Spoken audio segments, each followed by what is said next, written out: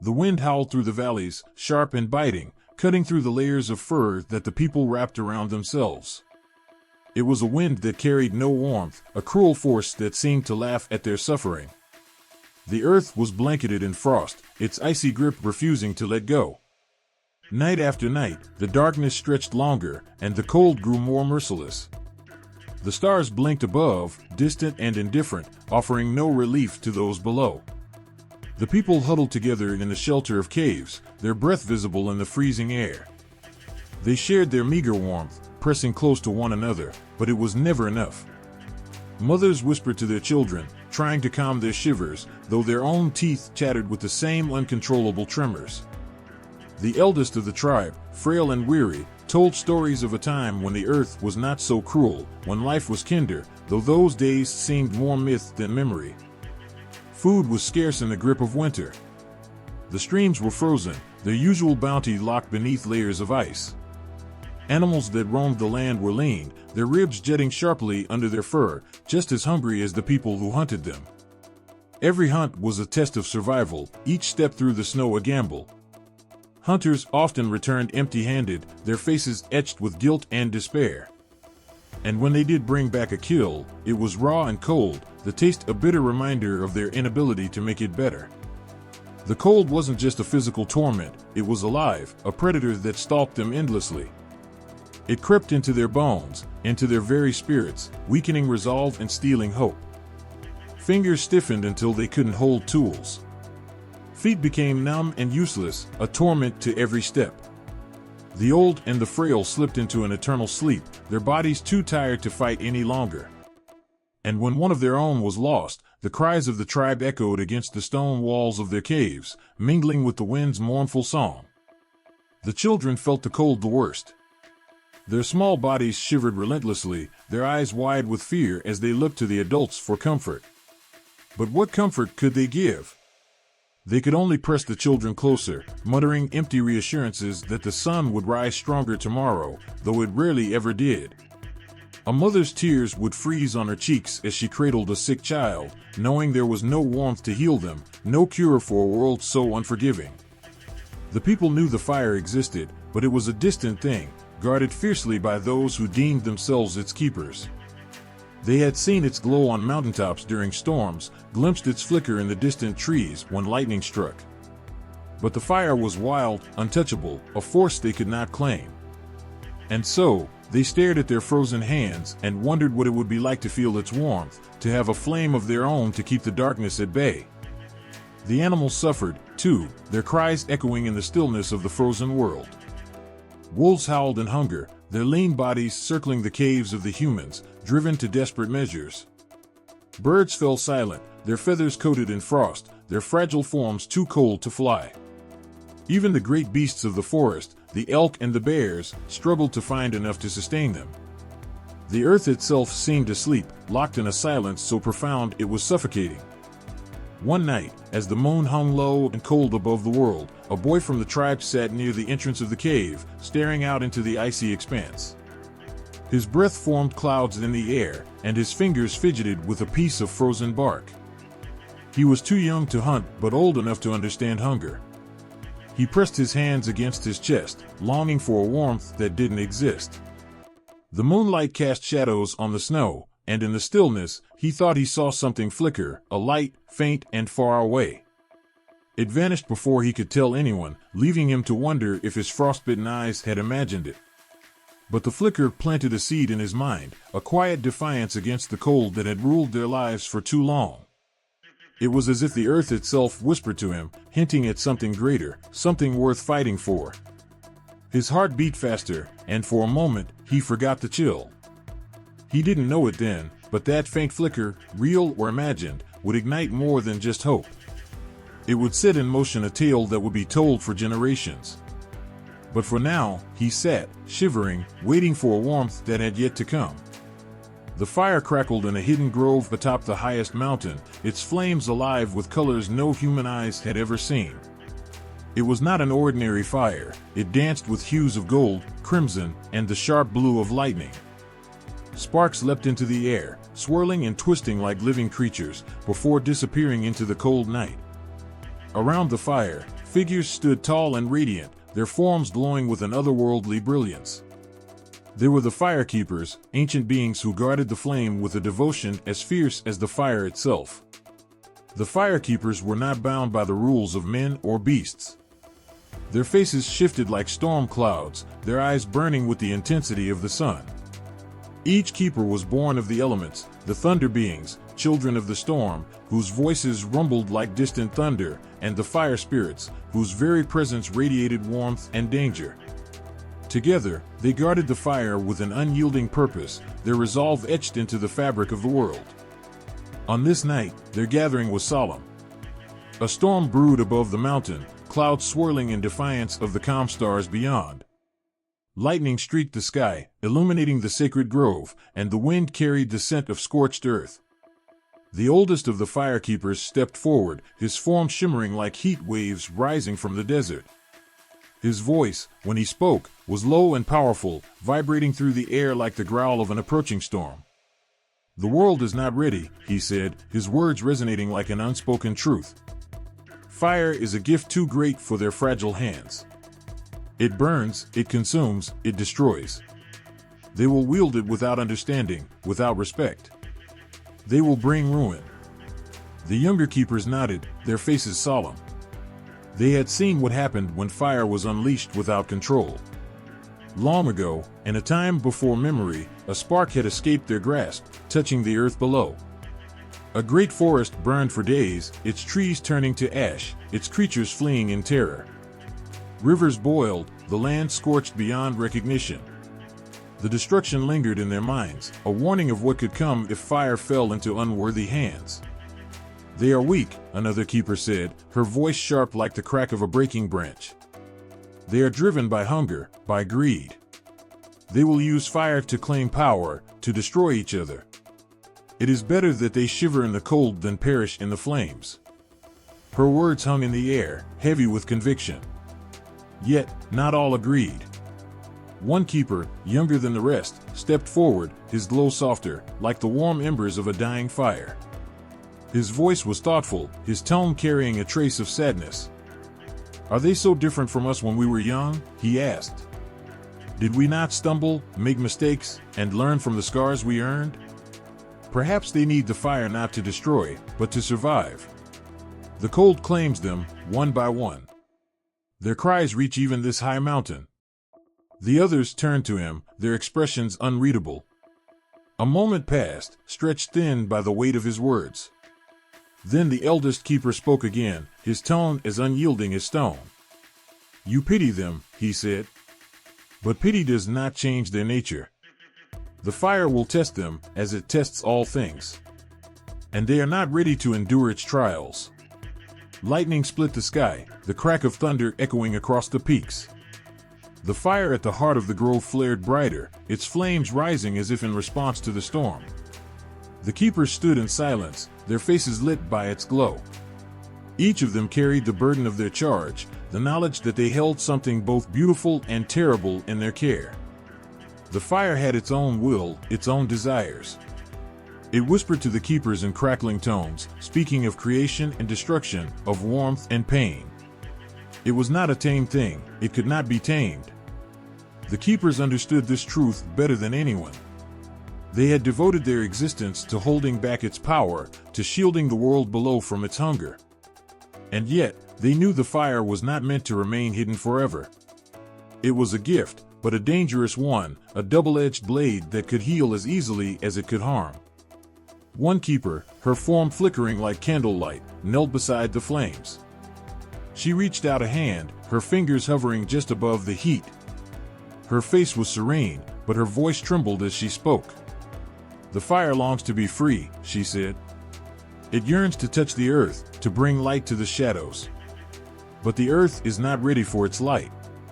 The shadows will twist it, turn it into something dark. They will burn everything they hold dear." The eldest keeper placed a hand on her shoulder, his touch as steady as the mountain beneath them. His voice was softer now, carrying the weight of countless ages. "Perhaps they will never be ready," he said. "But it is not our place to decide their fate. We are the guardians, not the judges. The fire must be kept, for now. Until the time is right. The grove fell silent once more, the only sound the steady crackle of the flames. The storm above began to wane, its fury spent. The keepers stood together, their faces illuminated by the fire they had sworn to protect. They knew their task was not eternal, that one day the fire would slip from their grasp, whether by their choice or another's. But for now, they would keep it safe, guarding it from the hands of those who were not yet ready to hold its power.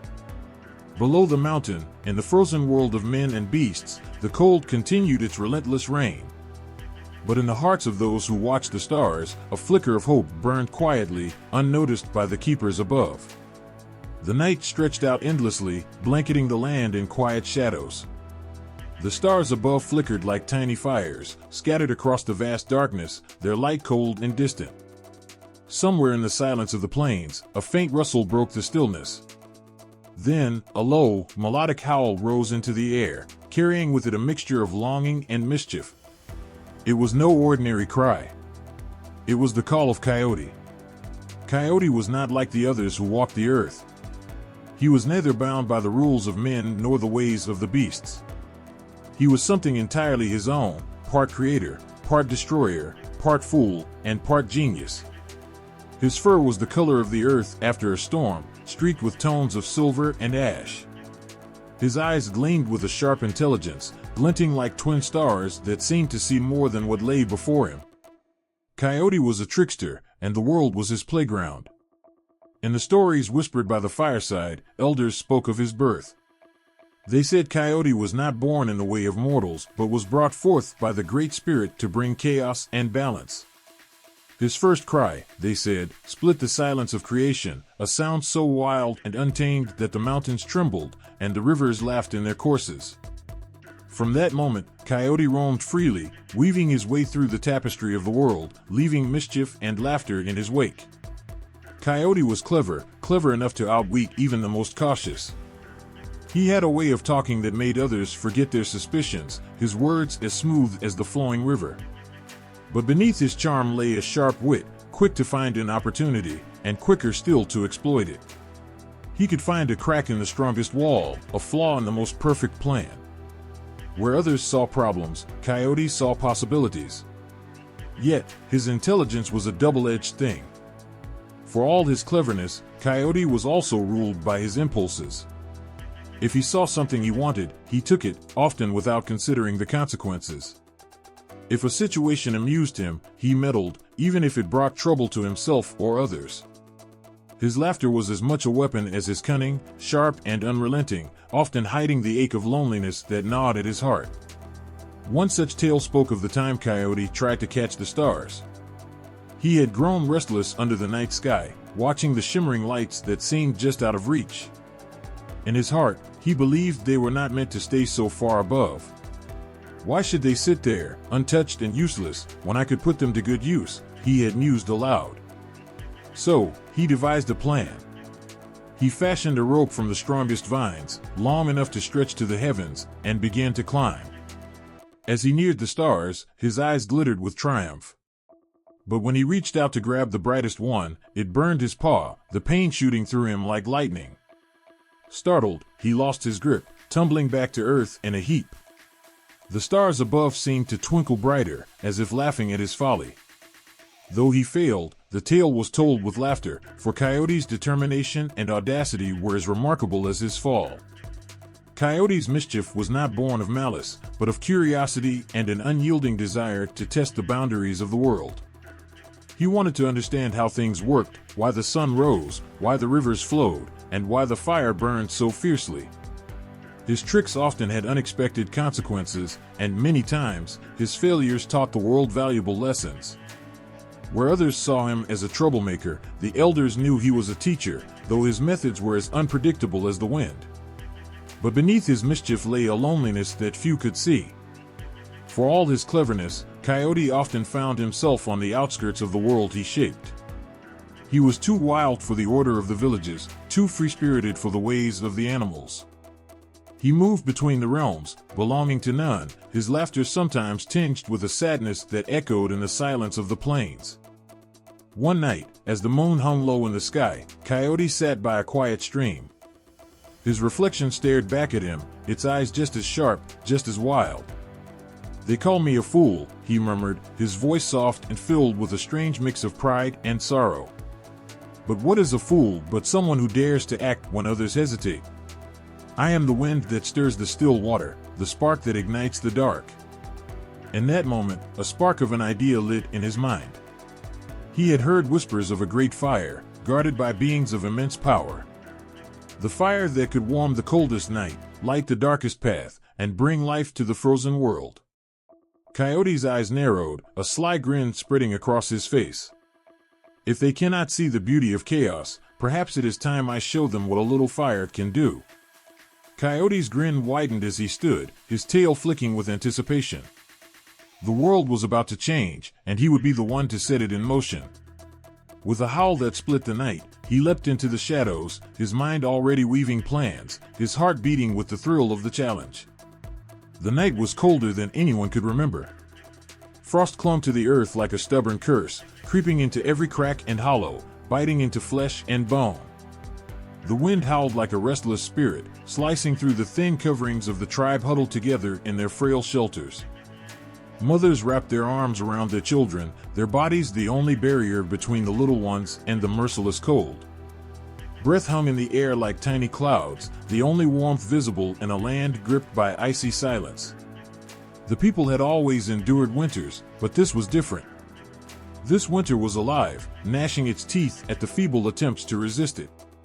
The food stores were nearly empty, the river had frozen over, and the once vibrant land seemed like a distant memory. Each day, the sun rose weaker, its light offering no promise of relief. Hope, like the flames in their dying fires, was dwindling. In the center of the gathering, the eldest woman of the tribe sat, her face a map of countless seasons. Her hands trembled as she held a small wooden bowl close to her lips, sipping the last of the warm broth. The others looked to her for guidance, their eyes pleading for answers she could not give. Her heart ached with the weight of their suffering. Her voice, worn and soft, broke the silence. "We are the children of this land," she said, her words trembling like leaves in a storm. "The earth has always provided for us. But now, it turns its back. The cold is not just the season, it is the anger of the world." The people listened, their heads bowed. A young man, his face sharp with hunger and his eyes blazing with frustration, stood abruptly. "We can't survive like this," he shouted, his voice cutting through the bitter air. "The fire is almost gone. What will we do when it dies?" The elder woman's gaze met his, her expression heavy with sorrow. "We must ask for help." "From who?" another voice called out, this one trembling with fear. "There's no one to hear us." "There is one," she said, her voice firmer now. "Coyote." The name sent a ripple through the crowd. Some exchanged wary glances, others muttered under their breath. Coyote was known to them all, his tricks, his games, his laughter that could fill the world or leave it echoing with despair. To call on him was to invite chaos, to gamble with forces they could not control. But desperation has a way of silencing fear. The elder woman raised her hand, silencing the murmurs. "He may be unpredictable, but Coyote is also wise. If anyone can find the fire and bring it to us, it is him." The people were silent, their faces etched with doubt and faint, flickering hope. A woman stepped forward, her child bundled tightly against her chest. The boy's cheeks were pale, his breathing shallow. She knelt before the elder woman, tears streaming down her face. "If Coyote can save us," she whispered, "then call him. Please." The elder woman nodded, her decision made. With trembling hands, she reached into a pouch tied to her waist and pulled out a small bundle of dried sage. She lit the herbs with the last ember of their fire, the smoke rising in thin, ghostly tendrils. She began to chant, her voice rising and falling like the wind, calling out into the cold night. "O Coyote, bringer of change, trickster of the world, hear us. We are your people, and we are in need. The cold has stolen our strength, and our fires are dying. If you have ever cared for the ones who walk this earth, come to us now." The smoke twisted and turned, carried away by the wind. For a moment, there was nothing. The people stood in uneasy silence, their breaths shallow with anticipation. Then, a soft laugh, low and sly, broke through the night. It wasn't a cruel laugh, but it carried an edge of mischief, a promise of the unexpected. From the shadows, a figure emerged. His fur shimmered in the moonlight, his eyes sharp and knowing. He moved with the ease of one who owned the earth beneath his feet, his tail flicking behind him like a banner of mischief. "Coyote." "You called," he said, his voice smooth and teasing. "What ails you, my poor, freezing friends?" The elder woman stood, her back straight despite her age. "The cold has claimed our fires, and our children grow weak. We need warmth, Coyote. We need the great fire." Coyote tilted his head, his ears twitching with interest. "The great fire, you say? That's quite a treasure to ask for. Do you know what you're asking me to face? The guardians of that fire are no fools, they are fierce and strong." "We know," she replied, her voice steady. "But we have no choice. Without the fire, we will not see the spring." Coyote's grin widened, revealing sharp teeth. He circled the group, his gaze sweeping over their hollow cheeks and trembling forms. For all his bravado, something stirred within him. He could feel the weight of their plea, the raw desperation that hung in the air like a thick fog. He could hear the unspoken cries of the children, the whispered prayers of the mothers. The world had always been his playground, but tonight, it felt heavier. He stopped in front of the elder woman, his eyes meeting hers. "What will you give me if I succeed?" he asked, his tone half serious, half mocking. "We have nothing to offer," she said simply. "Only our gratitude." Coyote chuckled, shaking his head. "Gratitude doesn't keep a trickster warm at night, you know." But even as he spoke, he felt the pull. This wasn't just a game. These were his people, the ones who told his stories, who laughed at his antics, who kept him alive in their tales. Their need was a fire of its own, burning brighter than any flame. And for all his tricks, for all his selfishness, Coyote was not heartless. "Very well," he said, his grin fading into something softer, almost serious. "I will bring you the fire. But remember this, fire is not just warmth. It is power. It can save or destroy. Use it wisely." The people watched as Coyote turned and vanished into the night, his form swallowed by the shadows. The elder woman sank to her knees, her lips moving in silent thanks. The others followed suit, their heads bowed, their hope flickering back to life like the spark of a new flame. And though the cold still wrapped around them, something had shifted. The people huddled together, their hearts beating in quiet rhythm. For the first time in weeks, they allowed themselves to believe. The moon hung low in the sky, a pale, watchful eye casting its cold light over the frozen earth. Coyote crouched beneath a thick tangle of brush, his sharp eyes fixed on a distant glow that pulsed against the darkness like a heartbeat. That glow was fire, alive, fierce, and untouchable. It belonged to the firekeepers, and they guarded it with a vigilance that matched its intensity. Coyote's breath fogged in the night air, and a sly grin spread across his face. The fire called to him, and he could feel its warmth even from afar. It wasn't just the people's plea that stirred him. Fire was a force, a power unlike any other. The thought of taking it, of outsmarting those who thought they could keep it forever, sent a thrill through his clever mind. He shifted slightly, his ears twitching as he listened. The wind carried whispers, the faint crackle of flames, and the steady, rhythmic steps of the firekeepers. These beings weren't ordinary. Their forms shimmered like mirages, their eyes glowing like embers. They moved with purpose, each step deliberate, each motion fluid and precise. They were not creatures who tired or faltered. They were relentless, and their loyalty to the fire was unshakable. Coyote steadied them, every movement, every gesture, letting the pieces of a plan form in his mind. He watched as they circled the fire, their voices low and melodic, speaking in a language older than the earth itself. Their chants seemed to bind the fire, keeping it contained, controlled. It was no ordinary flame. It leaped and danced with an almost wild intelligence, as if it knew it was alive and wanted to escape. Coyote's grin widened, his sharp teeth glinting in the moonlight.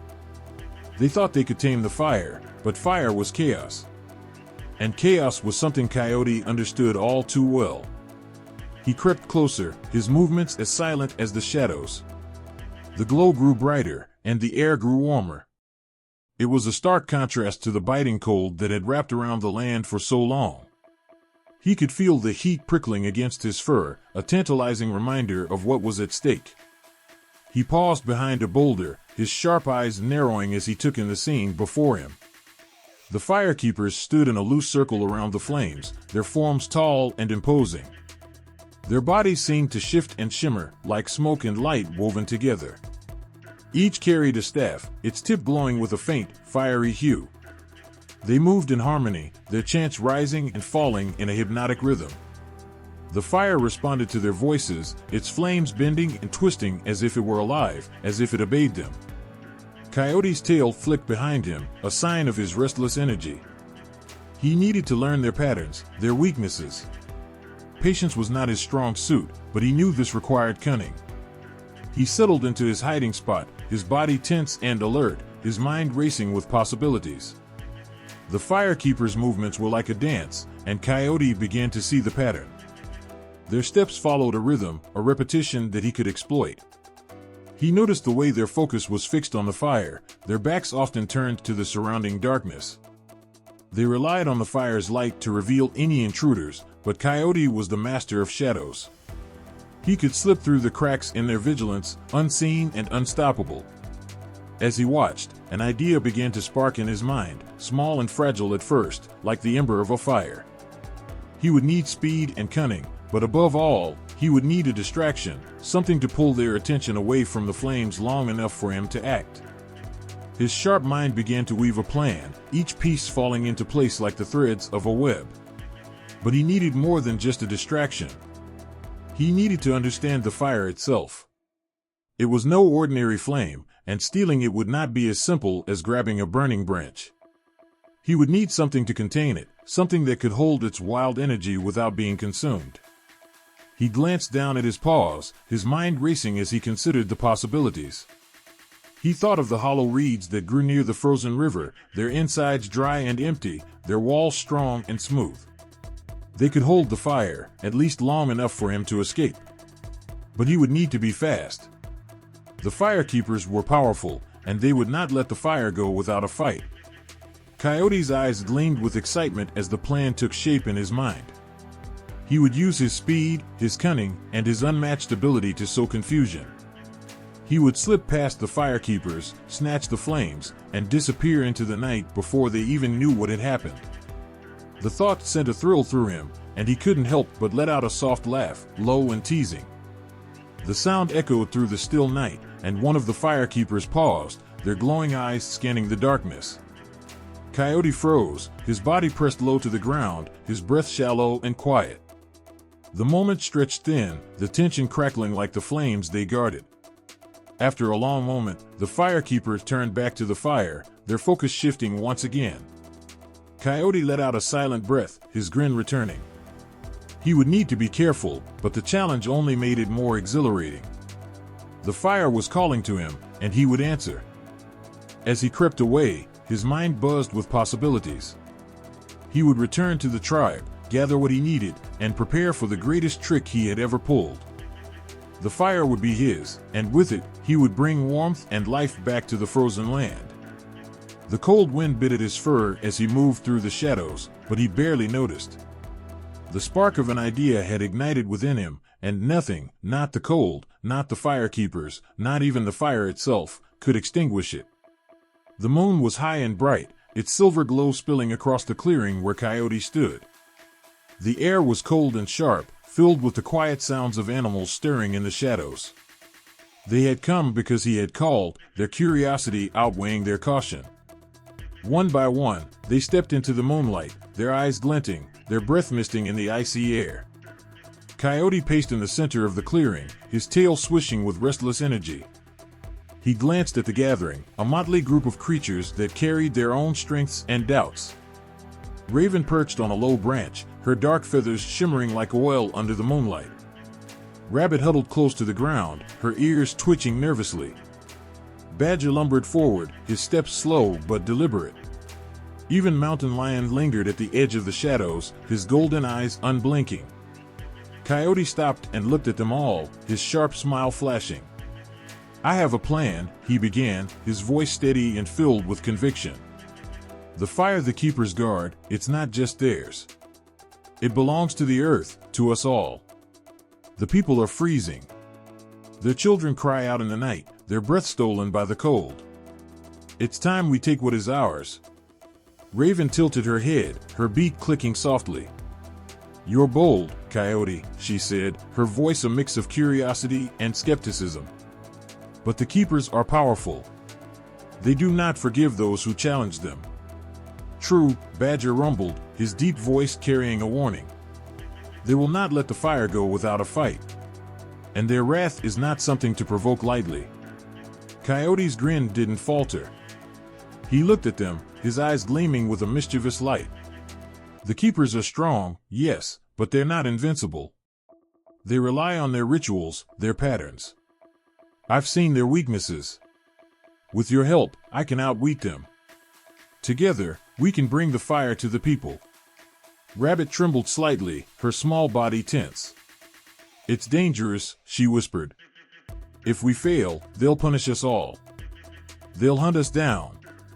They already keep us in the cold," Mountain Lion growled from the shadows, his voice low and fierce. "What more can they do? I say we listen to Coyote.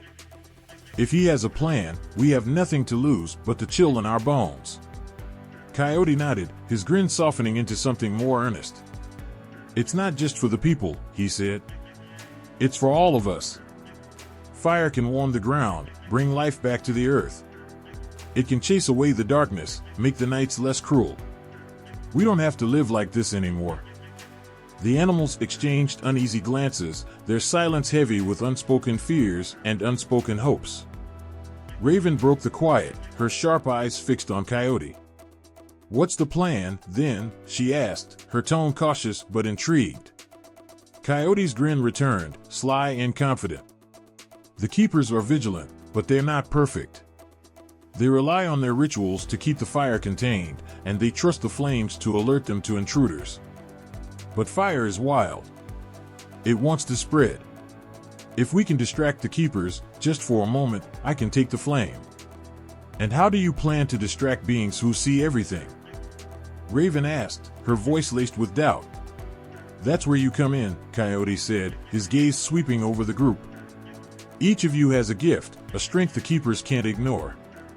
Raven, you're the trickster of the skies. Your flight can draw their eyes upward. Rabbit, your speed and agility can cause confusion on the ground. Badger, your strength can shake the earth beneath their feet. And Mountain Lion, your presence alone will make them wary." The animals listened, their expressions shifting as they considered his words. Raven's feathers ruffled, and she gave a soft caw of approval. "I can stir the air, make them look to the heavens," she said. "They'll never know what's coming." Rabbit swallowed hard but nodded. "I'll run circles around them," she said, her voice trembling but determined. "They won't know where to look." Badger grunted, his large paws clawing at the frozen ground. "I'll shake the very earth they stand on," he said. "Let's see how steady their rituals are when the ground betrays them." Mountain Lion stepped forward, his golden eyes burning with quiet resolve. "I will be the shadow that haunts them," he said. "They'll feel my presence and hesitate, just long enough for you to strike." Coyote's grin widened, his chest swelling with pride and anticipation. "Perfect," he said. "Together, we'll unsettle them, distract them, and when their guard is down, I'll take the fire." The animals stood in a loose circle, their gazes fixed on one another, a spark of unity growing between them. For the first time in the long, cold season, there was a sense of purpose, of hope. The fire was no longer a distant, untouchable thing.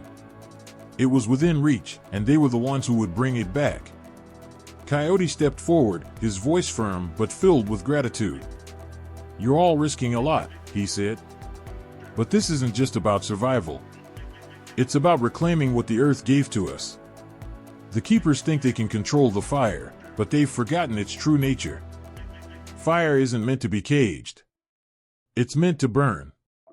The animals nodded, their fears slowly giving way to determination. The cold no longer seemed as biting, the night no longer as dark. They were no longer just creatures of the frozen land, they were a force, a council united by a common goal. As the moon began to dip toward the horizon, the animals slipped away, each preparing for the role they would play. Coyote lingered in the clearing, his heart racing with anticipation. The fire was waiting, and with the help of his new allies, it would soon be theirs. The night was still, but the air was electric with tension. Coyote crouched in the shadows, his eyes locked on the flickering flames in the distance. The firekeeper's camp glowed faintly, a beacon of warmth in the cold wilderness. Beside him, the animals waited in hushed silence, their breaths visible in the frosty air. They had planned for this moment, but now that it was here, a quiet unease settled over the group. Raven flapped her wings gently, perched on a low branch.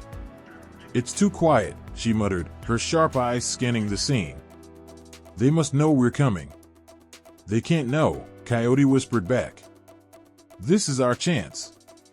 Stick to the plan, and we'll be fine." Rabbit shivered, pressing close to the ground. Her ears twitched at every distant crackle of the fire. "What if they see me before I can distract them?" she asked, her voice barely above a whisper. "I'm so small, they'll step on me." "You're fast," Coyote said, his voice firm but reassuring. "They won't catch you. Trust yourself." Badger grumbled, his claws scraping against the dirt. "Let's get this over with.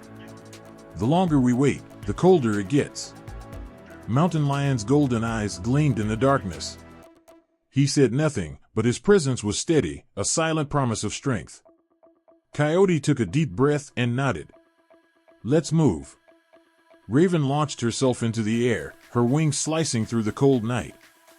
She circled above the firekeeper's camp, letting out sharp caws that echoed through the stillness. Below, Rabbit darted forward, her small body a blur as she weaved through the underbrush, kicking up snow to create chaos. Badger began digging furiously, shaking the ground beneath the camp, while Mountain Lion prowled at the edges, his shadowy form a haunting threat. For a moment, it seemed to work. The firekeepers stirred, their glowing figures moving to investigate the noise and disruption. Coyote saw his opening and crept closer, his heart pounding in his chest.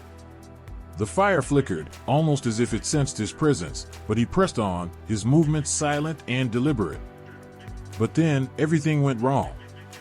A sudden burst of flame erupted from the center of the camp, bright and blinding. The firekeepers raised their hands, their chants filling the air with a strange, vibrating energy.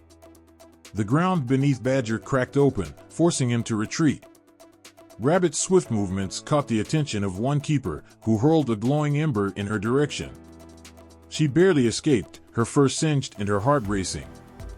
Raven swooped low, trying to draw their attention back to the sky, but the keepers were relentless. One raised a hand, and a gust of hot wind knocked her off course. She tumbled to the ground, her wings trembling as she struggled to stand. Mountain Lion let out a low growl, charging forward in a desperate attempt to draw the keepers away. But they were ready. Flames leapt from the fire, forming a barrier that forced him back.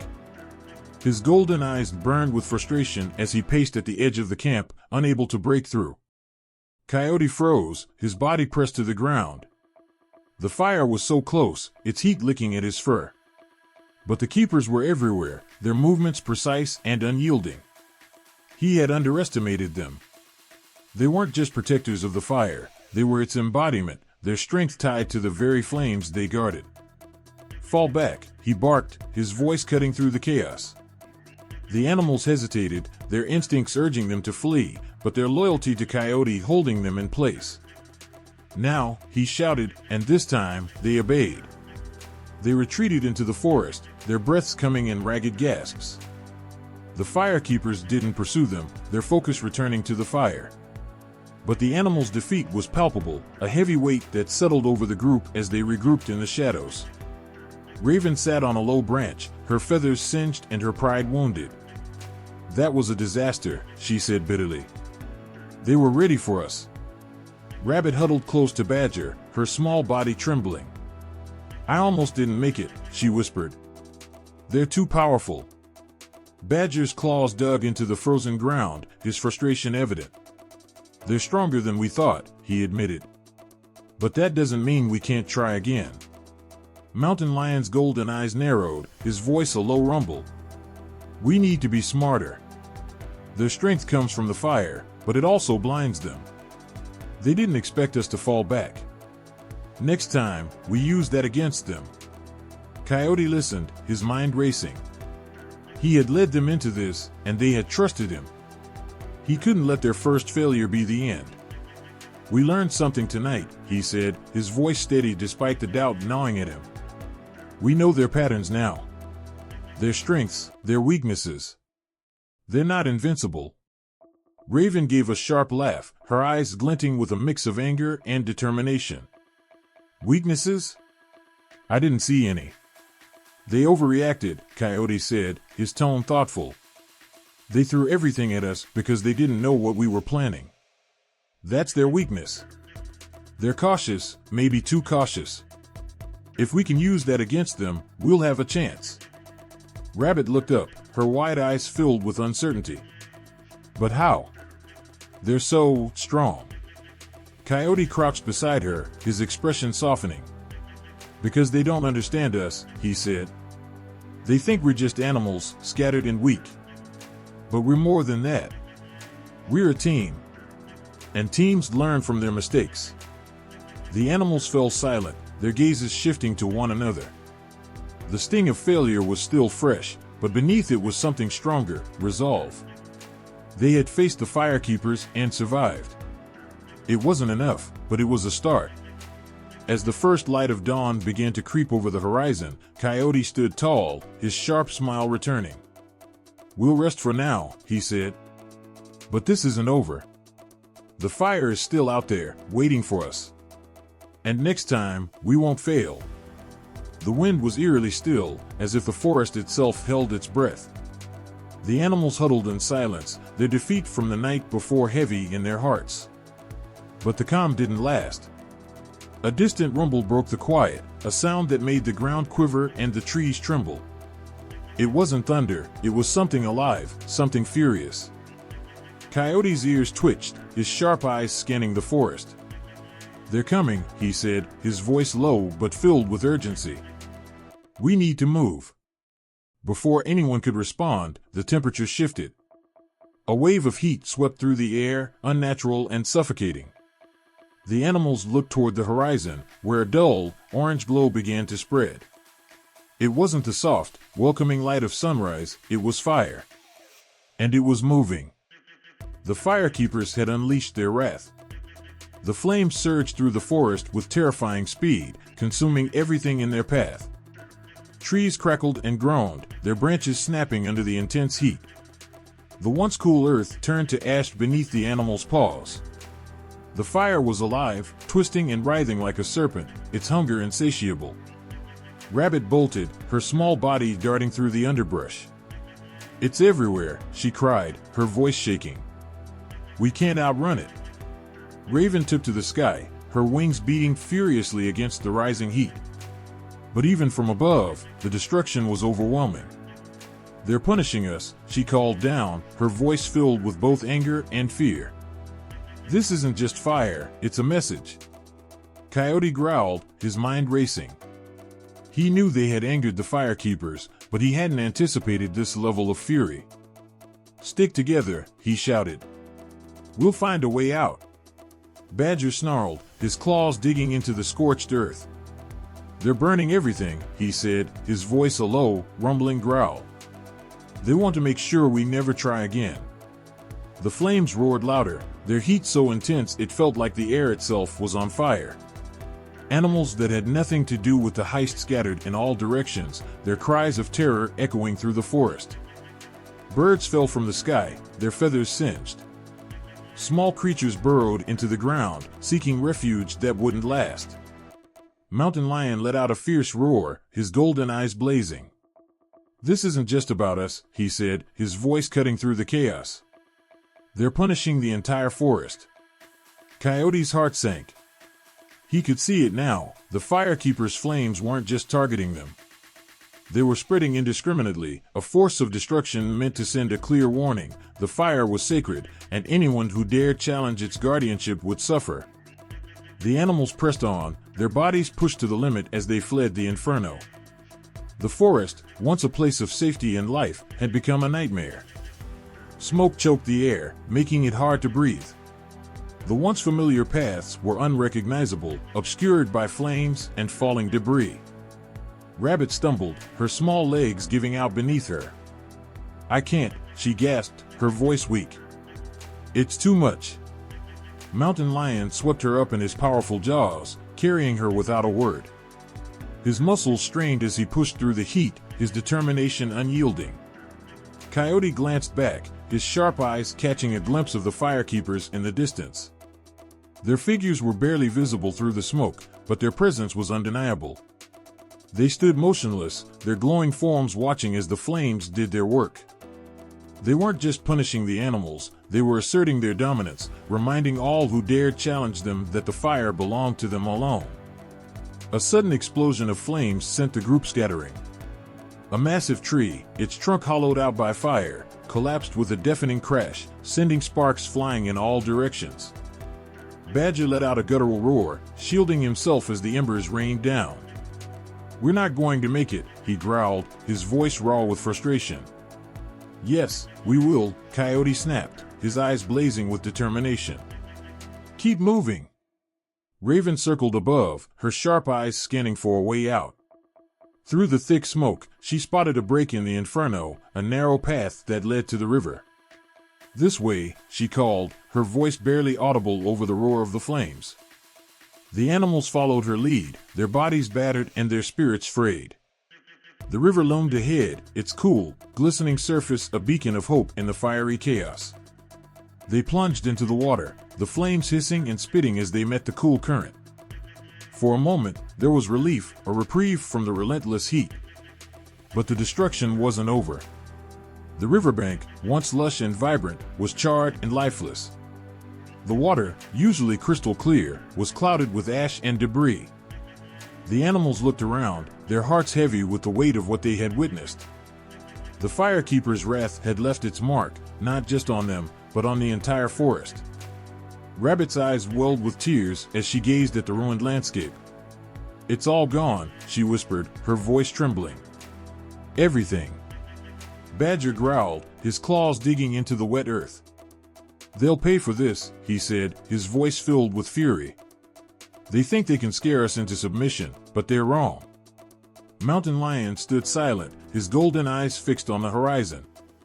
His body was tense, his muscles coiled like a spring. He didn't need to speak, his resolve was clear.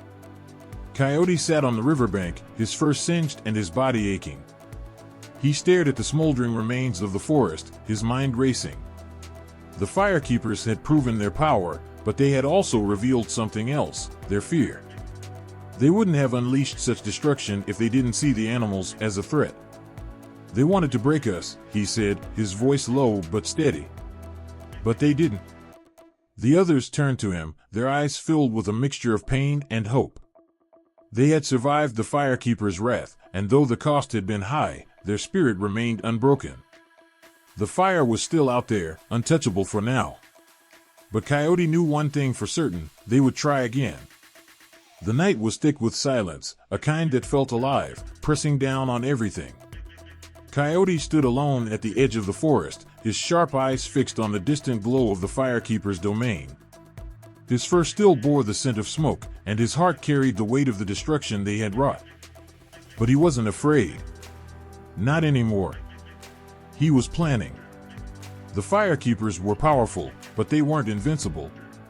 Coyote had seen their arrogance, their confidence that no one could outsmart them. That would be their weakness.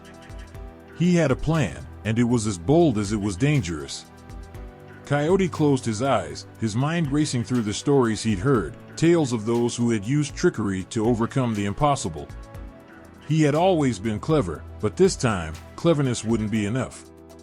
He needed to become something else entirely. He crouched low to the ground, his body trembling with concentration. His sharp features softened, his fur darkened, and his golden eyes faded into a dull brown. His tail shortened, his ears rounded, and his posture hunched until he looked nothing like himself.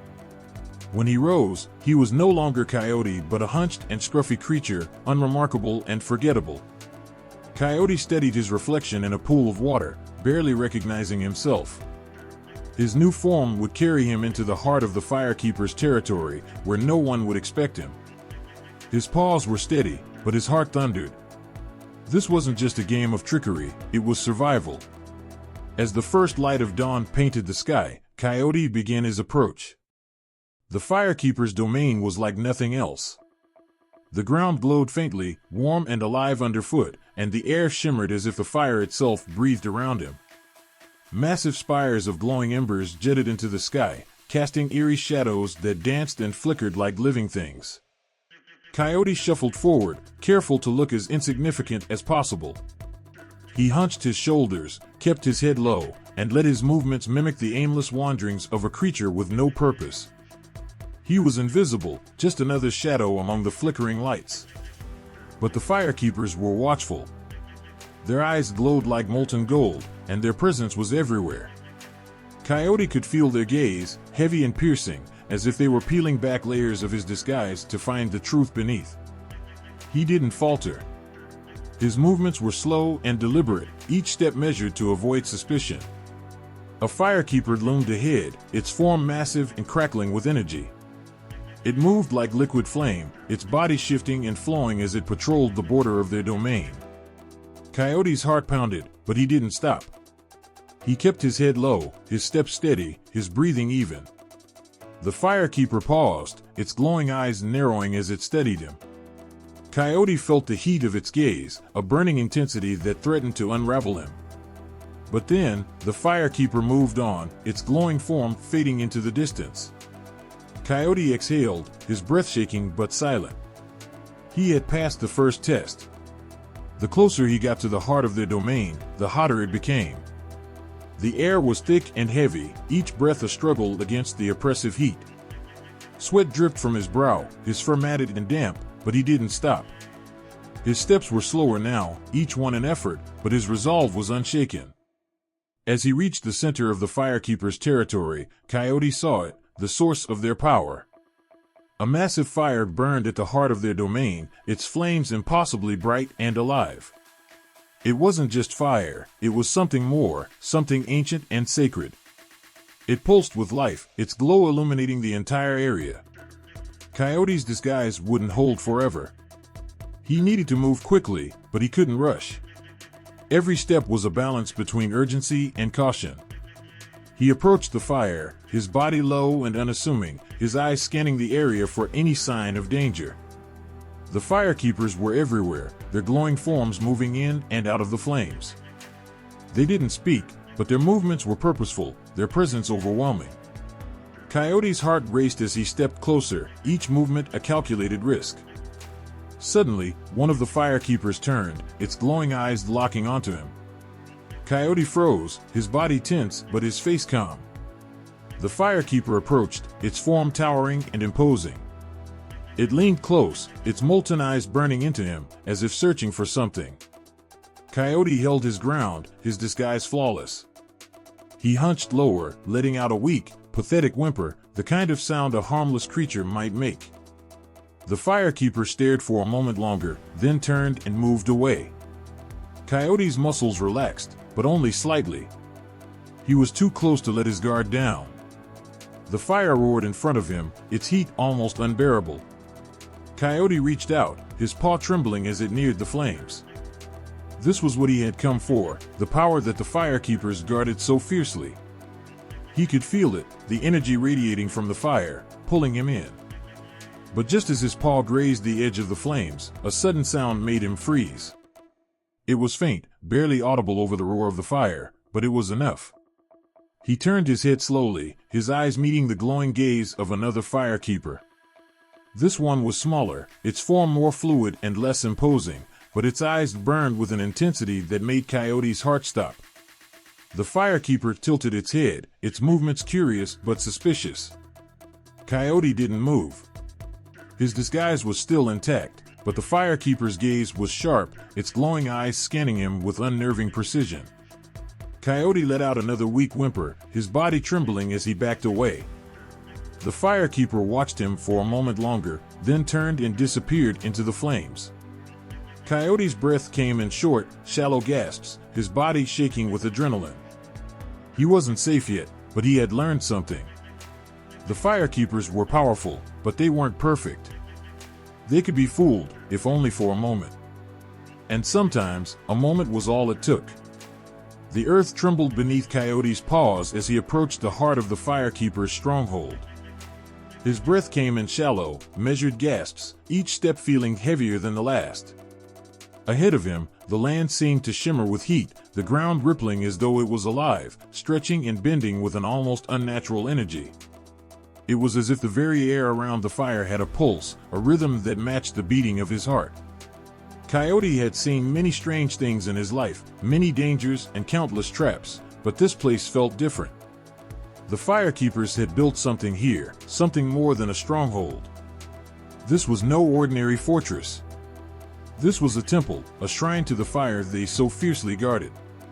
The flames, alive with ancient magic, swirled in the center of it all. But to reach that fire was to face obstacles unlike any other. As Coyote moved closer, the barriers grew more obvious. The land around the stronghold was bound in strange, glowing lines that stretched like webs across the earth. Each one pulsed with a light that seemed to hum and vibrate in the air, and the very ground beneath Coyote's paws felt warm, as if the earth was holding its breath, waiting for him to step out of line. There were physical walls, massive and unyielding. They were made of black stone, smooth and cold, stretching high into the sky.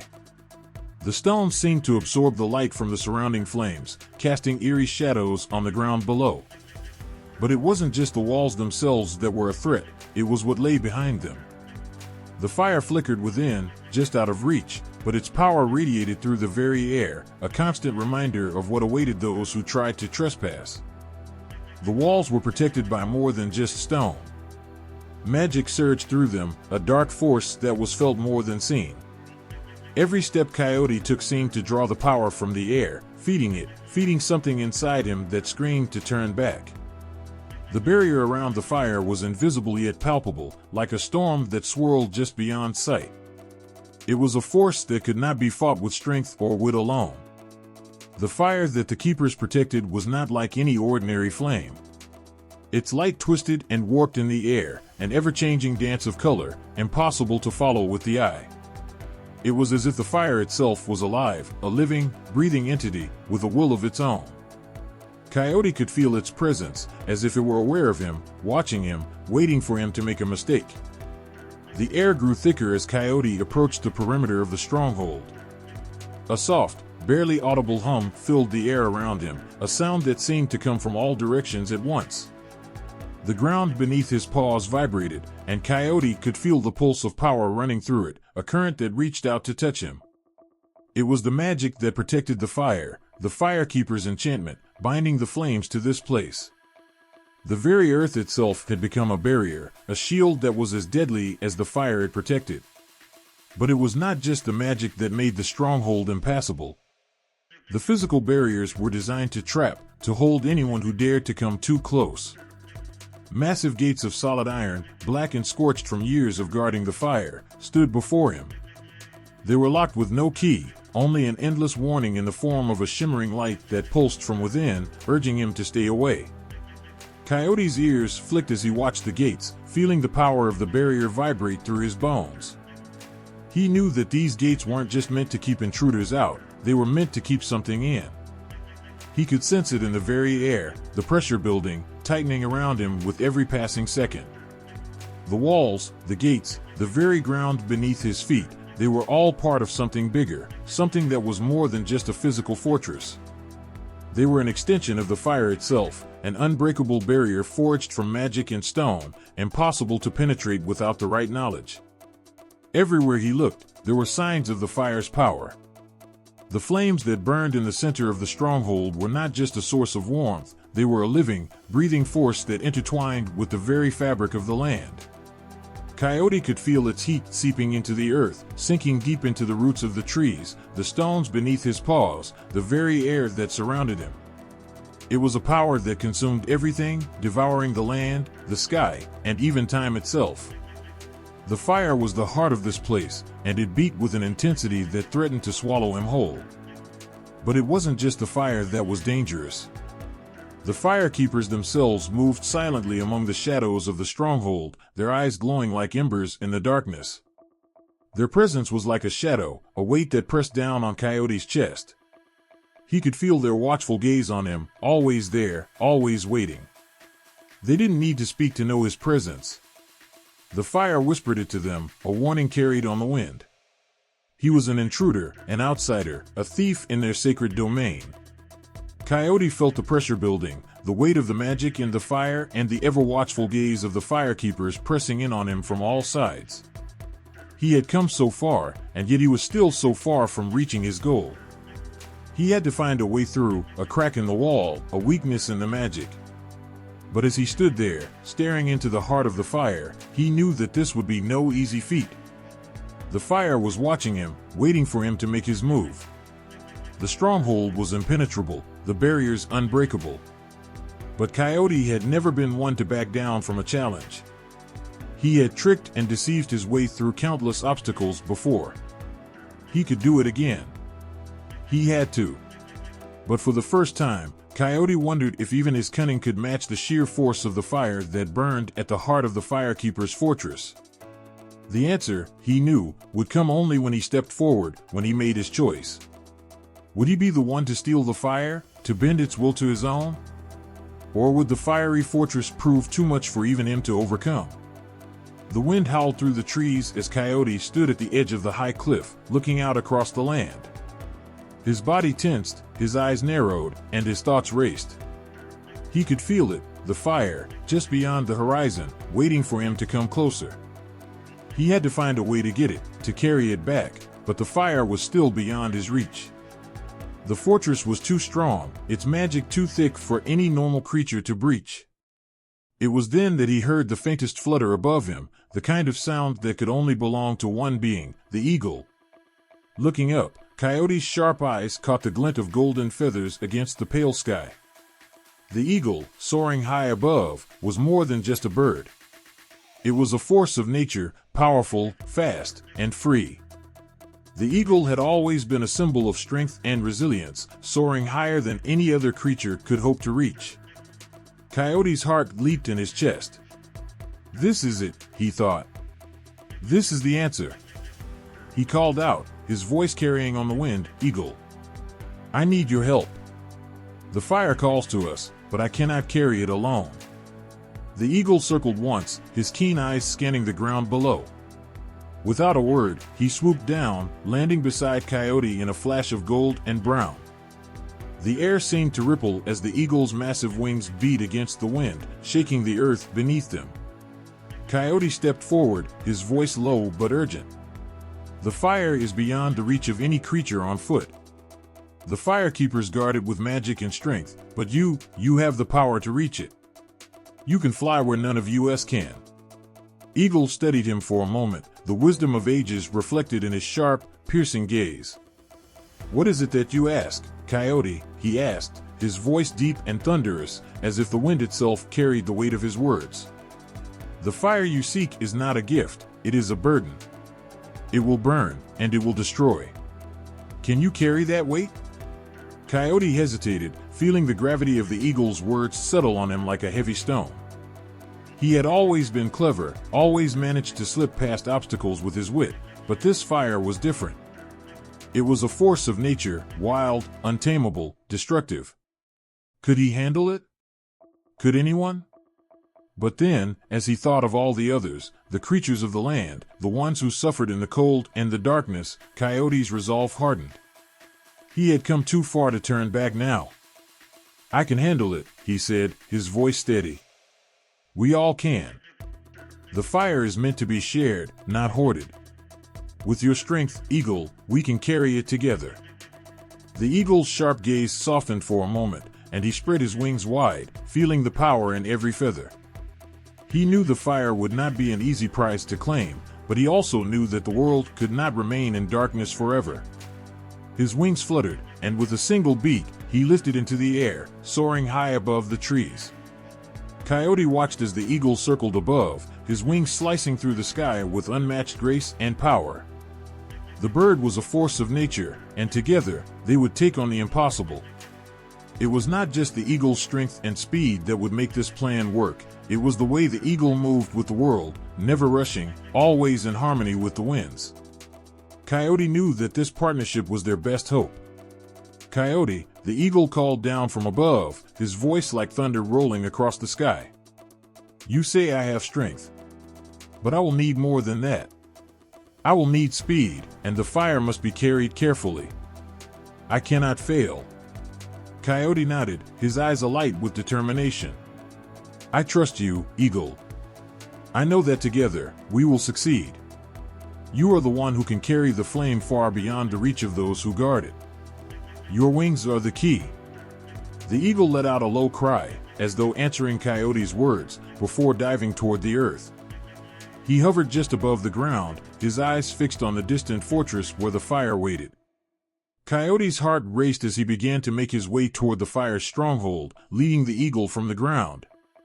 The air around them seemed to hum with anticipation. They would have to move quickly, swiftly, and without hesitation. Every second counted. The ground beneath Coyote's paws began to vibrate with the approach of something darker. The firekeepers were still watching. They knew that someone was coming. But with the eagle by his side, Coyote felt a surge of confidence. The bird's wings flapped steadily above him, the sound like a drumbeat, steady and powerful. Coyote's mind raced with the plan. He would be the one to distract the firekeepers, to keep their focus on the earth, while Eagle soared high into the sky and took the fire. As they drew closer to the stronghold, Coyote's heart pounded louder. He could feel the fire's heat from where he stood, its flames dancing just beyond the horizon. It was getting closer. They were almost there. Eagle's wings flapped harder now, as though he could feel the tension in the air. He was ready. He could feel the strength in his wings, the power of the wind beneath him. Together, they could accomplish the impossible. But then, as they neared the fortress, something strange happened. The air grew colder, and the sky darkened. The fire seemed to pulse, as though it had sensed their approach. The ground trembled beneath their feet, and the walls of the stronghold seemed to stretch higher, as if trying to block out the light. Coyote's heart skipped a beat. Something had changed. The firekeepers knew they were coming, and the fortress was ready to fight back. The eagle, however, remained unshaken. His eyes burned with resolve as he took to the skies, his wings cutting through the air with a speed and precision that only he could possess. There was no turning back now. This was their chance. Coyote's heart raced as he felt the surge of power that flowed through the air around them. The eagle would be their key to success. With his strength, his speed, and his unwavering courage, they would carry the fire to the world, and nothing could stop them now. Together, they would face the firekeepers and the burning fortress that lay ahead. They had come this far, and they would not turn back. Not now. Not ever. The air was thick with tension as Coyote crouched low in the shadows, his eyes fixed on the towering walls of the fortress. The heat from the fire pulsed in the distance, making the earth beneath his feet vibrate with a low hum. He could feel it, the pulse of the fire, the thrum of power just beyond reach. It was close now, so close that he could almost taste the warmth in the air. But the firekeepers were still watching, their eyes sharp and unwavering, guarding the flame as though their very lives depended on it. Coyote knew this moment was crucial. There was no turning back. The fire had to be taken, and for that to happen, the firekeepers had to be distracted. It was the only way. He had already been counting on the eagle's strength and speed to carry the fire, but it was up to him to create the chaos that would give them their chance. With a single, sharp motion, Coyote sprang from his hiding place and darted across the ground. His movements were quick and fluid, a blur in the night. He was silent, but there was an intensity in the air around him, a sense of impending change. He knew the firekeepers would sense his presence soon enough, but he had to move fast. As he reached the edge of the fortress, Coyote let out a long, low howl, one that echoed through the trees, sending a shiver down the spines of the animals nearby. The howl was a signal. It was the sound of rebellion, of defiance. It was the sound of chaos. The firekeepers stirred, their heads snapping toward the noise. Their eyes narrowed, the flicker of suspicion dancing in their gaze. But before they could react, Coyote was already moving again, his paws light against the ground as he sprinted toward the heart of the fortress. He knew exactly what he had to do. Behind him, other animals began to stir, each one playing their part in the grand plan. The air crackled with energy as creatures of all kinds, rabbits, foxes, squirrels, darted in and out of the shadows, their movements unpredictable, swift, and disorienting. They were the perfect distraction, a wave of chaos that would draw the firekeepers' attention away from the eagle's flight. Every sound, every movement, would send ripples of confusion through the fortress, making it harder for the guardians to focus. Coyote's heart raced as he leapt over rocks and twisted branches, weaving in and out of the fortress walls. His mind raced with plans and ideas, each one more daring than the last. The firekeepers had to be distracted, their attention diverted long enough for the eagle to complete the mission.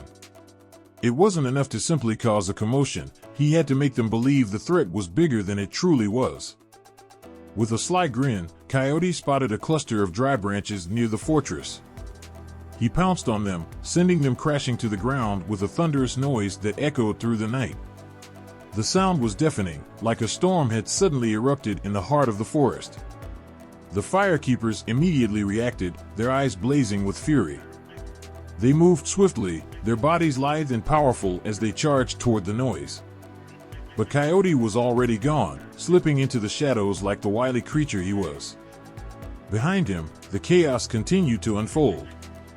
Rabbits scurried through the underbrush, their small bodies moving with lightning speed as they scattered leaves and twigs in every direction. Foxes darted in and out of sight, their tails flicking as they sprinted past the firekeepers with deliberate speed. Even the birds joined in, swooping through the trees and creating an uproar of noise and movement. The sky above seemed alive with the frenzy. Coyote, now hidden in the thick of the trees, could hear the firekeepers' angry shouts as they tried to track down the source of the disturbance. Their movements were erratic, their focus splintering as they struggled to regain control. But it was too late. The plan was already in motion. Through the chaos, Coyote could sense the eagle's wings above, slicing through the air with incredible speed. He couldn't see the eagle directly, but he could feel the rhythm of his flight, a steady beat that told him everything was going according to plan. The eagle was close now, so close to the fire. But Coyote couldn't afford to relax. He had to keep the distraction alive, keep the firekeepers occupied. His mind raced, his instincts sharp. He let out another series of sharp howls, this time in a different direction, aiming to throw off the firekeepers even more. The sound carried on the wind, slicing through the night air like a blade. The firekeepers, now fully panicked, split into groups, their movements frantic as they searched for the source of the chaos. Some ran toward the noise that Coyote had created, while others tried to guard the entrance to the fortress. They were overwhelmed, too many directions to watch, too many threats to track. In the distance, Coyote could see the flicker of movement from the eagle. His heart swelled with pride. The eagle was fast, and his wings were as strong as ever. The firekeepers hadn't noticed yet, but they would soon. The eagle had found a way to the fire. The minutes stretched into what felt like hours as Coyote continued his role, weaving through the shadows and creating as much confusion as possible. He darted past trees, his movements erratic and unpredictable, just as the plan required. Every noise he made, every movement he made, pulled the firekeepers further and further from their sacred charge. Finally, after what seemed like an eternity, Coyote could hear the rustle of the leaves, the beat of wings growing louder. The eagle was nearing the fire. Coyote's pulse quickened. The distraction was working. The firekeepers were too scattered, too confused to notice. Their attention was elsewhere, and the eagle was on the verge of taking the flame. In that moment, Coyote felt something deep within him, a mix of fear and exhilaration. They were on the edge, the line between success and failure thinner than ever. But for all the fear, there was something else, something brighter and stronger: hope. They were close. So close. And in that chaos, in that perfect storm of confusion, the fire was almost within reach. The fire burned brightly in the center of the stone altar, its golden flames licking the air with an almost insistent hunger. It was more than a mere source of heat, it was alive, crackling with an energy that hummed deep in the bones. The firekeepers had never let their gaze stray from it. This sacred flame, untouched by the world, had been theirs to guard for as long as the earth had turned. It was their duty, their reason for being, to protect it at all costs. But now, in the quiet shadows beyond the walls of their fortress, the pulse of the fire was beginning to flicker in ways it never had before. Coyote moved swiftly, his paws silent against the earth as he crept closer to the altar. His heart beat in time with the rhythm of the flame, each thud a reminder of what was at stake. He had done his part. He had created the chaos, distracted the firekeepers long enough for the eagle to get through. Now, it was time for the final act. With a quick glance around, Coyote saw the eagle perched just outside the reach of the fire's warmth, waiting. The majestic bird's eyes gleamed with determination, its wings slightly unfurled, ready to carry the flame. The plan had worked. The distraction had drawn the firekeepers away from their charge. They had scattered like leaves in the wind, lost in the storm of confusion. Now, as the eagle stretched its wings wide, the fire danced in the distance, its glow bright enough to make the world around it tremble. It was more than just light. It was power, magic, and Coyote could almost taste it on the air. He had come so far. So much had been sacrificed. And now, there was nothing but the flame. Without a second thought, Coyote leaped toward the altar. His paws struck the stone, sending a small puff of dust into the air. In an instant, his eyes were fixed on the fire, the brilliant warmth reaching out to greet him. The moment he touched the flame, the heat wrapped around him, a fierce embrace, both welcoming and consuming. It felt as though the very life of the earth had been caught in those flames, as if the fire held the secrets of the universe within its embrace. Coyote grabbed it, feeling the power surge through his limbs. It was heavier than he expected, not in weight, but in its presence, an overwhelming force that both thrilled and terrified him. His fur prickled with the intensity of the fire's energy, but he didn't hesitate. He had to run. In one fluid motion, Coyote turned and bolted from the altar, the flame now nestled securely in his grasp. His heart raced, but not with fear. No, this was something else. The thrill of taking what had always been untouchable. The fire that had been guarded, worshipped, and revered by the firekeepers was now his to carry. The power that he held would change everything. Behind him, the firekeepers began to stir, their heads snapping toward the altar. Their eyes widened in disbelief as they saw the empty space where the flame had once been. Their first instinct was to run toward it, but then they saw him, Coyote, with the fire held tightly in his grasp. The realization hit them like a storm, a crushing weight that threatened to swallow them whole. The theft had been swift, silent, and utterly successful. The firekeepers stood frozen for a moment, their minds struggling to catch up with the horror of what had just happened. The silence between them stretched long and heavy, filled only by the distant crackle of the fire still burning where it once had been. Then, with a guttural roar, one of them broke from the group, his form flashing toward the gates of the fortress. His body was quick, trained to hunt and protect. He would not let Coyote escape. Not now. Not after all that had been given to keep the flame alive. But Coyote was already too far. His body moved with a grace and speed that belied the weight he carried. The fire clung to him, its heat searing the air around him, but he welcomed it. He could feel the power growing stronger in him with each step he took. The firekeeper's calls were growing distant now, drowned out by the beating of his own heart, the rhythm of his escape. The eagle had already taken to the air, its wings slicing through the sky with a mighty beat, carrying it away from the fortress. With the fire, it was as though they had become one, a pair destined to change the world. Coyote pushed forward, the world around him moving in a blur. His eyes flicked between the trees, the shadows, the world just beyond his reach. The fire crackled in his paws, alive, and yet so fragile. The thought of losing it filled him with a cold, hard fear. He could not let that happen. Behind him, the firekeepers were closing in. They were fast, too fast, and the sound of their pursuit filled the air with a raw desperation.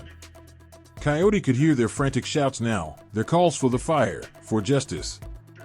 Their voices were filled with fury, but also with something deeper, a sense of loss that cut to the bone. But Coyote had no time to think of that. He had no time to look back. He could hear the pounding of feet growing closer, the rustling of leaves as the firekeepers closed the gap. They were relentless. Their anger was like a storm that could not be stopped. But Coyote had made it this far, and he would not falter now. With one final surge of speed, Coyote raced toward the edge of the forest. The darkness ahead was thick with shadows, but it offered him the cover he needed. The firekeepers were almost upon him, their breath hot on his heels, but he was quick. Quicker than they knew. Just as one of the firekeepers reached out to grab him, Coyote dove into the shadows. His body was a blur, the fire clutched tightly to him. The firekeeper's fingers brushed against his fur, but it was too late. Coyote was gone, swallowed by the night. For a long moment, the only sound was the wind through the trees and the crackling of the fire, still burning in Coyote's paws. He had done it. He had stolen the fire.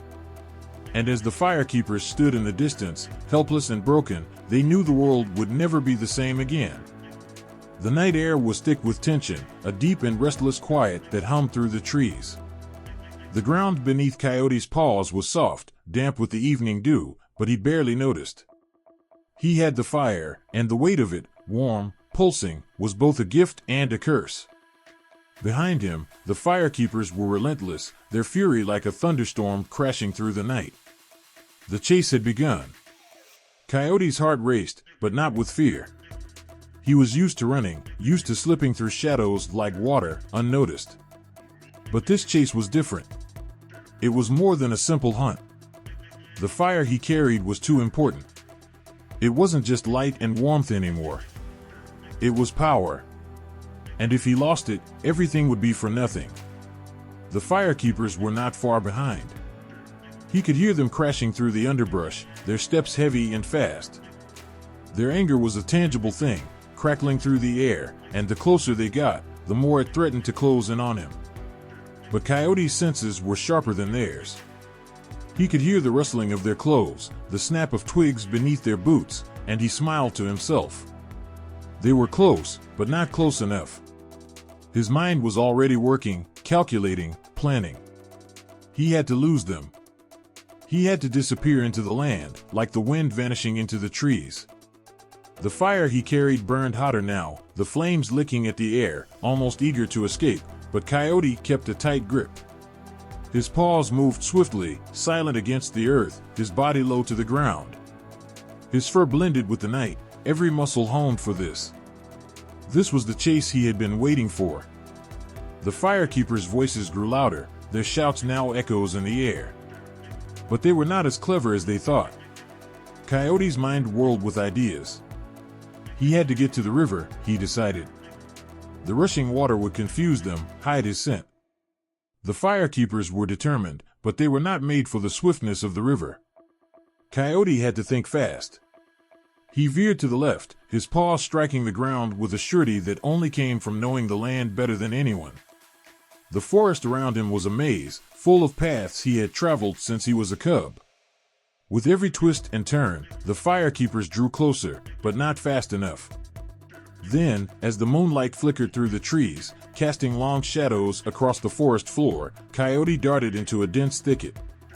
The thick brush tangled around his legs as he pushed through, his mind racing. He wasn't sure if the firekeepers would be able to follow through this dense patch of land, but he couldn't afford to slow down. The flames in his paws grew hotter still, as if they could sense the danger of being taken back. Behind him, the firekeepers hesitated. They were good, well-trained, but the thicket was a barrier they had not prepared for. They hesitated at the edge, their voices now only fragments in the distance. The flames they sought were growing farther away, and they could feel it, their quarry was slipping away.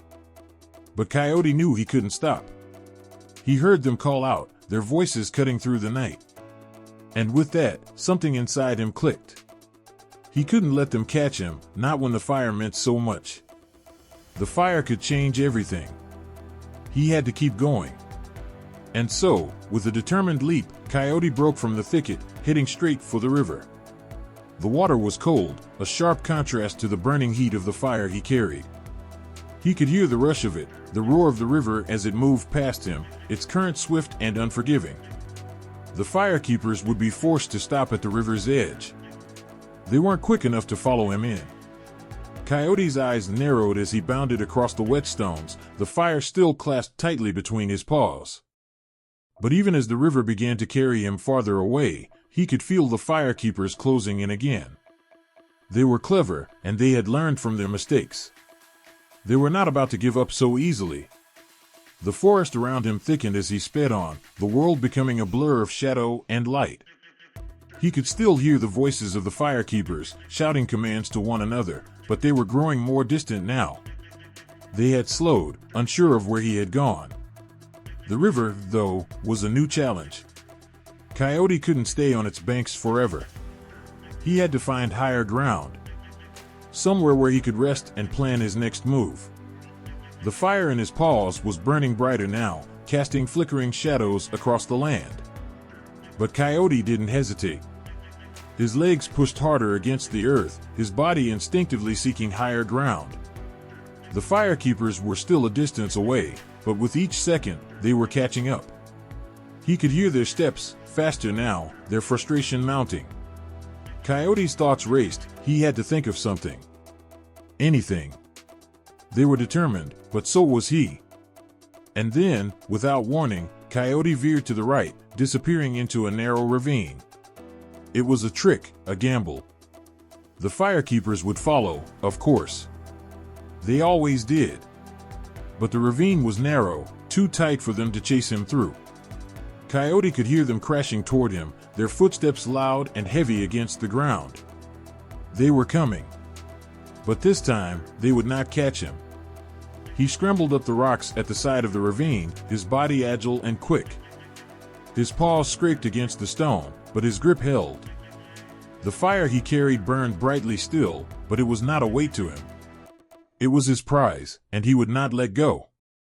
Not yet. The firekeepers reached the edge of the ravine and stopped, staring down at the narrow path below. They shouted for him, called his name, but there was no response. Coyote was gone.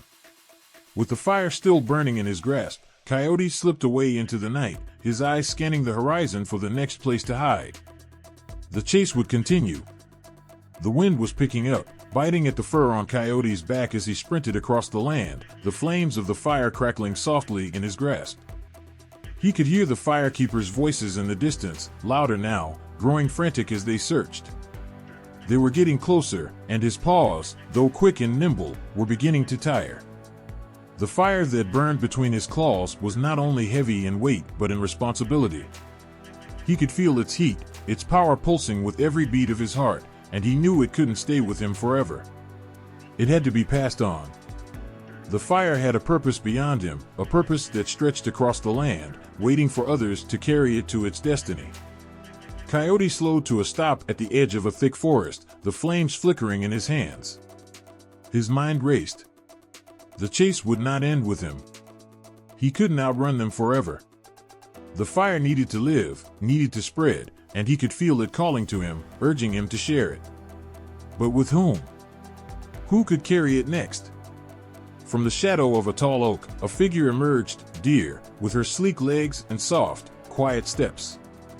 Coyote looked at her, his eyes narrowing. She was swift, and she could cover ground the firekeepers couldn't reach.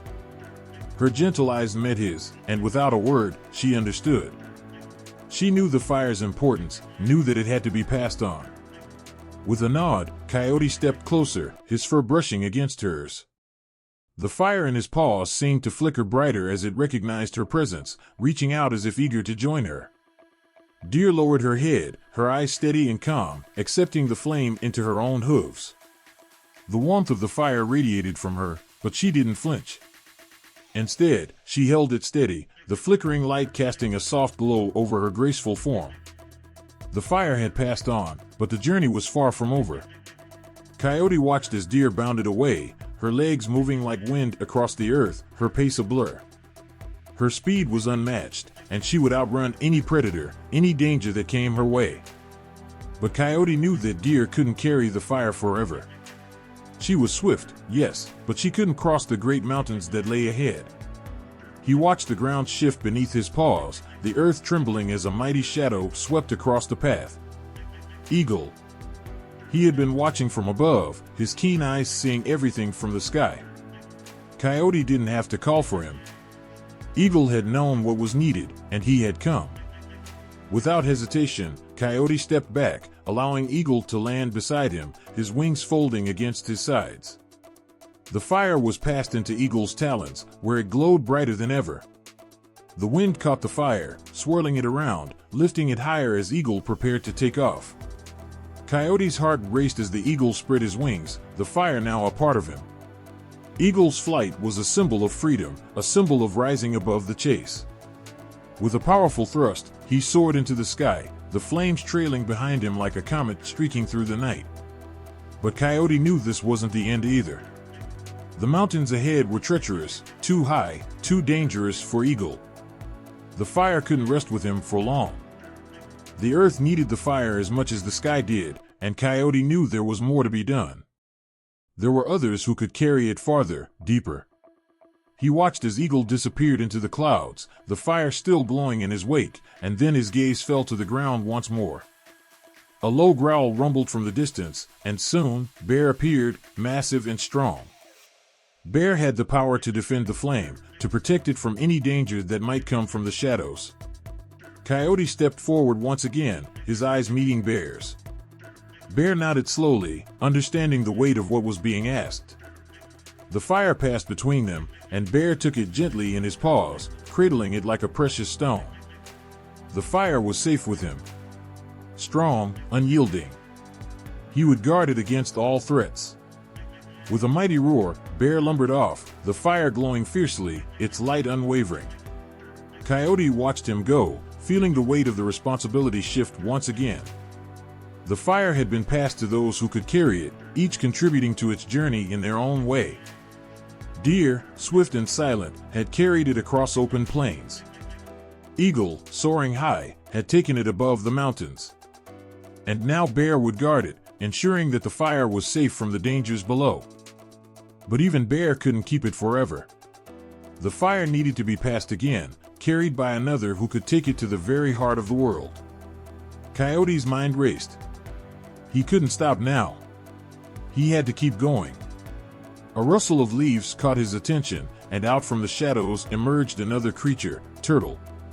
Slow, steady, and patient. The fire flickered in Coyote's paws, almost as if it knew what was coming next. He stepped forward, his heart swelling with something like hope. The fire had been carried far, but now it was time for Turtle to take it to places no other animal could reach. With a deliberate and steady movement, Coyote passed the fire to Turtle. The slow, deliberate creature was the one who would carry it to the depths, to the roots of the earth where it could never be taken again. The fire seemed to calm in Turtle's embrace, the flickering flames becoming softer, as if they had found their resting place. Turtle looked up at Coyote, and there was a quiet understanding in her eyes. She would take it to the heart of the world, to the land where fire could be reborn and spread across the earth. And so, one by one, the animals carried the fire. Each one played a part, each one contributing their strength, their speed, their endurance. Coyote had passed the fire, but the journey was still unfolding. The fire was not just a gift, it was a shared responsibility, a flame that connected them all.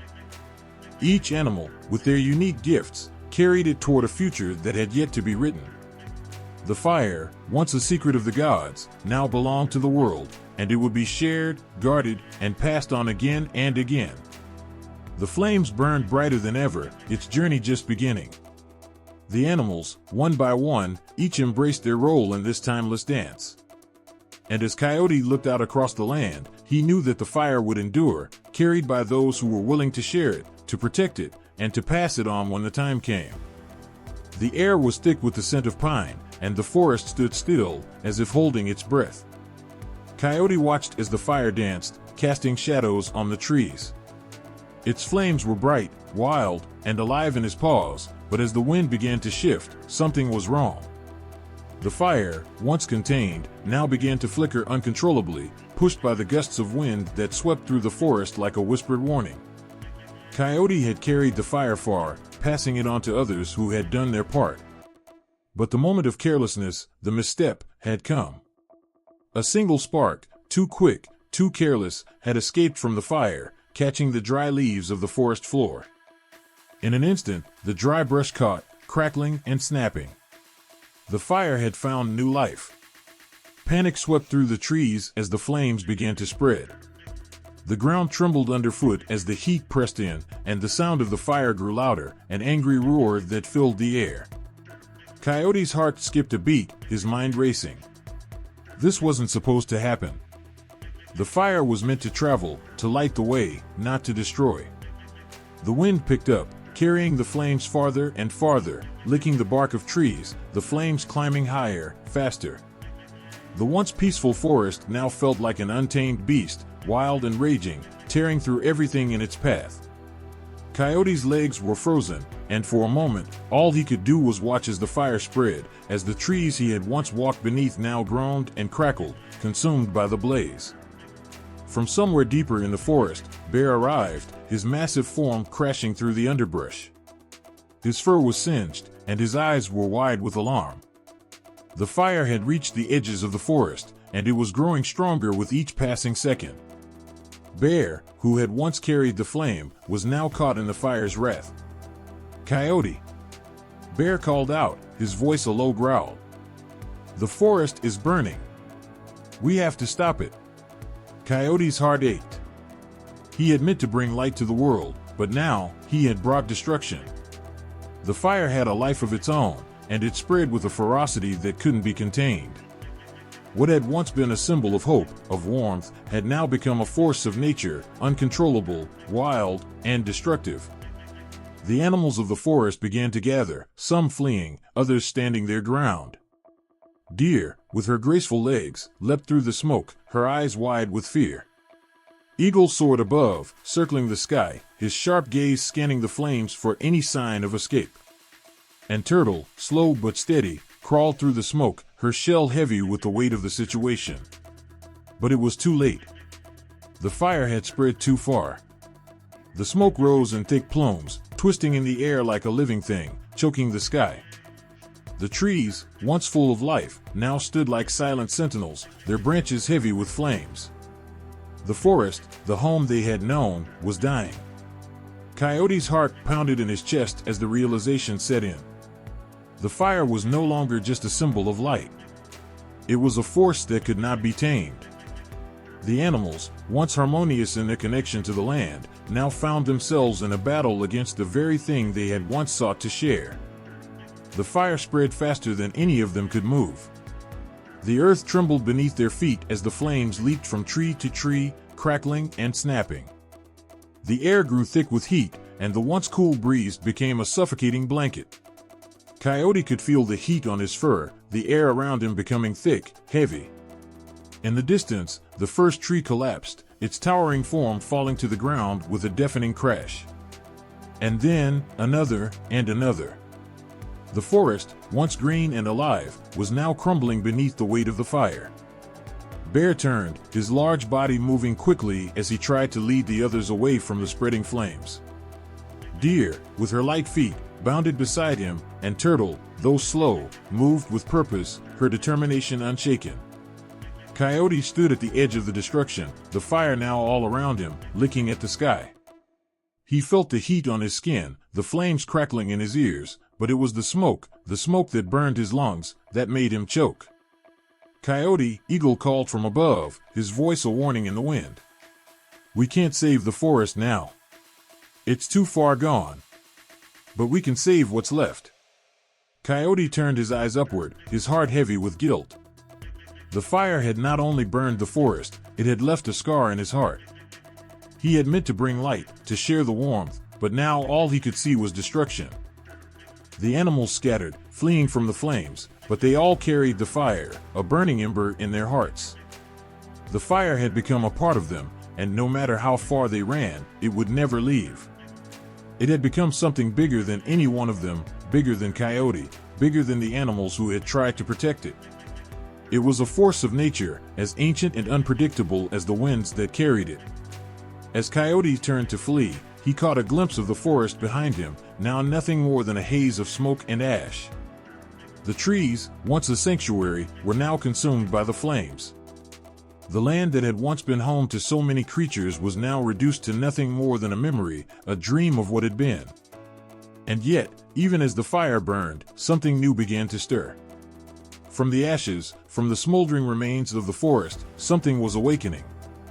The fire had done its damage, but it had also set something else into motion.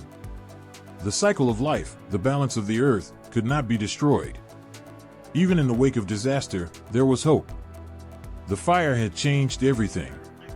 It had brought destruction, but it had also brought a new beginning. The forest, though scorched, would eventually regrow.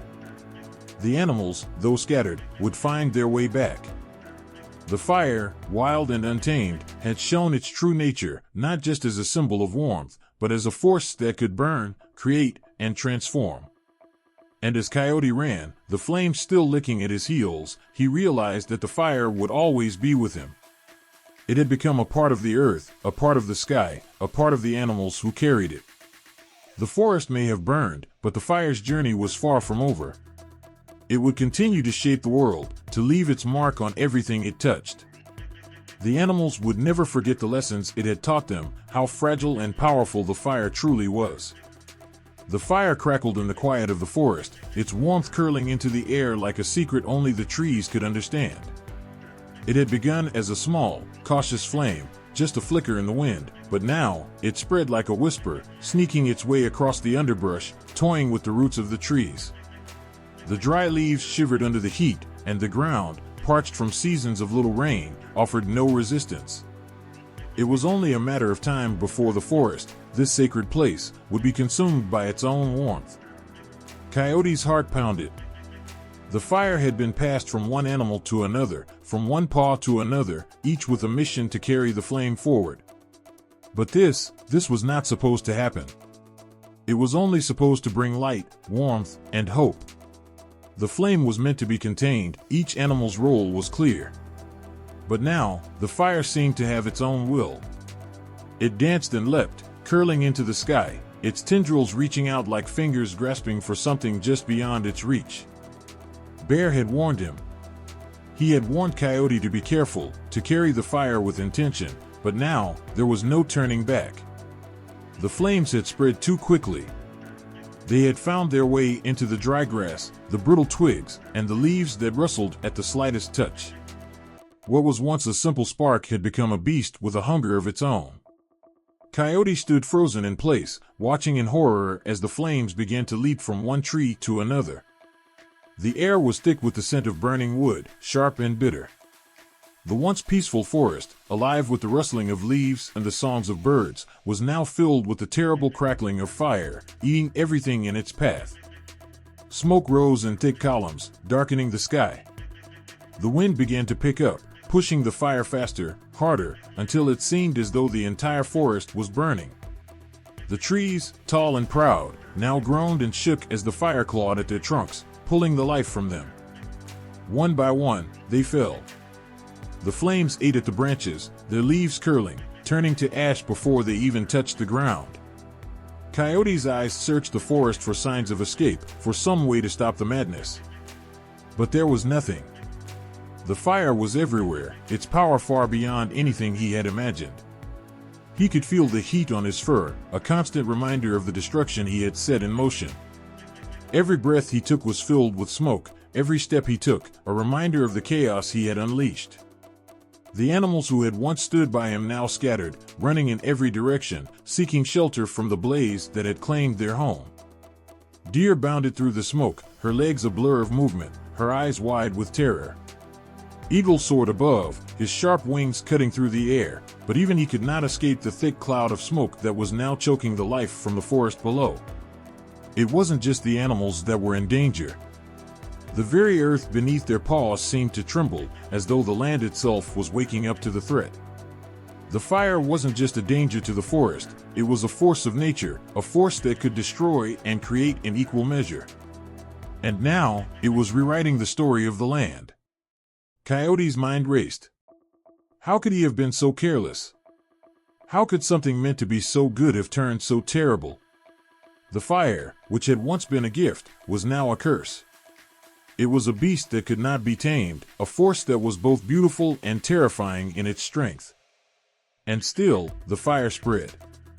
From the edges of the forest, Turtle appeared, her shell heavy with the weight of the world. She moved slowly, deliberately, her ancient eyes scanning the horizon. She saw the destruction, the chaos, the flames that licked at the sky. She knew that there was little time left. The fire was not just a simple blaze, it was something deeper, something primal, something that had always existed beneath the surface, waiting to be set loose. Turtle turned her head to Coyote, her gaze steady. "It has begun," she said quietly, her voice thick with sadness. Coyote's throat tightened. He knew what she meant. The fire was no longer just a spark. It was a wildfire, a force that would forever be a part of the world. From now on, the land would bear its mark, and no one would forget how quickly the flames could turn from a blessing to a curse. But there was no time to think about what could have been. The forest was burning. The world was changing. The animals began to regroup, their faces etched with fear and determination. They had to survive. The fire could not be allowed to consume everything. They would not let it take their home, their lives, their future. But the flames were relentless. They twisted and turned, seeking the next tree to consume, reaching for the sky with an almost desperate hunger.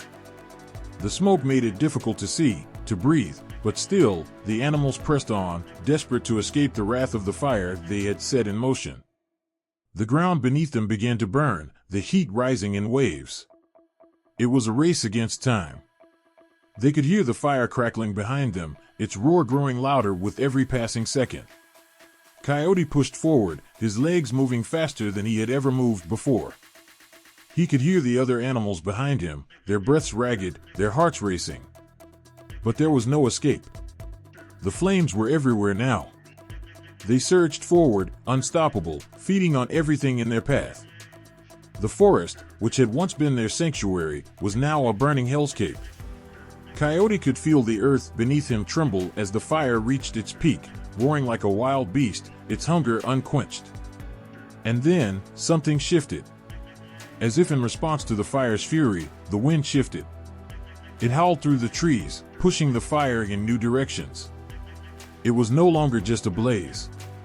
It was a storm, a tempest of heat and ash that swept across the land. It would leave nothing behind. And Coyote knew, deep in his bones, that the fire had become something more. It had become a force of nature, a symbol of life and death, of creation and destruction. From now on, the fire would always be part of the Earth's story. The wildfire had become its own legend. The river roared before them, its current wild and untamable.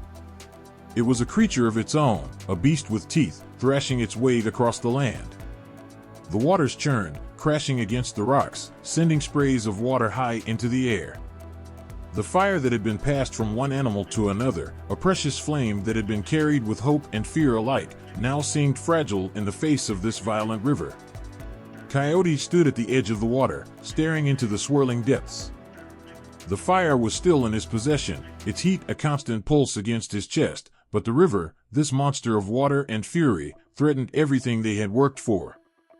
The fire would be lost if the river caught it, snuffed it out in a heartbeat, leaving them with nothing but darkness. The other animals gathered around him, their eyes wide with concern. The fire had brought them this far, but now, it felt as though the world itself was conspiring against them. Bear, wise and strong, growled low in his throat. His massive form seemed to shrink in the face of the river's power, but his eyes, fierce and protective, never left the flames. "We cannot let it go," Bear said, his voice heavy with the weight of his responsibility. "We must cross. The fire cannot die." Fox, quick and clever, darted back and forth along the shore, eyes scanning the water, looking for a way across. Her mind worked faster than the river itself, always searching for an escape, a way to protect the flame they had risked so much to carry. Coyote felt the heat of the fire against his skin, and for a moment, his mind flashed to the time before all this began. Before the fire, before the chaos, there had been peace. But now, with the flames in their hands and the river before them, there was only urgency. Only the need to survive. To keep the fire alive. The current slammed against the shore, sending waves crashing against the bank, and the fire seemed to tremble in response. It was as though the fire knew the danger it was in, and the animals around it knew that their lives, their hopes, and the future of the forest depended on it. "We need to keep it safe," said Owl, her voice calm but tinged with fear. "The fire must be shielded from the water. No matter the cost." The animals huddled together, their minds working as one, all focused on the same goal, keeping the fire alive. The river was their enemy, but it was not a foe that could be fought with strength alone. They would have to be clever to outwit the waters that threatened to swallow the flame. Fox, ever the strategist, had an idea. "We will make a raft," she said, her voice steady. "It may not be much, but it is enough to carry the fire across." Bear's massive paws worked swiftly, pulling together the reeds and branches that lined the riverbank. His strength was unmatched, and though his heart was heavy with the weight of their task, he knew that the fire was worth the effort. Every twig, every reed, was another piece of hope. Another chance to save the flame. With the raft assembled, the animals worked in unison, carefully placing the fire in the center, shielding it with wet leaves and dampened moss. Coyote held the flame carefully, cupping it in his paws, watching it flicker, never daring to let it go. The wind carried a chill that sent shivers down his spine, but his focus never wavered. The fire was their lifeline. It was more than just a flickering warmth, it was everything they had worked for, everything they had risked. With the raft complete, they approached the river. The water surged, slapping against the shore with an almost mocking force. Coyote could feel the power of the current tugging at the raft, pulling at the edge of the flame. It was a constant reminder of how fragile their hope was. One wrong move, one moment of distraction, and it could all be gone. Bear stepped forward first, his large frame towering over the raft. With one powerful push, he shoved the raft into the river, and they watched as it bobbed and swayed, caught between the waters and the will to survive. The current tugged at it with relentless force, but the animals held their breath, watching the fire flicker and dance in the center of their makeshift raft. Fox and Owl flanked the raft, their movements swift and deliberate. They worked together, pulling at the branches, steadying the raft as it fought against the pull of the river. The fire trembled, as though it too understood the danger it was in. But the animals refused to let it go. With every stroke of the oars, every pull of the raft through the churning waters, the fire grew steadier.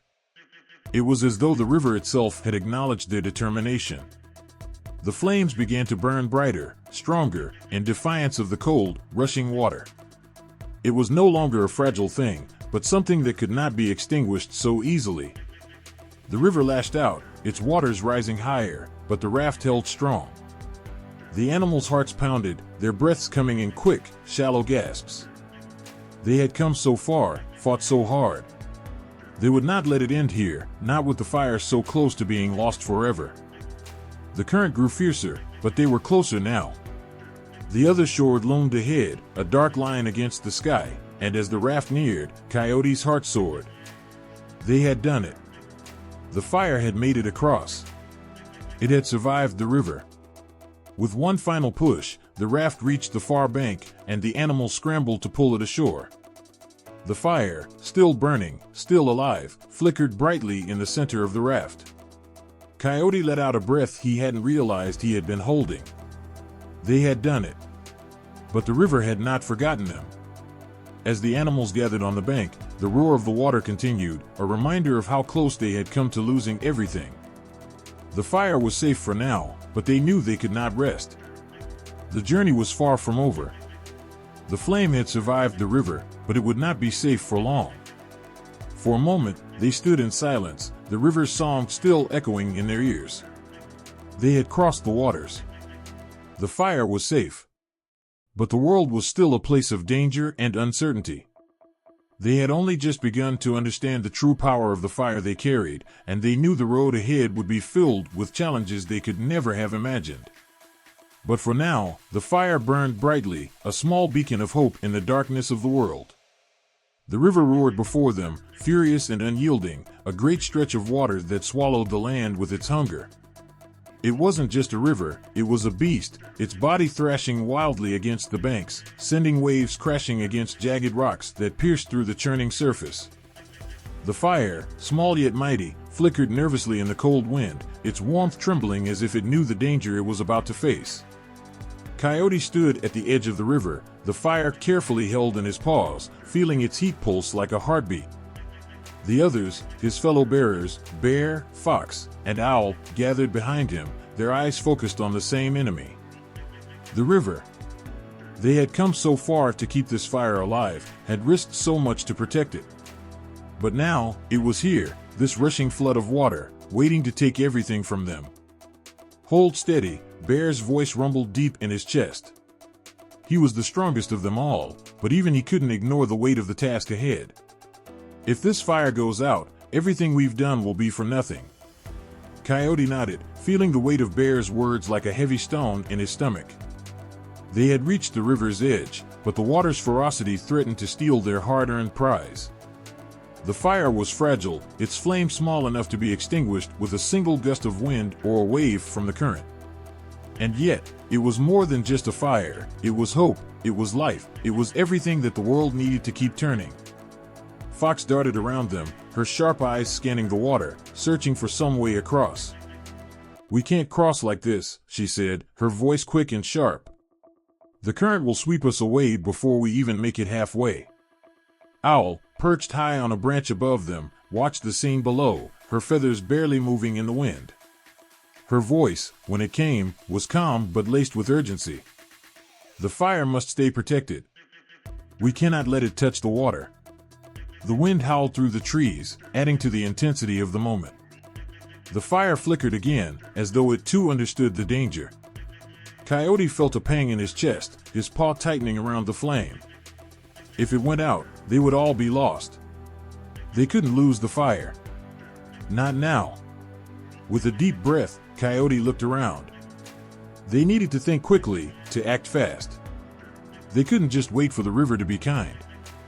They had to outwit it, to fight back in ways that the water couldn't understand. Bear, as if reading his thoughts, stepped forward. "I'll hold the raft steady. Fox, you gather more branches and reeds. Owl, keep watch. And Coyote, don't let that fire go out." Coyote nodded, a surge of gratitude filling him. Bear was always so sure, so calm in moments like these. But even Bear had his limits, and the river was more than anyone could predict. They had to work together. Fox scampered off into the underbrush, gathering long, pliable branches and reeds that grew in abundance along the riverbank. She worked quickly, pulling the materials together to form a makeshift raft that could carry them across. The fire had to be shielded. It had to be kept from the water. Coyote's paws shook slightly as he held the flame in his grasp, keeping it close to his chest, careful not to let it catch the wind. The flame flickered but remained strong. It had to. As Fox worked, Bear used his great strength to weave the branches together.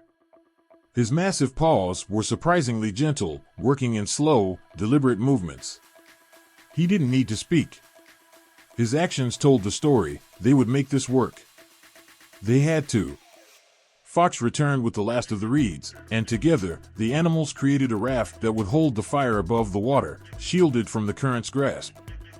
They placed the fire in the center, surrounded by damp moss and leaves, hoping the moisture would keep the flames from being snuffed out by the river's chill. Owl flew above them, her keen eyes watching for any sudden changes in the water.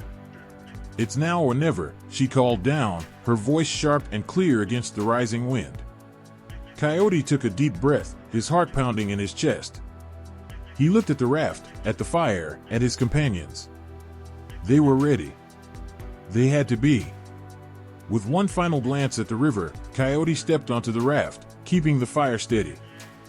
Bear, Fox, and Owl followed, and together, they pushed the raft into the water. The river immediately fought back, waves lapping at the edges of the raft, threatening to overturn it. The animals gripped the edges with all their strength, trying to keep the raft steady as the water surged around them. Coyote's heart raced as he held the fire close, his paws trembling. The flame seemed to dance on the edge of his grip, almost as if the fire itself was uncertain whether it could survive the journey. The water's cold breath pulled at them, as though the river itself was determined to snuff out their light. Fox worked quickly, paddling with her paws, trying to keep the raft from being pulled under. Her sharp eyes never left the swirling water, watching for any sign of danger. Bear leaned in, using his massive frame to steady the raft, his paws pushing against the current with all his might.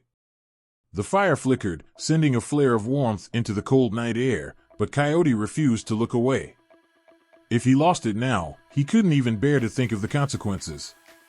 The raft rocked as they moved further into the river, the current growing stronger with each passing moment. The animals fought the water with every ounce of strength they had, their muscles straining under the weight of their task.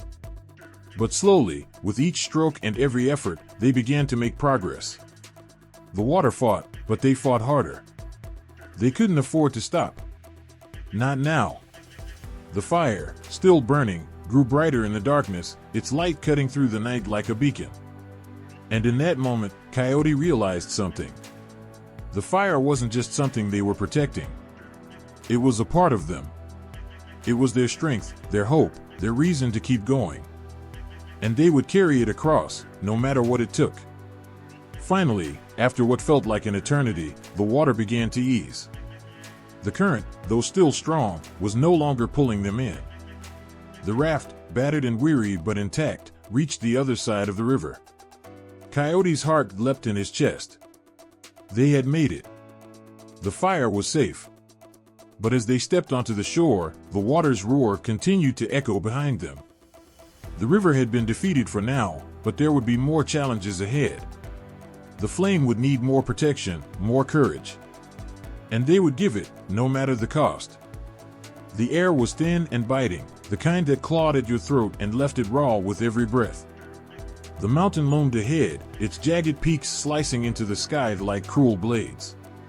Each step forward felt heavier than the last, as if the earth itself was trying to pull them back, to stop them from climbing any higher. The fire, cradled carefully in Coyote's arms, glowed faintly against the gray world around them, a fragile light in an unforgiving wilderness. Behind them, the firekeepers were closing in. Their distant cries echoed through the valley below, sharp and urgent, carried by the wind like a warning. There was no time to rest. The climb was the only way forward. Fox was the first to speak, her voice tight with determination. "We can't stop. Not for anything." Her paws pressed into the loose gravel, and she looked up at the mountain with a steely gaze. The path ahead was treacherous, barely a path at all, just jagged rocks and sheer cliffs that promised a swift fall for anyone who slipped. Bear grunted in agreement, his massive frame casting a shadow over the others. "Stay close. Watch each other's steps. One mistake, and this mountain will take us." His voice was firm but not without fear. Even he, with his great strength, knew the danger they faced. Coyote tightened his grip on the fire, its warmth barely cutting through the cold that gnawed at his fur. The flames trembled, as if sensing the peril, but they didn't waver. He could feel every beat of his heart, faster and louder than it should have been. The mountain didn't care about their mission. It didn't care about the fire. It would swallow them all if it could. The climb began in silence, broken only by the crunch of paws on loose stones and the occasional gust of wind that howled through the peaks. The incline grew steeper with every step, and the rocks beneath their feet shifted dangerously, threatening to give way. Bear took the lead, his massive paws steady despite the treacherous terrain. Behind him, Fox moved quickly and carefully, her sharp eyes scanning for any hidden dangers. Owl flew overhead, her wings cutting through the icy wind. The ridge narrows up ahead, she called down, her voice strained against the gusts. Watch your footing. The ridge was a nightmare, a thin line of rock that clung to the side of the mountain, with sheer drops on either side. One wrong step, one slip, and they would fall into the abyss below. Bear paused at the edge, his breath visible in the cold air, and turned to look at the others. Stay close. Stay steady. Coyote nodded, his legs trembling as he stepped onto the ridge. The fire in his arms seemed to weigh more now, its flickering light the only comfort in a world that felt like it could collapse at any moment. He could hear the others breathing behind him, quick and shallow, each of them battling their own fears. Fox moved carefully, her paws barely making a sound on the rocky surface. She glanced back at Coyote, her eyes filled with quiet determination. You're doing fine, she said, though her voice carried its own tension. Just keep moving. The wind picked up, slamming against them with a force that nearly knocked them off balance. Coyote tightened his grip on the fire, pressing it closer to his chest. The flames flickered wildly, as if trying to fight against the wind, and for a moment, he feared they might go out. But they didn't. The fire held on. Bear's voice cut through the howling wind. We're halfway there. Don't look down. Coyote made the mistake of glancing over the edge. The world below was a blur of gray and black, the valley far too deep to see the bottom. His stomach turned, and he quickly snapped his gaze back to the path ahead. He focused on the fire, its light steady and sure, and let it guide him forward.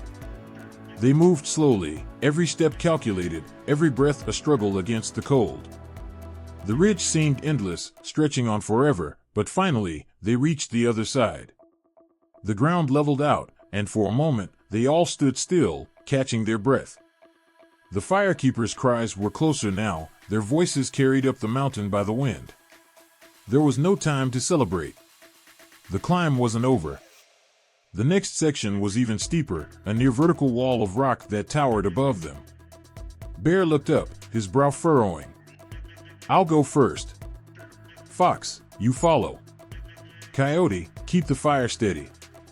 Owl, keep watch.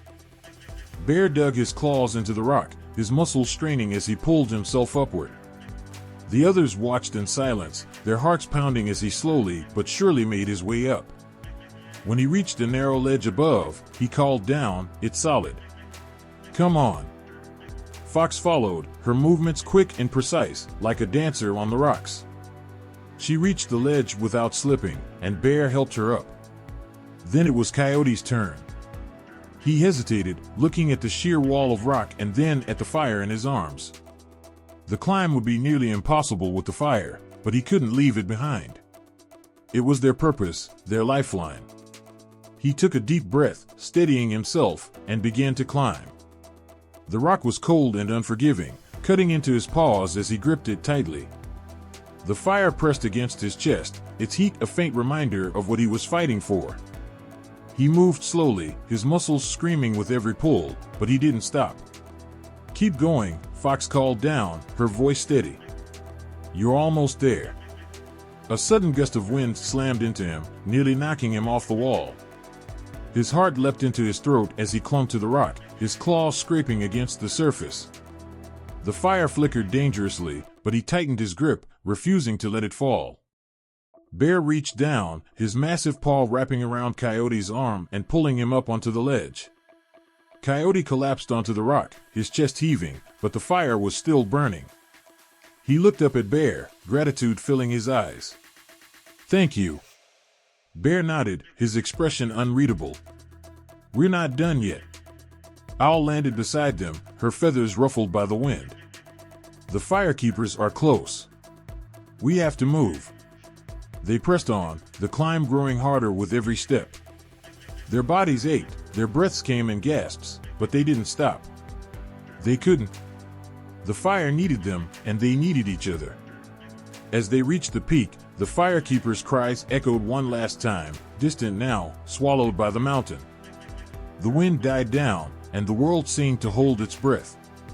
The fire burned brighter than ever.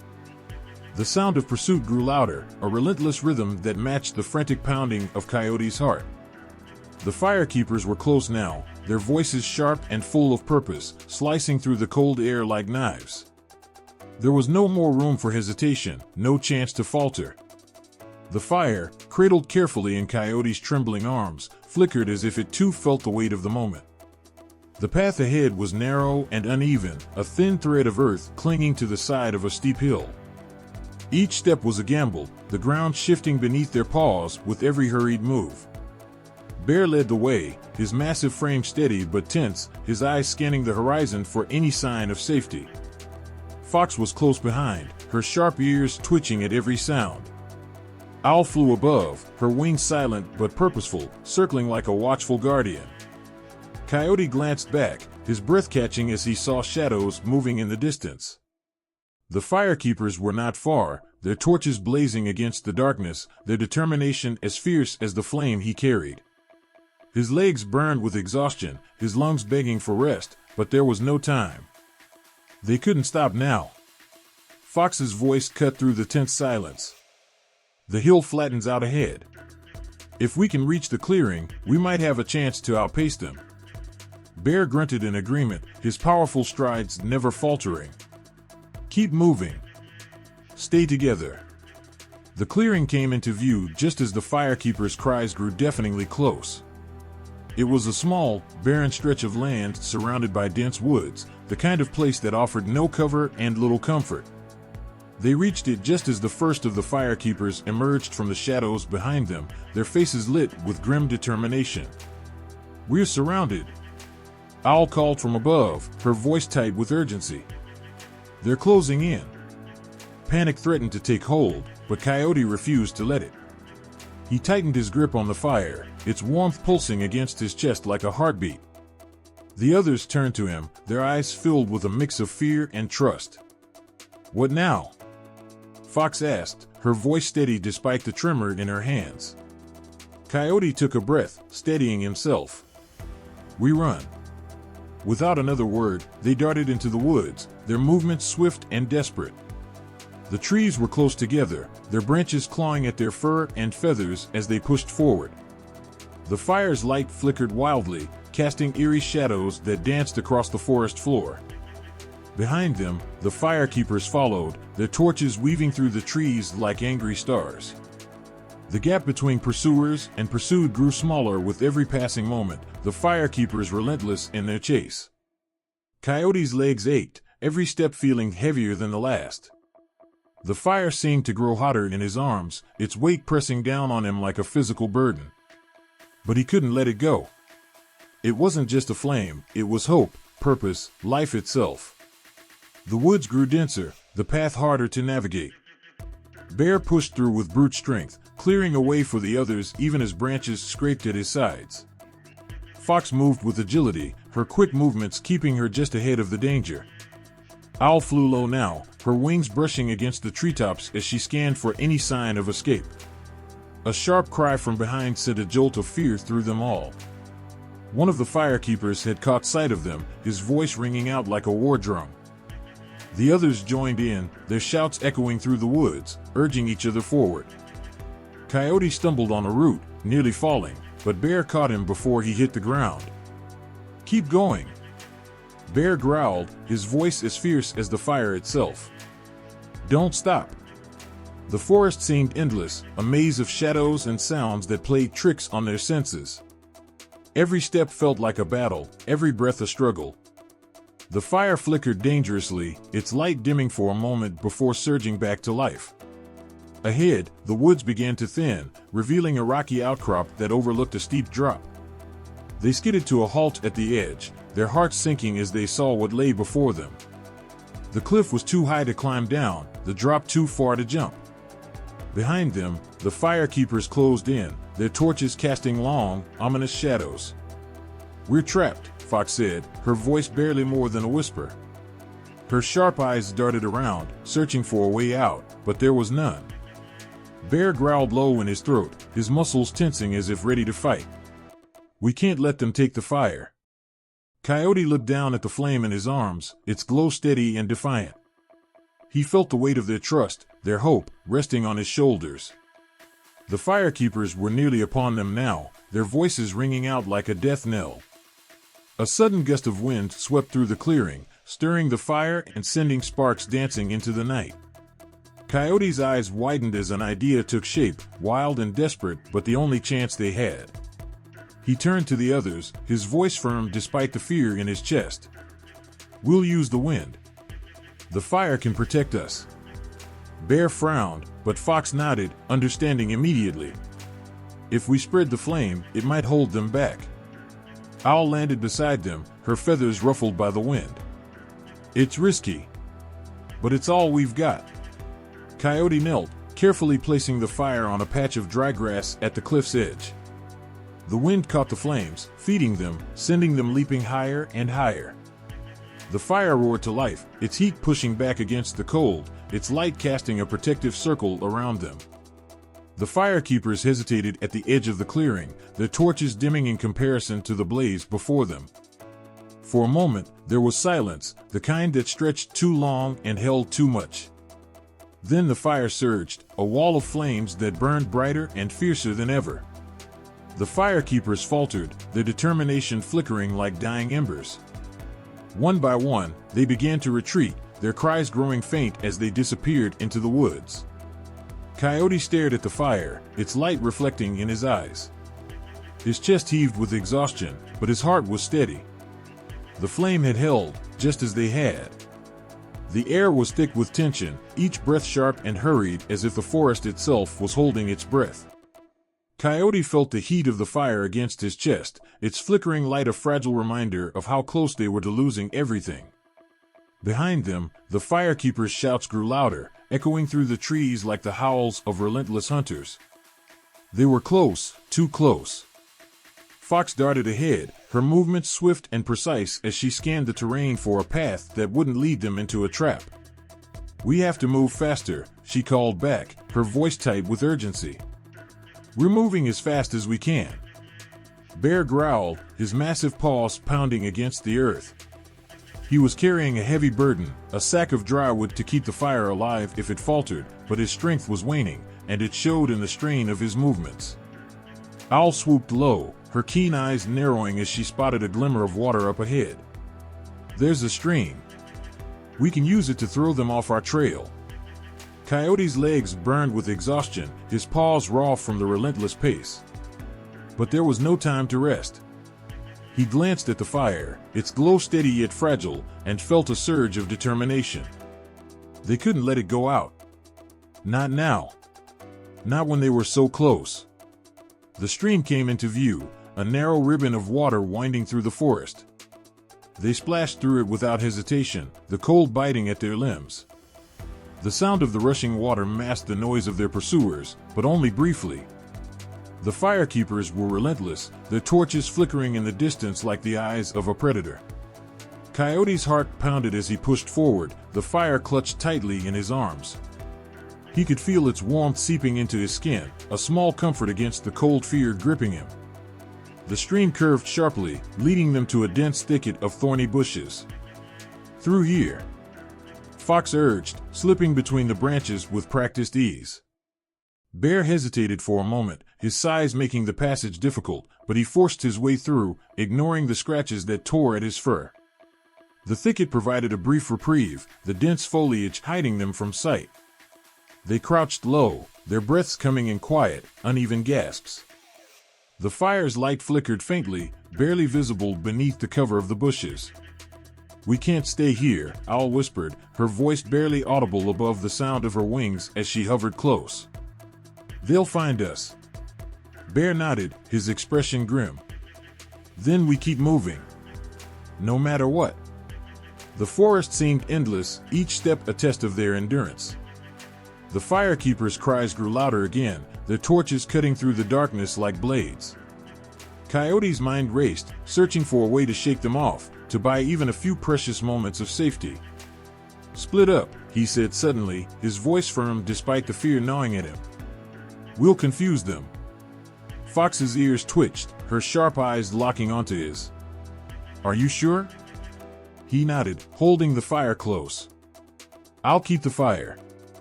You distract them." Bear growled low, a sound of reluctant agreement. "Be careful." Without another word, they scattered, each darting in a different direction. Coyote ran toward a narrow path that wound uphill, his breaths ragged as he fought against the steep incline. The fire felt heavier now, its glow casting long shadows that danced across the ground. The hill grew steeper, the path more treacherous. Coyote's legs trembled with the effort, but he didn't stop. Behind him, he heard the firekeepers' voices, their anger rising as they realized the group had split.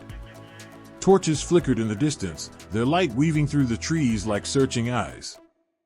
Coyote reached the top of the hill, his chest heaving as he looked back. The firekeepers were closer now, their figures dark and menacing against the glow of their torches. He turned and ran again, the fire's light guiding his steps as he pushed through the underbrush. A sudden noise made him freeze, a branch snapping, followed by the heavy sound of footsteps. One of the firekeepers had broken away from the group and was closing in on him. Coyote's heart raced as he looked around, searching for a place to hide, but there was none. The forest was too open here, the trees too far apart to provide cover. The firekeeper's torch came into view, its light casting a fiery glow on the man's determined face. Coyote backed away, clutching the fire as if it could shield him. The firekeeper took a step closer, his eyes narrowing. "You can't run forever," the man said, his voice low and taunting. "Give it up." Coyote's grip tightened on the fire, his mind racing. He couldn't let it fall into their hands. It wasn't just a flame, it was life, hope, everything they had fought for.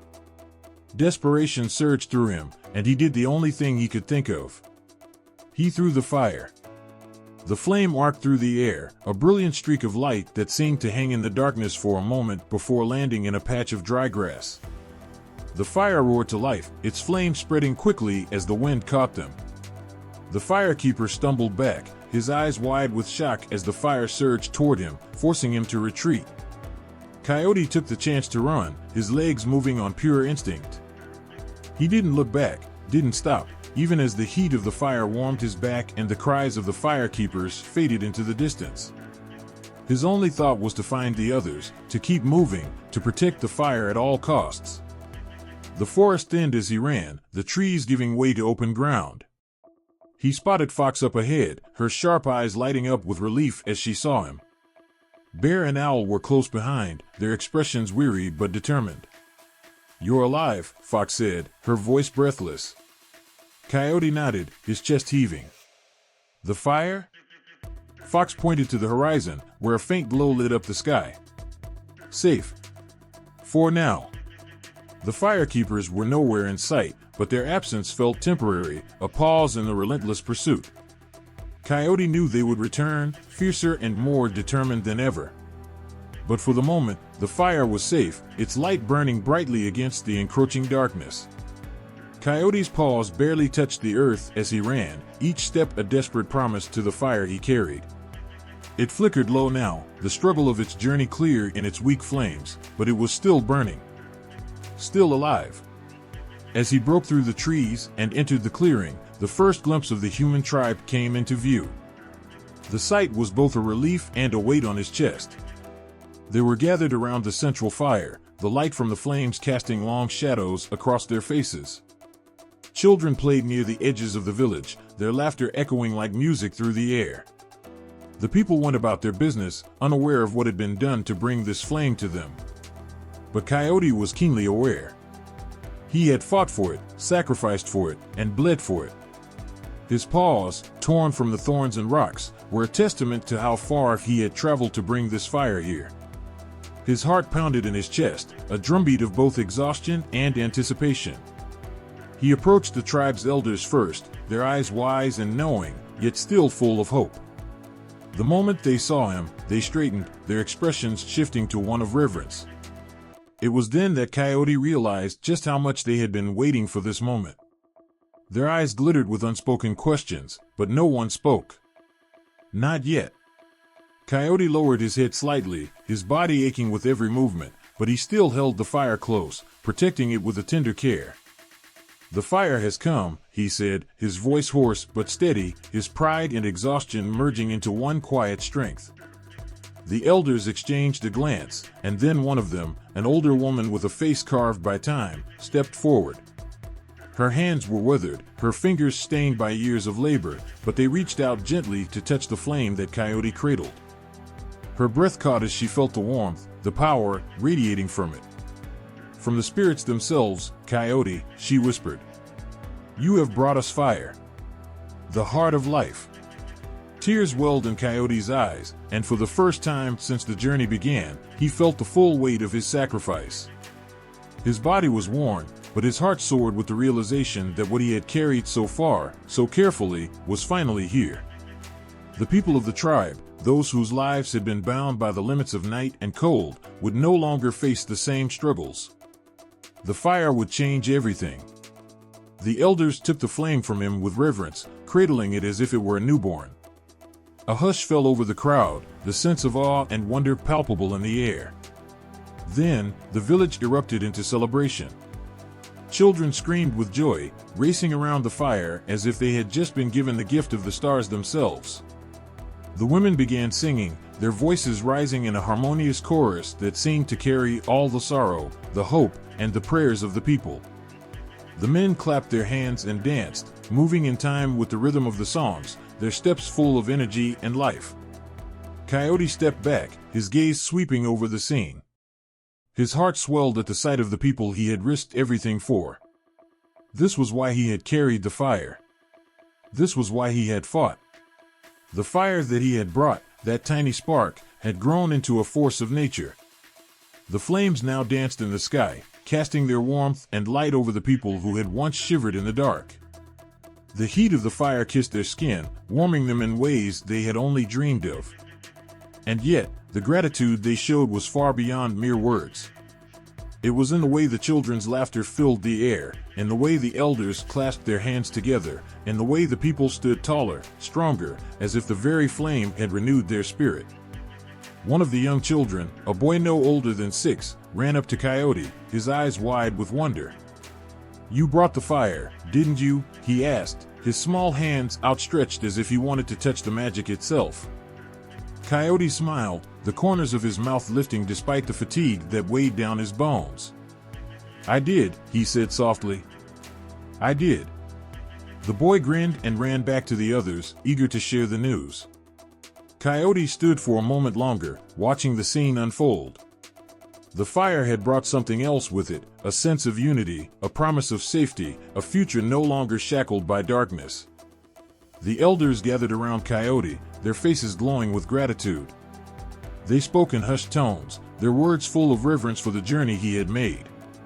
The woman who had first touched the flame stood before him, her eyes full of pride. "You have done more than bring us fire, Coyote," she said, her voice trembling with emotion.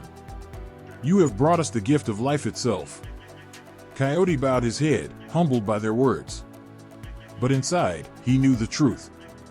The fire, though powerful, was only a symbol.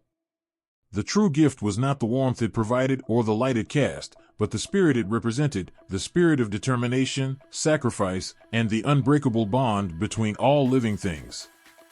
As the night wore on and the celebration continued, Coyote stepped back, slipping into the shadows at the edge of the clearing.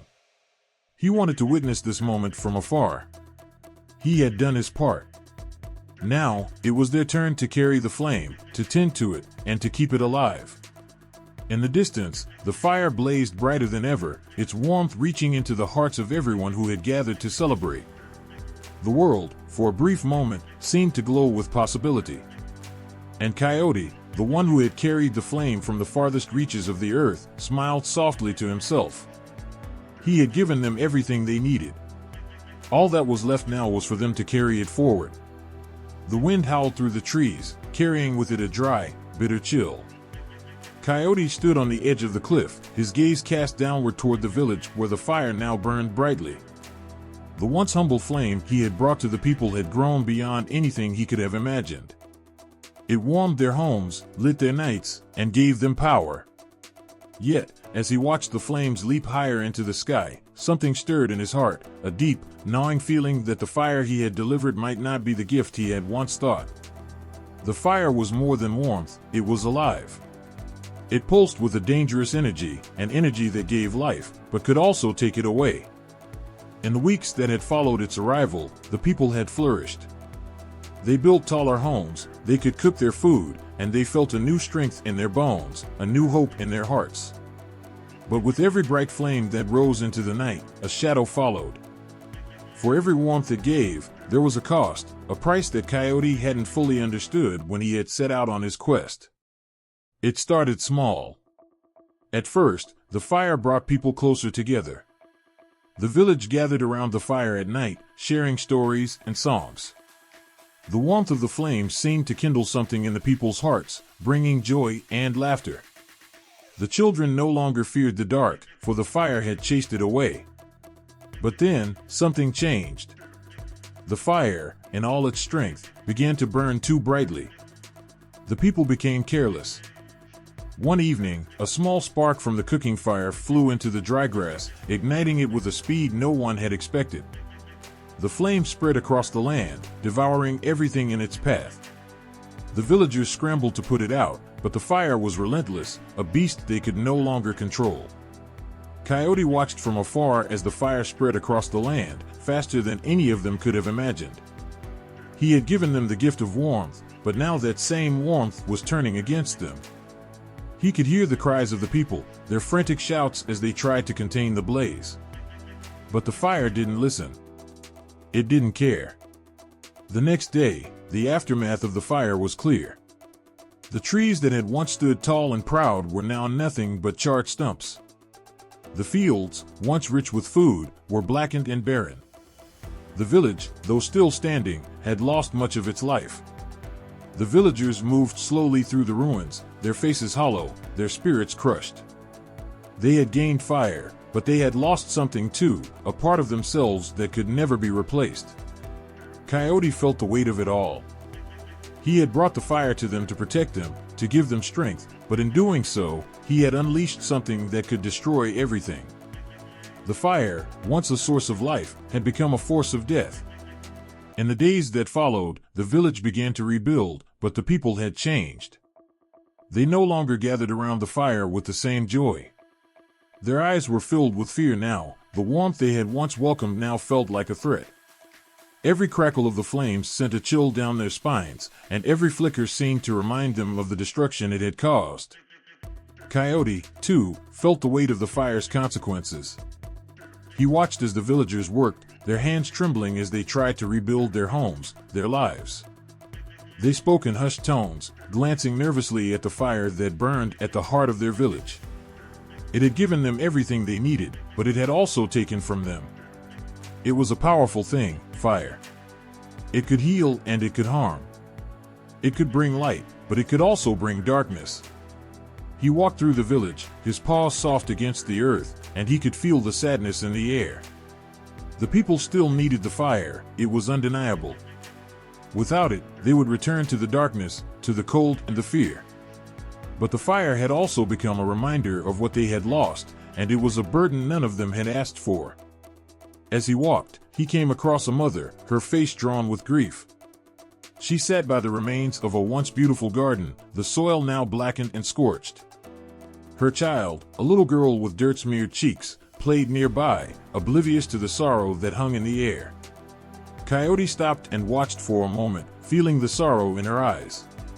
"It was the fire," she said, her voice barely a whisper. "It gave us everything, but it took too much. I don't know how to forgive it." Coyote sat beside her, his heart aching. He didn't have an answer. He didn't know how to fix the damage that had been done. He had brought the fire to the world with such hope, such belief in its power, but now he saw the truth. Fire was both a gift and a curse. It was the warmth that kept them alive, but it was also the flame that could burn them to the ground. The woman looked at him, her eyes searching for something. "What do we do now?" she asked, her voice cracked with emotion. "How do we live with this?" Coyote did not have an answer for her. He could only offer the silent understanding that they would have to learn to live with the fire, to respect it in a way they had not before. They would need to find a balance, a way to coexist with it without allowing it to consume them. It would take time, time to rebuild, time to heal, time to learn from the pain. As he stood to leave, he looked back at the fire burning in the center of the village. It was both a savior and a destroyer. It was the light that guided them, but it was also the darkness that threatened to swallow them whole. And somewhere, deep within the flickering flames, Coyote could feel the weight of the decision he had made. The fire had come to the world, and it had changed everything. But with every gift came a price, and the world would have to learn to live with both the warmth and the destruction that fire brought. The night was still. Not a leaf stirred in the air, and the distant call of the owl seemed muffled by the tension hanging like a thick fog. Coyote's ears twitched, his eyes scanning the shadows that loomed just beyond the firelight. The firekeepers were close, too close for comfort. They had tracked him relentlessly, drawn by the fire he had stolen and brought to the people. Now, they were closing in, their eyes burning with anger and their hearts set on reclaiming what he had taken.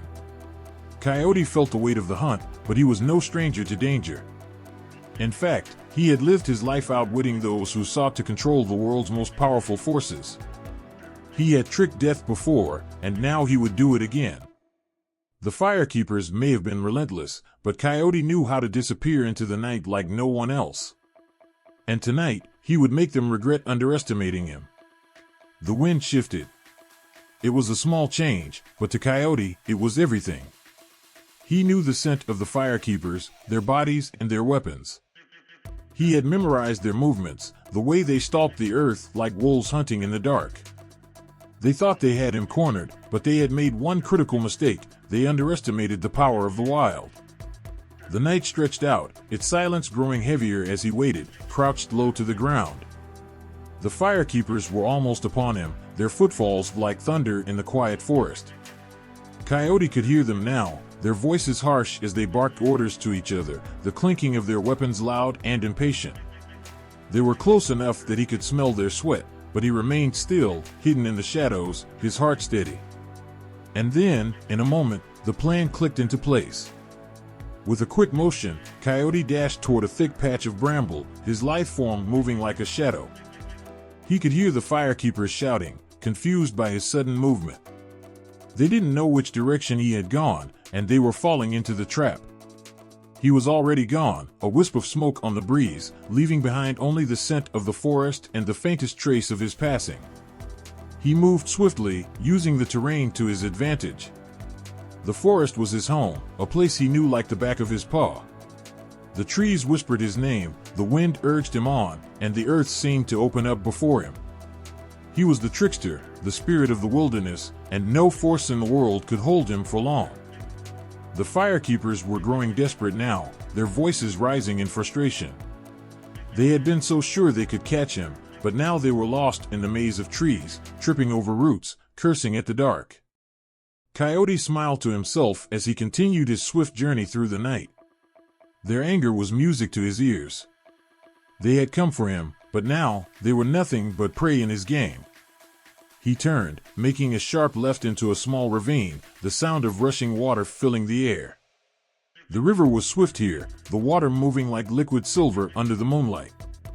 The firekeepers would never think to follow him here. It was a dangerous path, full of rocks and sharp turns, but it was the perfect place for Coyote to slip through unnoticed.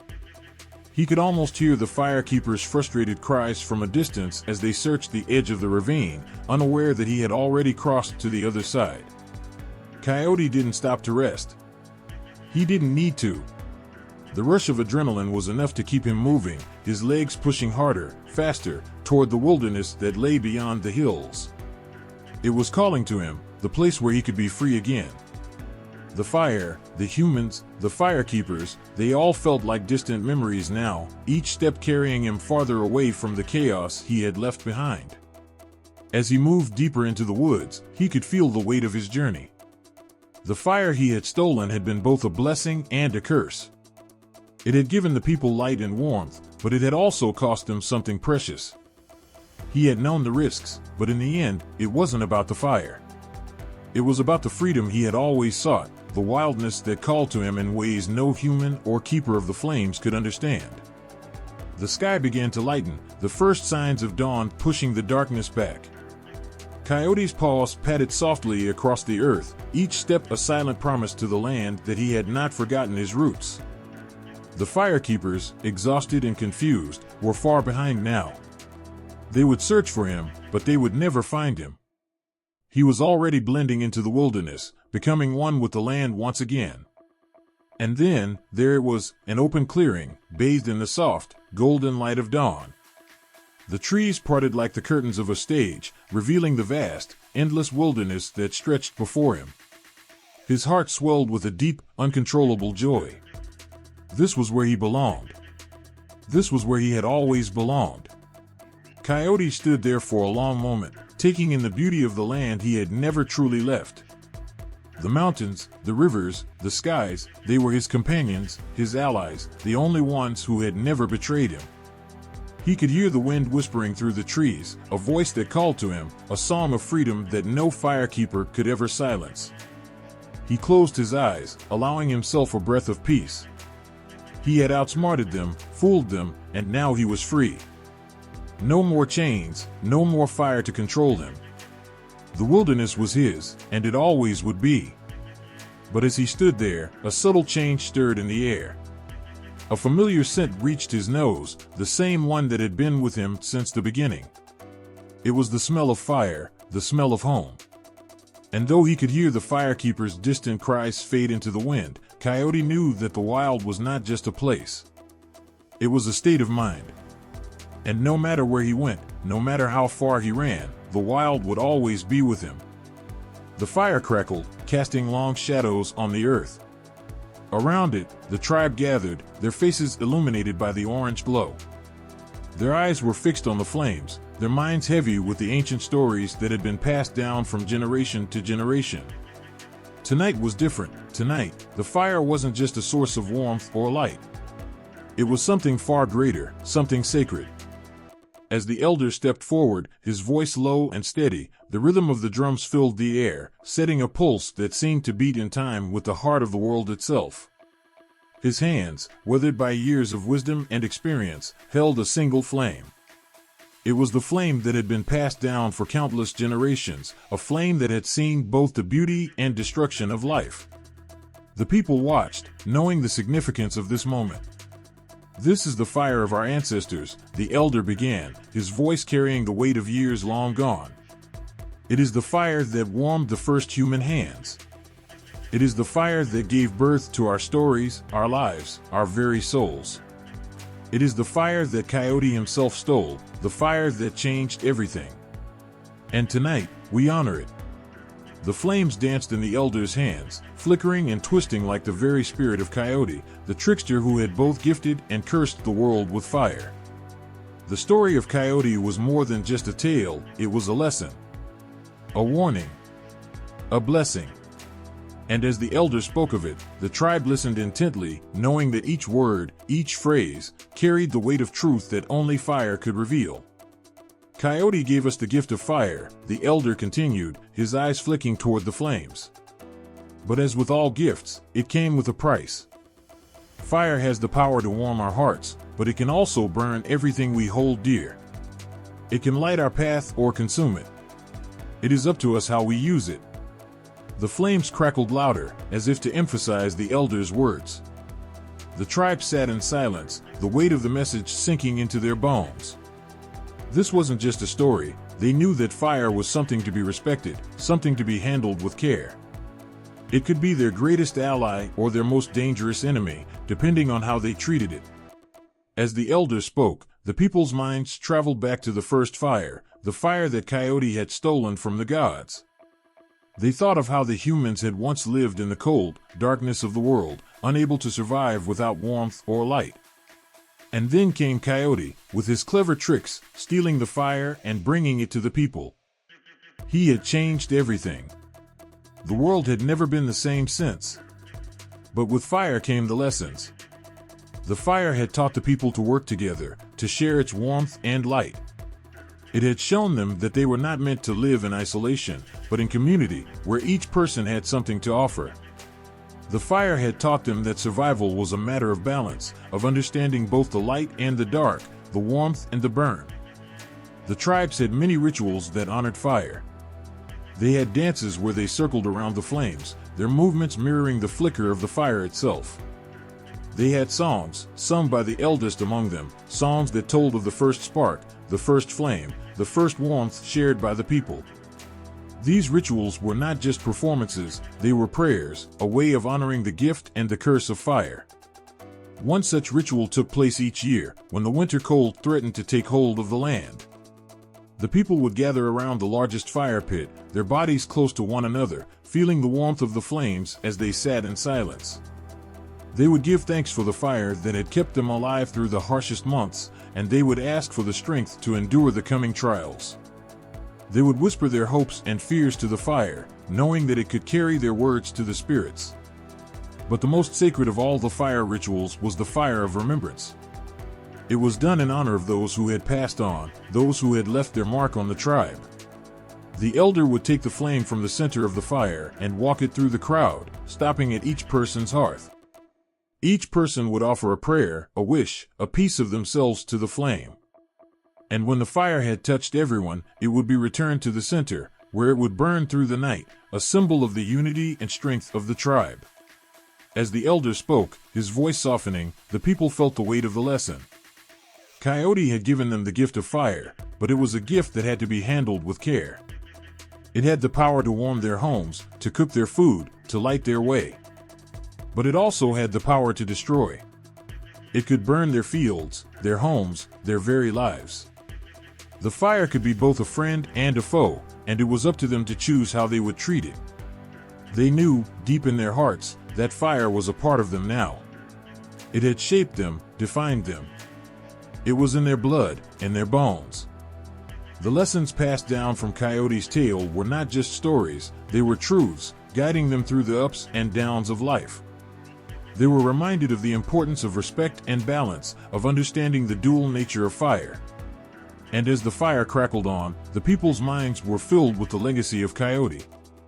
The trickster who had stolen fire, who had changed the world with his cleverness and his boldness. He had given them fire, but he had also given them something more, a deeper understanding of what it meant to live in harmony with the world around them. The lessons passed down from his tale were not just about fire, they were about life itself. The balance between light and dark, warmth and destruction, love and loss. As the night grew colder and the fire burned brighter, the people sat in quiet reflection. They knew that Coyote's story would continue to live on, passed down through the generations, a reminder of the power and the responsibility that came with fire. And as the flames flickered in the night, they understood, perhaps for the first time, the true meaning of the gift they had been given. Fire, like life, was a force to be respected, to be cherished, and to be shared with those who would honor it as they did. The sun had just dipped below the horizon, leaving the sky ablaze with streaks of purple and orange. In the flickering shadows, the people gathered once more, their eyes fixed on the storyteller. The fire crackled, its glow reflecting in the faces of those who listened, hungry for another tale. Tonight, I will tell you of the ones who wander between worlds, the storyteller began, his voice low and rich with mystery. The words hung in the air, heavy with promise. They are not always good, nor always bad. They are the tricksters. A hush settled over the crowd, their breath held in anticipation. Tricksters, those figures of legend who blur the lines between right and wrong, who walk the edge of chaos with a grin. In every culture, they appear, each one unique, but all sharing the same spark of mischief. The people of the tribe knew the tales well, but they didn't tire of hearing them. The tricksters made them think, made them laugh, and sometimes, made them squirm. There is one trickster whose name echoes through the winds of the earth, the storyteller continued, his voice dipping into a whisper. Coyote. The flames flickered, casting dancing shadows that seemed to play on the faces of the listeners. Coyote, the most famous of all the tricksters, who had stolen fire from the gods and taught the people both wisdom and folly in equal measure. He was the wild one, the unpredictable one. But what did it truly mean to be a trickster? Across the vast lands of the Native American tribes, tricksters appeared in many forms. In some stories, they were heroes who outwitted monsters or defeated enemies with nothing but their wits. In others, they were mischievous beings who played pranks on their fellow creatures, causing chaos just for the fun of it. But no matter the form, the trickster was always essential, neither entirely good nor bad, but a force of nature in their own right. The storyteller's voice rose, filling the air with the weight of ancient wisdom. In the Navajo tales, there is the figure of the coyote, a being who could shapeshift, becoming anything he desired. He was both wise and foolish, cunning and naive, a being who taught the people about the balance of life and the consequences of their choices. The fire crackled again, the flames twisting, as though to emphasize the point. The storyteller paused for a moment, letting the weight of his words sink in. The people knew this tale well. Coyote had tricked others, yes, but he had also been tricked in turn. His tricks were not always successful, and sometimes he paid dearly for them. But that was the nature of the trickster, never bound by rules, always defying expectations, and forever teaching the people the complexity of the world. Coyote's role was not to be a perfect hero, the storyteller said, his voice softening. He was a mirror to the world, showing both its beauty and its flaws. He made the people laugh, yes, but he also made them reflect. For in his tricks, there was often a lesson. And so it was with Coyote, that in the midst of his mischief, there was always something deeper. The lessons he taught were not the ones you could easily write down in a book. They were the lessons of life itself, of balance, of respect, of understanding both the light and the dark within us all. Coyote was the embodiment of contradiction, of duality. He was both a creator and a destroyer, a teacher and a student. His tricks could bring joy, but they could also bring hardship. But Coyote was not the only trickster in Native American mythology. In the stories of the Hopi people, there was the figure of the Spider Woman, a being who spun webs of both life and death. She was a creator, a protector, but also a trickster who played with the forces of nature itself. In other tribes, figures like Raven and Rabbit took on similar roles, tricksters who brought about change, who reshaped the world in their own image. Each trickster was different, but they shared a common thread. They were not bound by the same rules that governed the lives of mortals. They were free, untamed, and unpredictable. They could be as kind as they were cruel, as helpful as they were harmful. They taught that life was not about strict moral lines, but about the fluidity of existence, where every choice had its consequences. The storyteller's voice grew quiet, the fire crackling softly in the background. Coyote is not just a trickster, my friends. He is a teacher. He teaches us to laugh at ourselves, to embrace the chaos, to understand that we are both good and bad, wise and foolish. He teaches us that even in our mistakes, there is growth. The people were silent, each one reflecting on the words. They thought of Coyote, of his tricks and his lessons, of how he had shaped their world. They remembered the times they had laughed at his antics, and the times they had cringed at his reckless behavior. But in those moments, they realized something important. Coyote's tricks weren't just for entertainment. They were for learning. In the tribes where Coyote's story was told, children grew up knowing the value of humor, of questioning authority, of not taking life too seriously. Coyote's tricks taught them to think for themselves, to challenge the status quo, and to see the world through different eyes. But they also taught them about humility, because Coyote, for all his cleverness, was often the one who ended up outwitted by his own tricks. As the storyteller continued, the firelight cast long, reaching shadows across the gathering. The people leaned in, drawn in by the magic of the tale. The trickster was a figure who could not be tamed, a symbol of freedom and chaos. But the people understood something deeper now, that freedom, like fire, could bring both warmth and destruction. The trickster's path was not an easy one, but it was essential. And so, as the night stretched on and the fire burned lower, the people sat together, each one holding the lessons of Coyote in their hearts. They understood that the trickster was not to be feared, but respected. He was the one who taught them to laugh, to think, to question. He was the one who reminded them that life was not simple, and that wisdom often came from the most unexpected places. The fire flickered one last time before settling into a quiet glow. The storyteller's voice faded into the night, and the people carried the lessons of the tricksters with them, knowing that they, too, would carry the spirit of Coyote with them always. The moon hung high in the sky, casting a soft, silver light over the land. The night was still, save for the occasional rustle of leaves in the wind. The fire crackled in the center of the village, its warmth spreading outwards as the people gathered close. The storyteller stood, his silhouette outlined by the flames, and he spoke once more. There are creatures who walk alongside us, who guide us through the darkness, who whisper their wisdom to those who listen. These animals are more than mere beasts, they are the teachers, the protectors, and the companions. They are the ones who helped Coyote, who showed him the way when his tricks led him astray. The crowd shifted, their attention fully on the storyteller.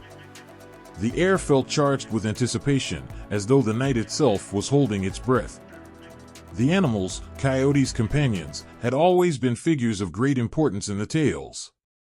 They were more than just animals, they were symbols of the natural world's deepest truths. The raven, the storyteller continued, his voice deepening, is a creature of mystery and magic. Black as the night itself, it sees beyond the surface. The raven is a guide, a keeper of secrets. In some stories, it is the one who brings light to the world, and in others, it is the one who watches from the shadows. But always, the raven is a creature of insight, whose knowledge comes from seeing what others cannot. The people sat quietly, reflecting on the raven's wisdom. The raven was not a creature of noise or show, but of subtlety. It perched high above, its eyes sharp, its wings silent as it flew across the sky. It was the observer, the one who saw the world in ways that others could not. The raven's wisdom was not loud, but it was profound. Then, the storyteller went on, there was the wolf. The wolf is a creature of the wild, but also of family. It is both a solitary hunter and a loyal companion. The wolf teaches us the value of community, of working together, of protecting those we love. But the wolf also knows the power of independence. It is not bound by the rules of others, it makes its own path. The warmth of the fire seemed to intensify, as if the spirit of the wolf had entered the space. The wolf was a symbol of strength, yes, but also of loyalty. It was the protector, the one who fought for the survival of its pack, yet always knew when to stand alone. The wolf was a reminder that strength came not just from power, but from knowing when to rely on others and when to stand firm on one's own. The deer, the storyteller whispered, is the gentlest of them all. It is a creature of grace, of peace. The deer teaches us the value of stillness, of quiet reflection. It moves through the world with soft steps, unnoticed by most, yet always aware of its surroundings. The deer is a reminder that sometimes, true strength lies in silence, and the ability to move through life without drawing attention, yet still remaining aware. The deer, delicate yet strong, was a creature that moved with purpose, without haste. It was a symbol of gentleness and of wisdom in knowing when to be still. The deer's lesson was that the world did not always require loud action. Sometimes, survival and understanding came from quiet observance, from being present in the moment without rushing forward. And do not forget the bear, the storyteller continued, his voice carrying a weight of reverence. The bear is a creature of both power and introspection. It hibernates in the cold of winter, retreating into the earth to rest and reflect. The bear teaches us the importance of taking time for ourselves, of stepping back when the world becomes too much. But the bear also reminds us that when the time comes, we must emerge with strength, ready to face whatever challenges await. The bear was the embodiment of balance. It knew when to rest and when to fight. It understood the rhythm of the earth, the cycles of life, and the importance of renewal. The bear's wisdom was one of patience, of knowing that even in times of solitude, there was strength being built, ready to be released when the world needed it most. The fire crackled louder, its warmth growing even more intense. The animals, with their unique traits, had shown Coyote the way, teaching him lessons of balance, strength, wisdom, and grace. These animals were not just creatures of flesh and bone, They were symbols, messengers of the earth itself. They were the ones who whispered to Coyote when he was lost, who guided him when he strayed too far. And in return, Coyote shared their wisdom with the people. The owl, the storyteller said softly, was another guide. The owl sees through the darkness, it knows the secrets hidden from sight. It is a creature of the night, a silent observer who carries knowledge in its wings. The owl teaches us the importance of seeing beyond what is immediately visible, of looking deeper, of searching for the truth even when it's hidden. The owl's wisdom was one of perception. It could see in the dark, not just the physical darkness, but the metaphorical shadows of the heart and mind. The owl asked the people to look beyond the surface, to dig deeper into their own lives, and to seek out the hidden truths that often lay buried beneath the noise of the world. In the stillness of the night, the fire burned brightly, casting its glow on the faces of the people who listened intently. The animals that helped Coyote were more than just characters in a tale. They were part of the fabric of life itself, teachers who had walked with Coyote and showed him the way. And now, their lessons were being passed down to the people, who would carry these lessons with them, always. The wisdom of the animals was a reminder that nature itself was full of lessons, full of teachings that could guide the people through their lives. The raven, the wolf, the deer, the bear, the owl, each one had something to offer, something that could help the people navigate the complexities of their world. As the storyteller finished his tale, the fire flickered low, the night pressing in close. But the words, the lessons of the animals, lingered in the air. The people would carry those lessons with them, as they always had, and they would pass them down to the next generation, ensuring that the wisdom of the animals, and of Coyote, would never fade away. The flames danced high, casting shadows on the earth that seemed to stretch out in every direction, long and twisting, like fingers reaching into the unknown. The fire pulsed with life, its orange glow a reminder of something ancient, something both dangerous and essential. It could warm the coldest night, but it could also consume everything in its path. It was a gift, yes, but it was also a burden. And in the heart of the village, where the fire crackled, people gathered, their faces illuminated by its shifting glow, listening to the voice of the elder as he spoke. Fire is both a blessing and a curse, the elder said, his voice steady and deep. We have learned to control it, to use it. But we must always remember that it is not to be taken lightly. The people leaned in closer, their faces filled with curiosity, as the elder's words hung in the air. He spoke not just of the fire before them, but of something deeper. Something older. Many stories tell of fire, of how it came to be, of how it was given to us, the elder continued, his eyes narrowing as he looked into the fire. Some say it was a gift from the gods, a spark of life brought down from the sky. Others say it was stolen, taken from the heavens by those who dared to defy the natural order. The flames flickered, as if listening to the elder's words. The fire, it seemed, had a voice of its own. It was not just a tool or a force of nature. It was something alive, something with its own will, something that could both create and destroy. It is said that the first fire came from the lightning that struck the earth. The thunder god sent it down, a fiery bolt that could bring warmth and light to the coldest places, the elder said, his voice growing soft. But with that fire came a warning. It could warm our homes, cook our food, light our way through the night. But it could also burn everything to the ground. It could destroy us if we were not careful. The night air grew heavy with the weight of those words. The flames danced higher, casting bright light on the faces of the people. They had heard these stories before, but never quite like this. Each version, each twist in the tale, felt like a new discovery, a new lesson to learn. The fire crackled, louder now, as if calling out to the ancestors who had first told these stories. But despite these differences, the elder said, there is one thing that all these stories share, a truth that cannot be denied. Coyote may be many things, but above all, he is a teacher. Through his tricks, his mistakes, his victories and defeats, Coyote shows us that life is not about perfection. It is about balance. The fire he steals is not just a gift, it is a responsibility.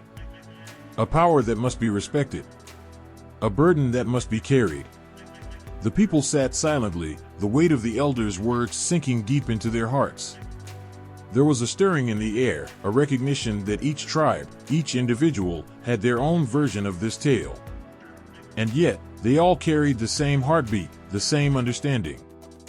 Across the land, the elder continued, we tell this story in many ways. But no matter where it is told, the lesson remains the same. Coyote's gift and his burden are the same for all of us. Whether we are the ones who steal the fire or the ones who receive it, we must understand the responsibility that comes with it. As the fire crackled and popped, the faces of the people softened. The elders' words were not just lessons, they were truths that ran deep, binding them together across time and space. There was something in the flickering flames that seemed to connect them, a shared understanding of their place in the world. The variations of Coyote's tale didn't weaken its power, they made it stronger, more universal, more alive. The story of Coyote, the elder said quietly, is not just his story. It is ours as well. For we, too, are tricksters. We, too, walk between worlds, between light and shadow, between wisdom and folly. And like Coyote, we must learn when to push forward and when to step back. When to take risks, and when to listen to the whispers of those who have come before us. The wind blew stronger now, carrying the sound of distant voices through the trees, as if the ancestors themselves were speaking from the past. The fire burned brighter, casting its light over the people, illuminating their faces with a warmth that seemed to come not just from the flames, but from something deeper, a recognition that they, too, were part of this ancient story. As the elder finished speaking, the camp fell into a deep silence. The flames had quieted, settling into a soft glow. The night stretched out before them, vast and mysterious, but also familiar. They sat together, each one holding their own version of the story in their hearts, yet united by the same shared truth. Coyote's tale, no matter how it was told, was a reminder of the fire within them all. A fire that could create, a fire that could destroy, a fire that must be handled with care. And in that moment, as the stars glittered above, the fire crackled softly, its glow painting the faces around it with the same light that had illuminated the stories of their ancestors. The story of Coyote, the trickster, the teacher, would continue to live on, whispered in the wind, carried in the flames. Always changing, always growing, always reminding them of the balance between gift and burden, light and shadow, wisdom and folly. The flames licked the air, crackling and twisting like ancient spirits dancing in the night. The fire, vibrant and alive, reached high, its heat pulsing in waves that could almost be felt deep within the chest. In that fire, there was something sacred. Something ancient. Something that tied the earth to the heavens, the past to the present. The circle gathered around it, watching in silence. Their faces flickered in the light, each person lost in their own thoughts. They knew the fire held meaning, more than just a source of warmth, more than just light in the darkness. It was a symbol of life, transformation, and power. It was the heartbeat of the earth, the pulse of the universe. It was a connection to the sacred, a bridge between worlds. An elder stood at the front, his eyes reflecting the flames. His voice was soft but steady, filled with the weight of 1,000 years of wisdom. Fire is not just a thing we see, he said, his voice carrying the rhythm of the wind itself. It is life. It is what makes us whole. It is what transforms us. The fire that burns in our hearts is no different from the fire that burns in the stars above. It connects us all. The people sat still, every word settling into their hearts. The fire, crackling and dancing, seemed to lean closer to them, whispering its own ancient truth. They had always known this, had always felt it in their bones, but hearing it spoken aloud made it real, made it clear. Fire was life. It was the spark of existence itself. Without it, there would be no warmth, no light, no growth. It was in the first breath of a newborn, in the first steps of a child, in the first raindrop that touched the dry earth. It was the very essence of creation. The elder's voice broke through their reverie. It is said that fire was gifted to us by the spirits, he continued. When Coyote stole it, he didn't just steal warmth, he stole the power to transform, to change, to become something greater than what we were. Fire is what makes us grow. It is what burns away the old and makes room for the new. The flames seemed to grow higher, casting long shadows on the earth. The fire itself was alive, alive with the stories of the people, alive with the memories of those who had come before. The wind stirred, carrying the smoke upward, where it joined with the stars. It was as if the ancestors themselves were watching, guiding them, reminding them of the power they carried within them. And yet, the elder's voice took on a softer tone. But fire is not just a blessing. It is a burden too. It can destroy as easily as it can create. It can burn and leave nothing behind but ash. The spirits gave it to us not because they wanted us to hold it lightly, but because they knew we could use it to transform ourselves. The fire crackled, and a shiver passed through the group. The lesson was clear. Fire, while a gift, was also a responsibility. Just as it could warm a home or cook a meal, it could also burn down everything in its path if misused. It was power, pure and unrelenting. And with power came the need for wisdom, wisdom to control it, to respect it, to use it for good. Fire is also a symbol of the sacred, the elder continued, his eyes now locked on the flames. In every culture, in every belief system, fire is connected to the divine. It is said that the first light of the world came from fire. It is the spirit of the sun, the spirit of life itself. In the flicker of the flames, we see the face of the divine. And it is here, in this fire, that we connect to the sacred. The flames danced higher, twisting and turning in patterns that seemed to reach beyond the earth. The people could feel it now, the connection to something larger than themselves, something beyond the fire. It was a presence, a force that could not be seen but was felt in every breath, and every heartbeat. It was the divine, moving through them, moving through the fire. In that moment, they understood. Fire was not just a force of nature. It was a symbol of transformation, of rebirth. It was the link between the physical and the spiritual, between the world they knew and the world beyond. The fire that burned in front of them was not just fuel and flame, it was a doorway, a path to something greater, something deeper. The elder fell silent for a moment, as if allowing the weight of the words to sink in. The flames flickered, and the people sat still, feeling the truth in their bones. There was no need for more words. The fire had already spoken, had already shared its secret. It was the power of transformation, the power of the divine. It was a gift and a burden, a blessing and a responsibility. The fire burned low, casting long shadows across the land. The wind had stilled, and the night was quiet, save for the soft crackling of the flames. The people sat together, their hearts full, their minds at peace. The sacredness of the fire had touched them all. And they knew now, without a doubt, that the fire was not just a thing, it was a force. It was a teacher, a guide. It was life, and it was change.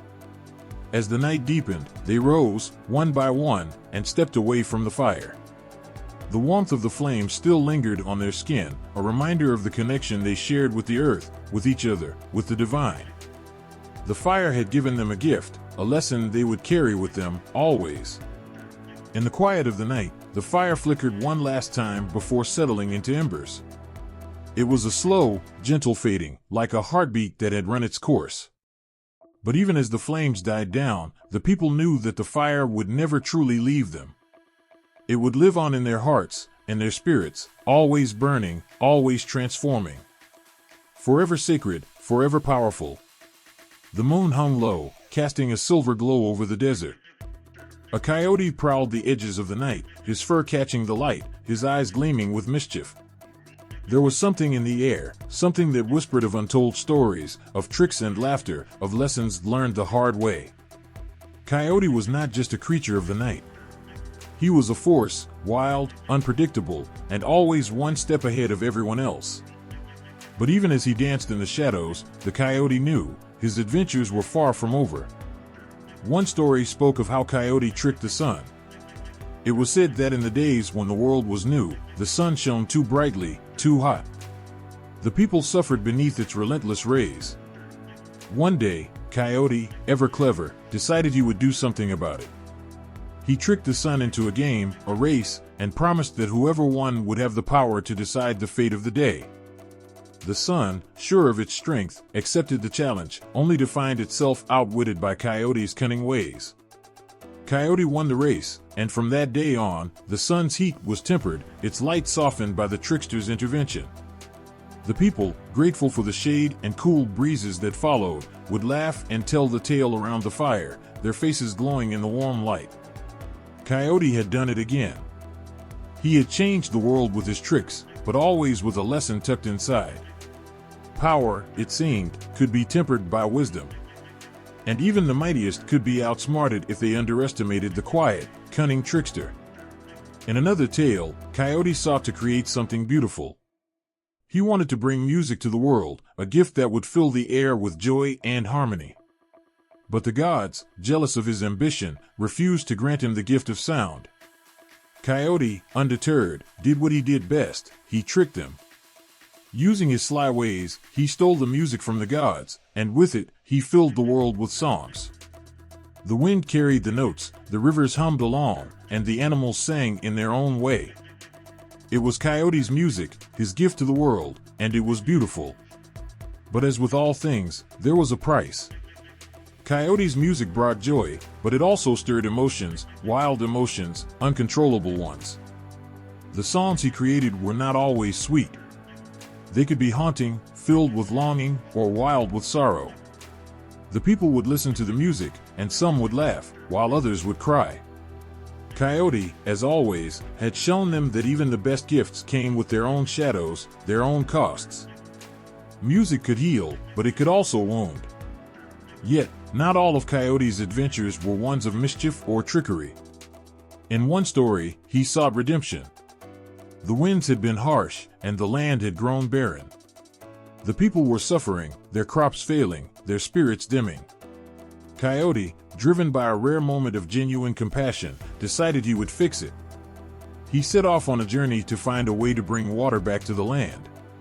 His quest led him through mountains, across rivers, and into deep forests, where he met wise creatures who offered him riddles and challenges. Coyote faced them all, using his quick thinking and bold heart. But the journey was not easy. At times, he grew weary, his confidence shaken. There were moments when he doubted himself, when he wondered if he was truly the hero of the story. But it was in those moments of uncertainty that Coyote learned the most. He discovered that even a trickster needed help sometimes, and that sometimes, the greatest power came not from being clever, but from being willing to learn and grow. In the end, Coyote did bring the water back, but not in the way he had imagined. Instead of stealing it or tricking the gods, he had to work with the land, listen to its needs, and find a way to restore balance. It was a lesson he would carry with him for the rest of his days, that true power didn't always come from trickery, but from understanding and connection. But the stories didn't end there. Coyote's role in mythology was ever-changing, ever-evolving. He was a symbol of both the chaos and the order in the world, a creature who could bring both laughter and sorrow. In some versions of his story, Coyote was a creator, a figure who shaped the world with his clever hands. In others, he was a fool, a trickster who made mistakes and learned from them, teaching the people that even the greatest of us can fall. His adventures continued to grow, and with each new story, he became something more. Sometimes he was the one who brought fire, sometimes the one who took it away. He could be a hero, a villain, or something in between. He could be the teacher, or the one who needed to learn. No matter the role he played, Coyote was always there, a reminder that the world was a place of constant change, of constant motion. But beyond his tricks and his adventures, there was a deeper meaning to Coyote's role in mythology. He was a mirror, reflecting the human condition in all its complexity. The stories told of his triumphs and his failures, his laughter and his sorrow, his wisdom and his folly. He was the embodiment of life itself, unpredictable, full of surprises, both beautiful and painful. And in that, Coyote taught the most important lesson of all, that no matter who we are, no matter what role we play, we are all part of this wild, ever-changing dance of life. As the fire crackled and the moon rose higher in the sky, the stories of Coyote would continue to be told, each one a new adventure, a new lesson. And in each tale, whether he was winning or losing, laughing or crying, the trickster remained the same, forever part of the world, forever changing, forever teaching. The fire flickered, its warmth creeping into the cold night air. Around it, the people gathered, their faces soft with the glow of its light. They were silent, as if the flames themselves held the wisdom of the world. Among them, an elder spoke, her voice calm but heavy with meaning. "Coyote has shown us something," she said, her eyes reflecting the dancing flames. "But what have we learned from him?" The story of Coyote was not just one of tricks and laughter. Beneath every prank, every clever word, there lay a deeper lesson, a message waiting to be understood. His wild antics and clever ways were not just for entertainment, they were reflections of a truth that stretched beyond the boundaries of the story itself. The people had seen Coyote's adventures unfold many times, each telling a little different, yet always the same in the end. He would trick the gods, steal what was not his, and always find himself tangled in his own webs. But with each mistake, he grew. His failures taught him as much as his successes, and his journey was a constant balancing act between pride and humility. As the elder spoke, the fire crackled louder, almost as if it were urging them to listen, to understand. "Coyote has given us fire," she continued, her voice steady but full of warmth. "He brought light and heat to the world, but not without consequence. He made us see how precious fire is, how it can give life, but also take it away." The people nodded, understanding the truth in her words. Fire, like Coyote, was not simple. It was both a gift and a burden. It could warm the cold, cook the food, light the path. But if misused, it could burn everything to the ground. In the same way, Coyote's gifts, though playful, were often dangerous, reminding them that all gifts came with a price. The elder paused, her gaze shifting to the horizon. "But Coyote also taught us something more important," she said softly. "He showed us that we must take responsibility for the gifts we are given." The crowd fell silent again, the weight of her words sinking in. The wind whispered through the trees, a reminder of the unseen forces at play. "Coyote could have kept fire for himself," she continued. "He could have kept it to use for his own advantage. But he didn't. He gave it to us, knowing that we would have to learn how to control it. He trusted us to use it wisely." A young man, sitting at the edge of the firelight, spoke up. "But Coyote also tricked the sun, right? He took what wasn't his, sometimes. Didn't that show that we can take what we want, if we're clever enough?" The elder turned to him, her eyes kind but sharp. "Yes, Coyote was clever. But in his trickery, he often paid the price. He found that stealing, even for a good cause, comes with consequences. We are meant to respect the balance of the world, not tip it over for our own gain." She let her words linger in the air, as if they had weight to them.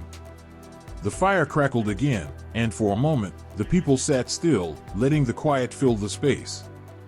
It wasn't just about taking or giving, it was about understanding that every action carried a ripple. Coyote's lesson was not only about cleverness and wit, it was about balance and respect. One by one, the people began to speak, each sharing their thoughts. A woman, her face marked by time and experience, nodded slowly. "I see now," she said, her voice filled with understanding. "Coyote shows us that we are responsible for what we bring into the world. He gave us fire, but he did not give us the wisdom to handle it. We had to learn that on our own." A quiet boy, usually shy, raised his hand. "But what if we fail? What if we make mistakes?" The elder smiled, her face softening. "That is part of the lesson, too. Coyote didn't always succeed, did he? But he kept going. He learned from his mistakes. That is why we must be grateful, not only for what we have, but for the chance to learn, to grow. Every misstep, every failure, is an opportunity to become better." The fire flickered in agreement, the light casting long shadows on the ground. Coyote, with all his tricks and games, had been showing the people that life was not about perfection. It was about resilience. About standing up after falling down, and not just accepting responsibility for the good things in life, but for the mistakes too. As the night deepened, the wind began to pick up, a gentle reminder of the world outside the circle of light. The people sat still, each of them reflecting on the lessons they had heard. It was a lesson they would carry with them, gratitude for the gifts they had, and the responsibility to use them wisely. The elder's voice broke the silence once more. Coyote's gift was fire, but his true lesson was in how we use it. We must treat it with care, for it has the power to create, but also destroy. We must give, but also receive with humility. And as they sat in the fire's glow, the people understood. They understood that life itself was a gift, just like fire, and that it was not just about taking what they wanted, but about what they gave in return. They understood that gratitude was not just a feeling, but an action. It was about using the gifts they had been given with care, with love, and with respect for the world around them. And so, as the embers began to fade and the moon climbed higher in the sky, the people returned to their homes, their hearts full. They carried with them the lessons of the trickster, not just the laughter, but the deeper truths, that every gift has a cost, that every action has a ripple, and that the greatest power lies in understanding the balance between giving and receiving. The fire was low, casting faint shadows that danced across the circle. An elder sat with a smile tugging at her lips, a sparkle in her eyes that hinted at something mischievous. The children leaned in, their faces curious, as if they could already sense that this story was different. There was no warning, no somber tone, just a sudden, unexpected laugh from the elder. It rippled through the group like the first crack of thunder in a summer storm. "Let me tell you about the time Coyote tried to outsmart himself," she began, her voice light but carrying an irresistible pull. He was hungry, as he often was, but too lazy to hunt. So he came up with a plan, a ridiculous one, as you'd expect. He decided to trick a flock of birds into cooking themselves for his dinner. The crowd chuckled already, picturing the scene before the elder even painted it. Coyote had swaggered into the field, his tail high, his voice smooth like the breeze before a storm. He told the birds he had discovered a magical way for them to become the most beautiful singers in the forest. All they had to do was close their eyes and hop into the fire, and the flames would bless their voices. For a moment, the elder paused, watching the children's eyes widen. She waited, just long enough to build anticipation. Then her voice rose slightly, filled with dramatic flair. "And do you know what happened next?" One of the younger children gasped, blurting out, "Did they jump in?" The elder grinned. They almost did, but one clever bird cracked open an eye and saw the fire wasn't magic at all, it was just hot, burning flames. They called Coyote out, and the entire flock began chasing him. Pecking, clawing, cawing. He ran so fast, his tail caught fire, and he had to dive into the river to save it. The group erupted in laughter, some doubling over, tears streaming from their eyes. The elder joined in, the kind of laugh that starts deep and doesn't stop, like a river rushing after a storm. And just like that, the tone shifted. The weight of the day lifted, and for a moment, they were free from everything but the sound of their joy. That was Coyote's gift, wasn't it? Amid all the chaos he caused, all the lessons hidden in his stories, there was always humor. He was a trickster, but he was also a mirror, a reflection of human folly, the absurdity of life, and the way laughter could ease even the heaviest burdens. Coyote's humor wasn't just about making people laugh. It was about showing them the ridiculousness of their fears, their pride, their stubbornness. He didn't shy away from the uncomfortable truths, but wrapped them in jokes so that they could be swallowed more easily. His antics, whether he was tricking animals, gods, or even himself, were a way of saying, "Don't take life so seriously. It's messy, and that's okay." The elder shifted, leaning closer to the group. Her voice softened now, carrying a gentler rhythm. "There's another story," she said, her tone quieter but no less engaging. "One where Coyote decides he wants to dance with the stars." She paused, letting the idea settle in their minds. Coyote, the earthy, scrappy trickster, wanting to join the elegance of the night sky. He finds a vine, strong and long, and ties it to a star. Then he starts climbing. Up and up he goes, higher than the mountains, higher than the clouds.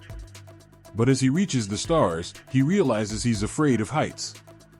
The children burst into laughter again, imagining Coyote clinging to a star, his usual bravado replaced by wide-eyed panic. He tries to climb back down, but the vine snaps, and Coyote falls. He crashes into the earth, leaving a crater so big, it's still there today.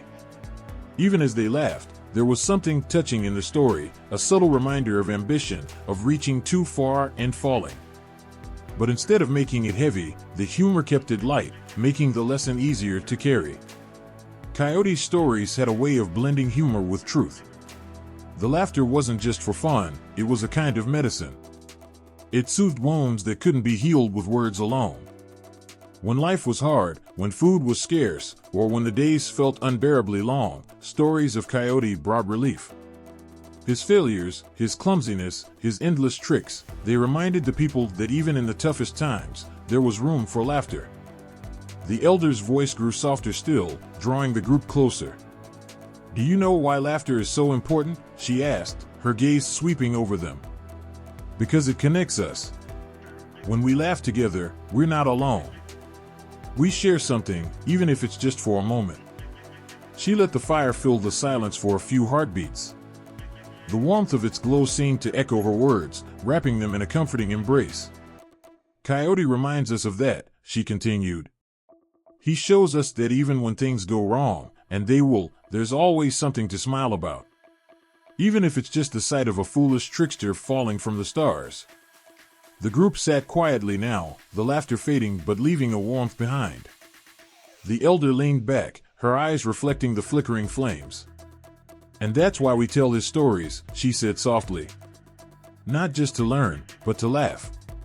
To remember that no matter how hard life gets, humor is a gift we give to ourselves and each other."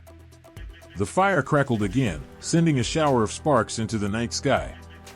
Above them, the stars shimmered, as if they, too, were laughing at the memory of a certain trickster who once tried to dance among them. The night was silent, the kind of silence that presses against your ears and makes you question if the world has stopped breathing. High in the mountains, where the stars seemed to touch the earth, a lone ember glowed faintly in the darkness. It flickered like a heartbeat, fragile but stubborn, refusing to die. They said the firekeepers were gone, defeated by Coyote's cunning.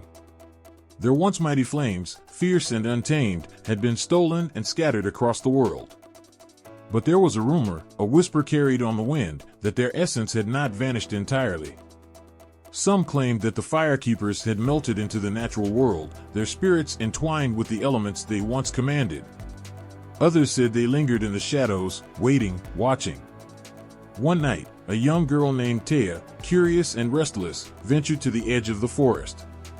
She had heard the stories her elders told, warnings cloaked in myths, about the firekeepers' wrath and their enduring power. But Taya wasn't afraid. She wanted to understand.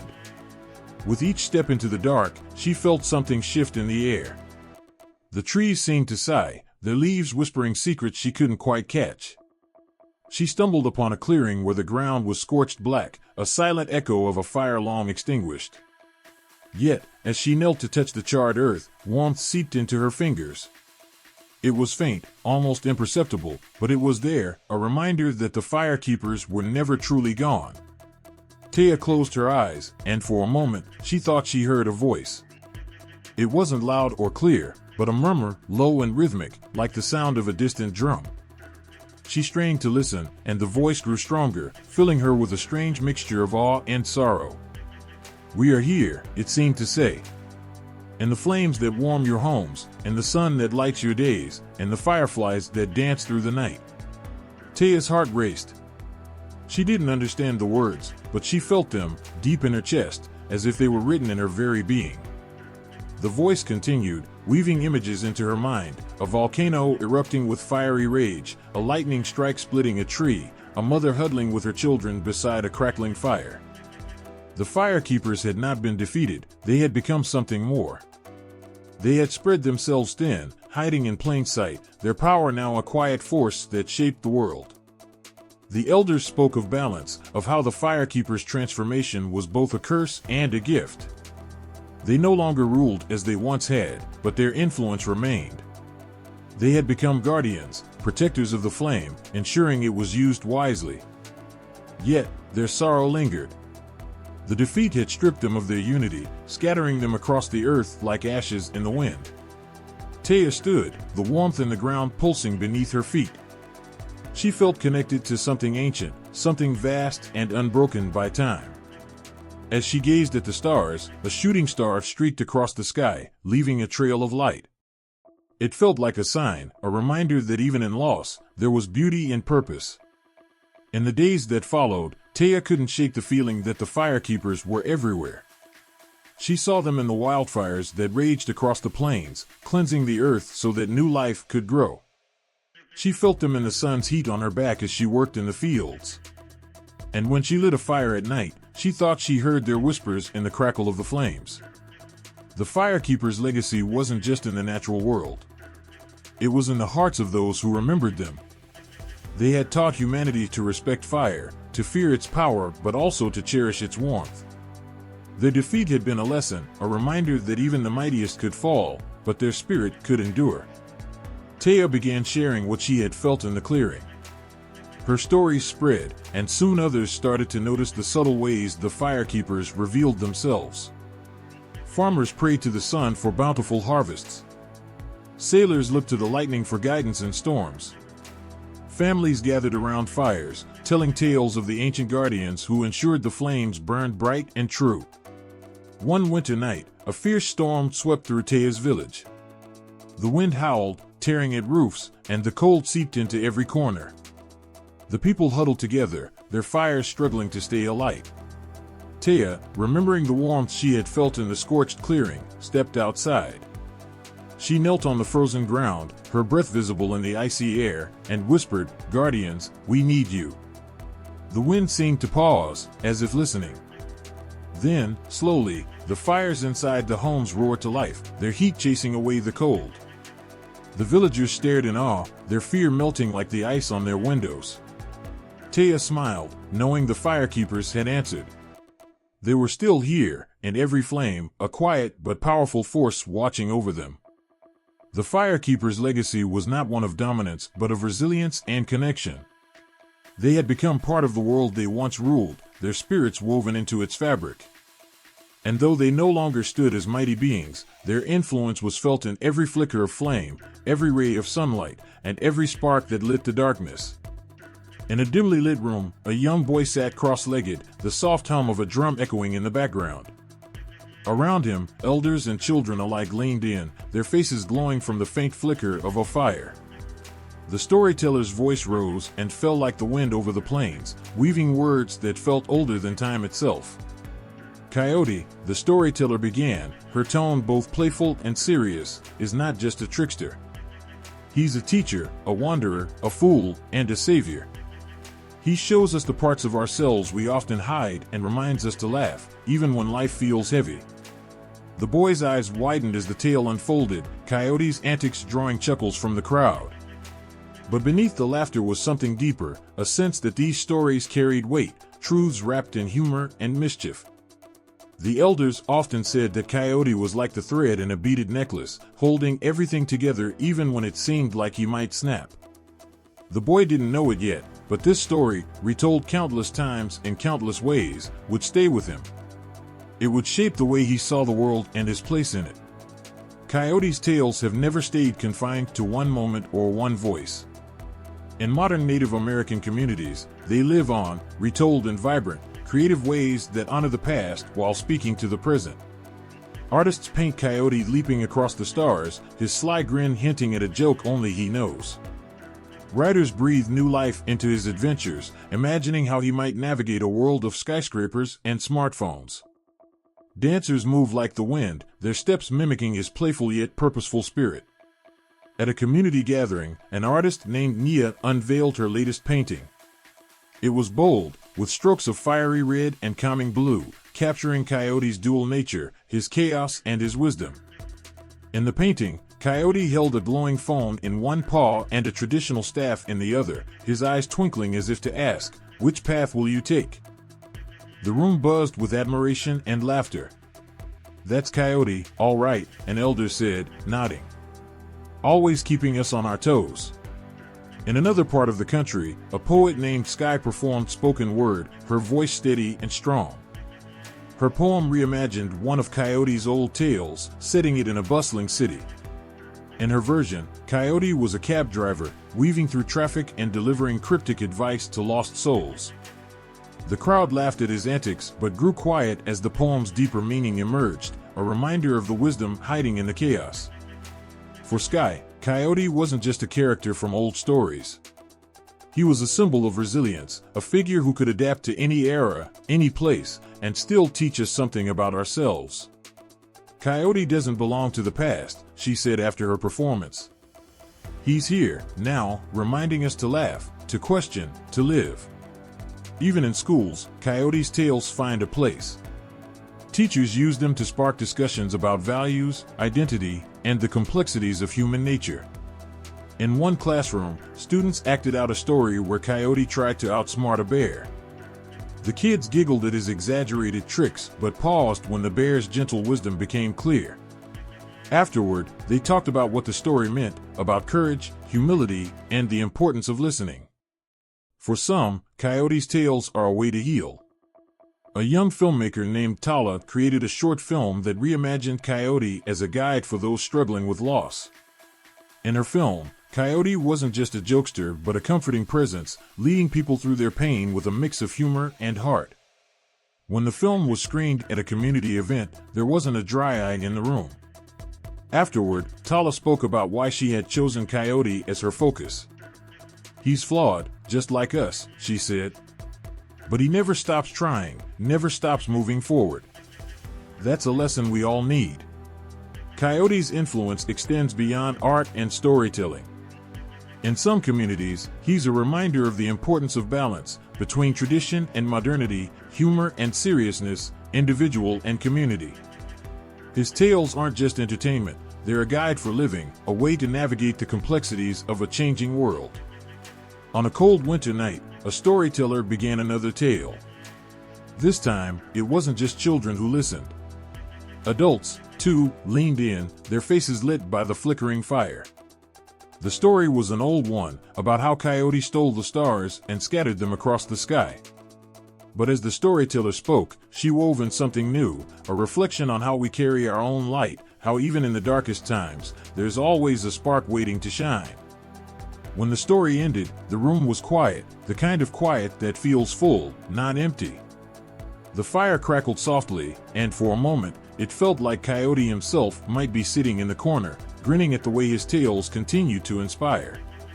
Through the voices of artists, writers, teachers, and storytellers, Coyote lives on, his spirit as lively and mischievous as ever.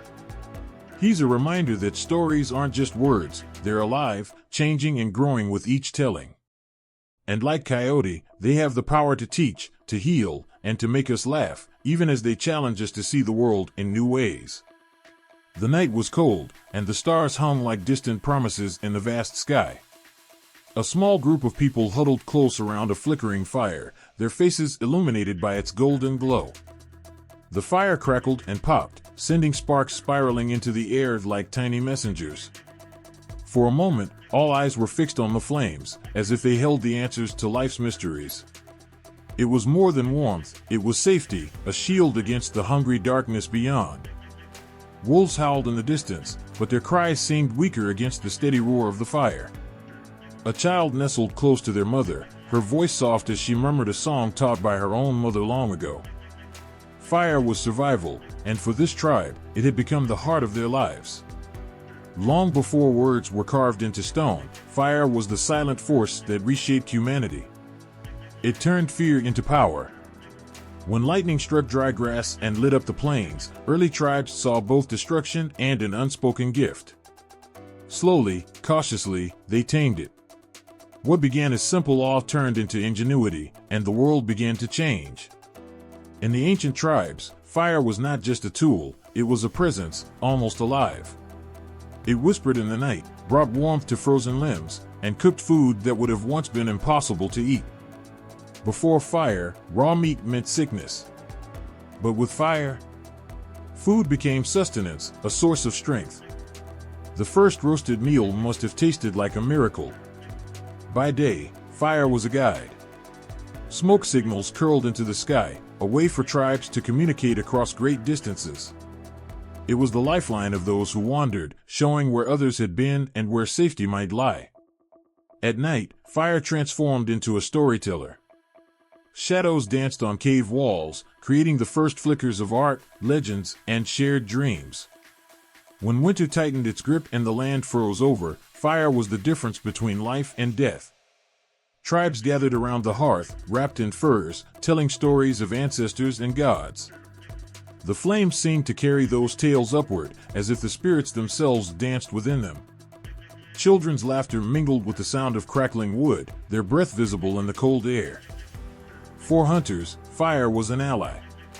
It forged weapons strong enough to bring down animals they had once only feared.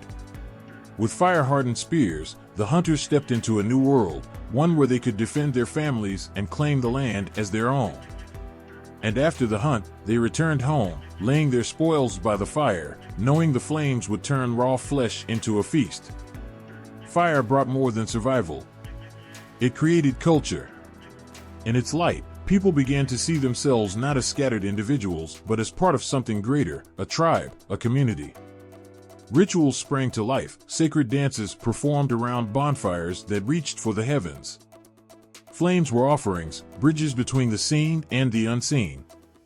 It was said that the gods lived in the fire, their presence felt in its warmth and heard in its roar. For the artisans, fire was magic. Clay hardened into pots to carry water, to store grains for harsh seasons. Bright metals melted and shaped into tools that made life easier, into ornaments that adorned the necks and arms of leaders. Each spark held the promise of progress, a leap forward in the way humans lived and thrived. But fire was also a reminder of power and responsibility. It could nurture, yes, but it could destroy just as easily. A careless ember could consume a village, turning homes into ashes in the blink of an eye. It demanded respect, a balance between control and surrender. The tribes learned to handle it with reverence, knowing it was both a blessing and a warning. For one tribe, fire became the center of their mythology. They spoke of a time when they lived in darkness, shivering and lost, until a cunning spirit stole the flames from the sky and brought them down to earth. This tale was told every year during a great festival. The tribe would gather, and their leader would light the ceremonial fire, reminding them of the sacrifice and bravery that had given them the gift they now held. As the flames roared to life, they sang songs of gratitude, their voices rising into the night. As the seasons turned, fire found new purposes. It cleared fields for planting, its ashes enriching the soil for crops to grow. The first sparks of agriculture were lit by its touch, and with that, the nomadic tribes began to settle. Villages formed, and the steady glow of fires marked the start of civilizations. Even in times of war, fire played its role. It was a weapon, a deterrent, and a symbol of defiance. Fires lit on hilltops warned of approaching danger, their smoke calling warriors to defend their homes. To those who sought to conquer, fire was a message: this is our land, and we will protect it. As the tribes evolved, so did their relationship with fire. They began to harness it in ways that seemed almost miraculous. They discovered how to bake bread, brew medicines, and craft tools with precision. The once wild force had become an extension of their will, a companion on their journey through time. Yet, through all its uses, fire remained something more. It was a storyteller, a guardian, and a link to the divine. It was a silent witness to humanity's first steps toward progress, standing steadfast as a beacon of hope and a reminder of the fragile balance between power and responsibility. On another cold night, long after the days of those first tribes, a family gathered around a small fire. The world had changed in ways the ancient ones could never have imagined, but the essence of fire remained the same. It still provided warmth, still held the power to cook food, still sparked stories. The flames danced, just as they had for countless generations, casting shadows on the faces of those who sat close. A child reached out her small hand toward the fire, her eyes wide with wonder. Her father gently pulled her back, whispering, "It's not just fire. It's life." A lone coyote stood on the edge of a desolate highway, its golden eyes gleaming in the pale moonlight. Its silhouette seemed to ripple against the darkness, as though it belonged both here and somewhere far beyond. The wind carried a chill, but the coyote was unfazed. It sniffed the air, took a cautious step, and then paused, ears twitching. There was something timeless in its movements, a rhythm that whispered of survival, cunning, and defiance against all odds. To some, it might have been just another wild animal. But to those who knew the stories, the coyote was so much more. It was the trickster, the resilient one, the embodiment of cleverness and chaos that always managed to find a way through. Even now, as modern roads and towering cities replaced the open plains, the coyote had not disappeared. It adapted, finding scraps in alleyways, slipping through fences, and howling its ancient song into a world that often tried to forget it. In stories passed down through generations, Coyote was never the strongest, the fastest, or the most noble. But Coyote always found a way. When faced with impossible odds, it didn't back down, it thought sideways, finding loopholes where none seemed to exist. These tales still ripple through modern lives, reminders that cleverness and grit can outlast brute force. In a bustling city park, a mural stretched across a concrete wall. It depicted a coyote leaping over a chasm, the setting sun casting fiery hues behind it. Below the mural, an artist stood with paint-streaked hands, her eyes tracing the final lines of her creation. "Coyote taught us how to laugh at our struggles," she murmured, stepping back to admire her work. Not to mock them, but to survive them. Her voice carried, and a passerby stopped to listen. He asked why she chose the coyote. She smiled and told him the old story of how Coyote tricked the firekeepers and brought light to a cold, dark world. "We're all Coyote, in a way," she said, "finding ways to bring fire back into our lives, even when everything feels impossible." For those living in the shadows of hardship, the Coyote's lesson is clear. Resilience isn't just about standing tall, it's about bending without breaking. A single mother juggling two jobs sees herself in the coyote's cleverness, finding ways to make ends meet despite relentless challenges.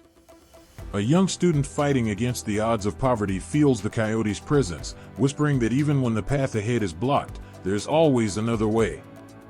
In a quiet classroom, a teacher explained to her students how the coyote had become a symbol of ingenuity.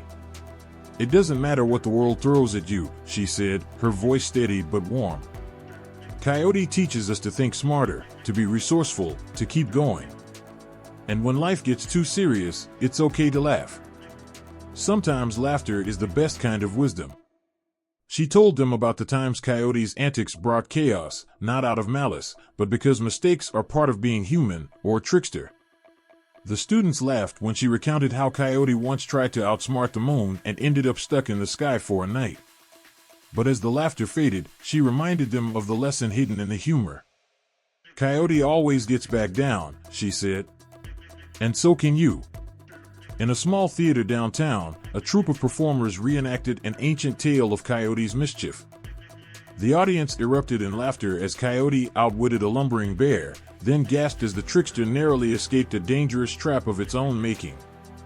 By the end of the performance, the room was filled with applause, but also something quieter, an unspoken connection to the trickster's resilience, its ability to transform chaos into opportunity. Even in literature, the spirit of Coyote flickers like a persistent flame. A poet sitting in a dimly lit cafe scribbled verses inspired by the trickster, capturing moments of personal triumph born from failure. Coyote is the voice that says, "You're not finished," the poet explained when asked about her work. It's the reminder that even when everything feels lost, there's still a way forward. In the vast expanse of a desert where the stars seemed close enough to touch, a lone camper sat by their fire. The coyote's howl echoed in the distance, a sound that felt both haunting and comforting. The camper listened, thinking of the old stories. They thought of their own struggles, lost jobs, failed relationships, dreams that seemed too far out of reach. And yet, in the coyote's howl, they heard something else, defiance. The fire crackled, and they smiled faintly. "Thank you, Coyote," they whispered, as though the trickster might be listening. Across generations and landscapes, the coyote's lessons endure. It is the spirit of those who refuse to give up, who laugh in the face of hardship, and who turn obstacles into stepping stones. Whether etched onto canyon walls by ancient hands or painted onto city streets by modern artists, the symbol of coyote reminds everyone of the power of ingenuity and resilience. And somewhere, beneath the same sky that watched over the first storytellers, a coyote prowled the edge of a neighborhood, its golden eyes glinting with the same ancient light. It moved forward, unnoticed by most, but its presence lingered, quiet, clever, and unbroken. The fire danced in the center of the gathering, its golden light casting long shadows on the faces of the people who sat around it. The storyteller's voice rose and fell like the wind through the trees, weaving a tale older than the stars above them. Children leaned forward, eyes wide, their breath caught in their throats as Coyote, clever and bold, stole fire from the jealous firekeepers. The flames in the story seemed to leap into the fire before them, their warmth a reminder of the trickster's daring act. As the tale unfolded, the adults in the circle nodded, their expressions a mixture of pride and quiet reverence. This wasn't just a story, it was a piece of who they were. It was a memory carried through generations, a reminder of resilience, unity, and survival. The fire they now shared felt like a living connection to those who had sat around similar flames long before them. In the heart of the story, Coyote wasn't just a thief or a troublemaker. He was a hero who risked everything to bring fire to the people. The children giggled as the storyteller described how Coyote tricked the firekeepers, his clever schemes full of twists and turns. But when the tale reached the part where Coyote's fur was scorched and his breath ran ragged as he fled with the fire in his jaws, the laughter turned to quiet awe. The storyteller paused, letting the weight of Coyote's sacrifice settle over them. "Without fire, we were cold," the storyteller said softly, her voice carrying the weight of generations. "Without fire, we couldn't cook, couldn't see in the dark. We couldn't survive." Coyote knew this, and he did what needed to be done. He gave us the fire. He gave us life. The flames crackled, and for a moment, it felt as if Coyote himself was there, his spirit dancing in the embers. The children huddled closer to their parents, their small hands clutching at blankets, their imaginations alive with the trickster's courage. This tale, told again and again in circles like this, is more than entertainment. It is a reflection of a people's history, their struggles and triumphs. It teaches that survival often requires cleverness and courage, even in the face of overwhelming odds. And for Native American communities, it is a symbol of their enduring spirit, a flame that refuses to be extinguished. The story of Coyote stealing fire resonates because it is both ancient and immediate.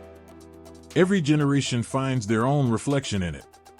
For the elders, it reminds them of the old ways, when survival depended on ingenuity and the strength of the community. For the young, it is a call to carry that spirit forward, to face life's challenges with the same resourcefulness and grit that Coyote embodied. At a gathering in a modern community center, the story took on a new life. An artist stood beside a massive canvas, her hands covered in paint. The mural she had created showed Coyote leaping through a ring of flames, his eyes fierce and determined. Below him, a family huddled together, their faces lit by the fire he had brought. As the artist explained her work to the crowd, her voice trembled with emotion. "This is our story," she said, gesturing to the mural. "Coyote isn't just a character. He's all of us. He's the reminder that no matter how hard it gets, we can find a way. We can bring the fire back." The audience nodded, some wiping tears from their eyes. In the mural, they saw their ancestors who had fought to keep their culture alive despite centuries of hardship. They saw themselves, carrying that legacy forward, refusing to let it be forgotten. In literature, the story continues to inspire. A young writer, fresh out of college, poured her heart into a novel that reimagined Coyote's tale for a modern audience. Her protagonist, a teenage girl from a reservation, embodied the trickster's spirit as she fought to protect her family and community. The book became a sensation, its themes of resilience and ingenuity striking a chord with readers far beyond the Native American community. In classrooms, teachers used the story to teach not just history but values. They asked students to think about what fire means, not just as a tool, but as a symbol of life, knowledge, and connection. One teacher, standing before her class, recounted the tale with such passion that her students sat spellbound, the usual chatter replaced by silence. "Coyote reminds us," she said, her voice steady, "that even when the odds are against us, we have the power to change our fate. And when we do, it's not just for ourselves. It's for everyone." The students nodded, some scribbling notes, others simply staring out the window, lost in thought. The story stayed with them long after the lesson ended, a quiet spark in their hearts. Even in moments of protest and resistance, the spirit of Coyote appears. At a rally for Indigenous rights, a speaker invoked the trickster's name, calling for unity and determination. Coyote didn't wait for permission, the speaker said, her voice rising above the crowd. He saw what needed to be done and did it. That's what we must do. We must bring the fire back, no matter what. The crowd roared in agreement, their voices carrying the energy of 1,000 stories, 1,000 flames. Across time and space, the tale of Coyote stealing fire remains as powerful as ever. It is a thread that connects the past to the present, a reminder of who people are and what they can overcome. It is a flame that burns in every story told around a fire, in every piece of art, in every quiet moment of reflection. And though the storyteller's voice may change, the story itself endures, as unyielding and necessary as fire itself. The forest whispered with life as the first rays of dawn pierced through the thick canopy. Leaves glistened with dew, and the calls of birds echoed like a sacred hymn. A hunter knelt by a riverbank, his breath visible in the crisp morning air. His bow rested at his side, but his focus wasn't on the prey. He had stopped to listen. Not to the wind or the rush of water, but to the stories carried by the land itself. The way she spoke made the hawk seem real, its wings almost visible in the firelit smoke. Her pauses were deliberate, her silences as powerful as her words. The story wasn't just hers, it belonged to everyone listening. They weren't just hearing it, they were part of it. With every breath, they carried it forward, weaving it into the fabric of their lives. In many ways, storytelling wasn't just a pastime. It was a way of remembering who they were. The stories weren't locked away in books or tucked into dusty archives. They lived in the voices of the elders, who had heard them from their elders, and so on, stretching back through time. Each storyteller added their own touch, their own voice, but the heart of the story remained the same. It was unbroken, like a circle that had no end. The elders' words shifted to a different tale, one of a young girl who had saved her village by listening to the whispers of the forest. The younger children gasped, their eyes wide as they imagined the bravery of someone not much older than themselves. The older ones nodded knowingly, recognizing the truth beneath the tale, the importance of listening, of paying attention to the world around them. But storytelling wasn't just about passing down lessons. It was about connection. When the elder spoke, it was as though she reached across generations, pulling them together into one moment, one heartbeat. The old ones saw their past reflected in the stories. The young ones saw their future. And for a while, the burdens of daily life fell away. There was only the fire, the voices, and the shared sense of belonging. After the story ended, the elder sat back, her silence a signal that the night wasn't over. Another elder began to speak, his voice rougher but no less powerful. His tale was of a trickster who had turned his foolishness into wisdom. Laughter rippled through the crowd, lightening the mood, but even the laughter carried meaning. In the world of the stories, even mistakes were teachers, even flaws held value. The children whispered among themselves, sharing their thoughts about what the trickster might do next. The adults exchanged knowing glances, their own memories stirred by the tale. For many, it was a story they had heard as children, sitting in the same circle, feeling the same warmth of the fire and the stories. The circle itself was a story, a living, breathing tradition that carried them all. But it wasn't just the stories that mattered, it was how they were told. The elders didn't read from scripts or rely on written words. Their voices were the ink, the firelight their parchment. The pauses, the gestures, the way they leaned forward as if sharing a secret, it all brought the stories to life. Each word carried the weight of their own experiences, their own understanding of the world. Even those who weren't gifted storytellers had their place in the circle. They listened, they learned, and when the time came, they passed the stories on. A young woman in the circle, holding her sleeping child close, thought of the day when she would take her place among the storytellers. She thought of the way her grandmother's voice had shaped her, the way it had taught her to see the world not just with her eyes, but with her heart. As the night wore on, the fire burned lower, but the stories didn't stop. They flowed like a river, one voice blending into another. The elder who had started the night spoke again, this time to the children directly. "These stories," she said, her voice soft but firm, "are your inheritance. They are more precious than gold, more lasting than stone. They are who we are." The children nodded, their faces solemn. They didn't fully understand yet, but one day they would. One day, they would sit where the elders sat, their voices carrying the same tales, their hearts holding the same truths. The circle would continue, unbroken. By the time the fire was just embers, the stories had worked their magic.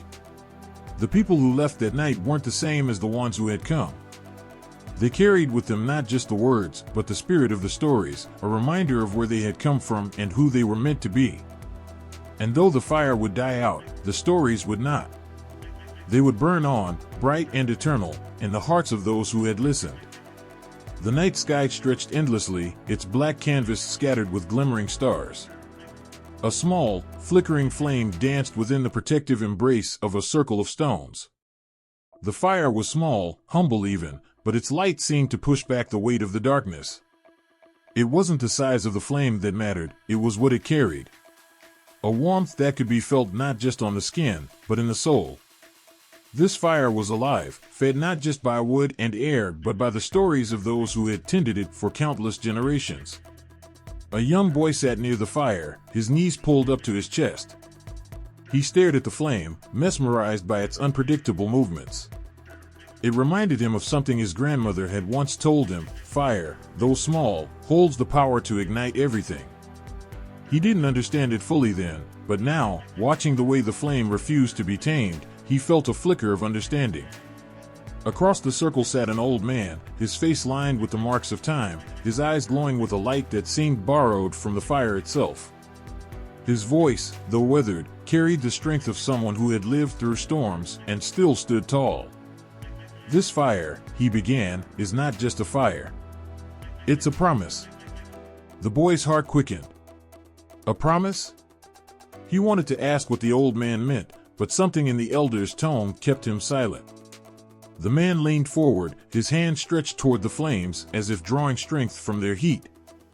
"Long ago," he said, his voice steady, "our ancestors lit the first spark. It was a spark of courage, of hope.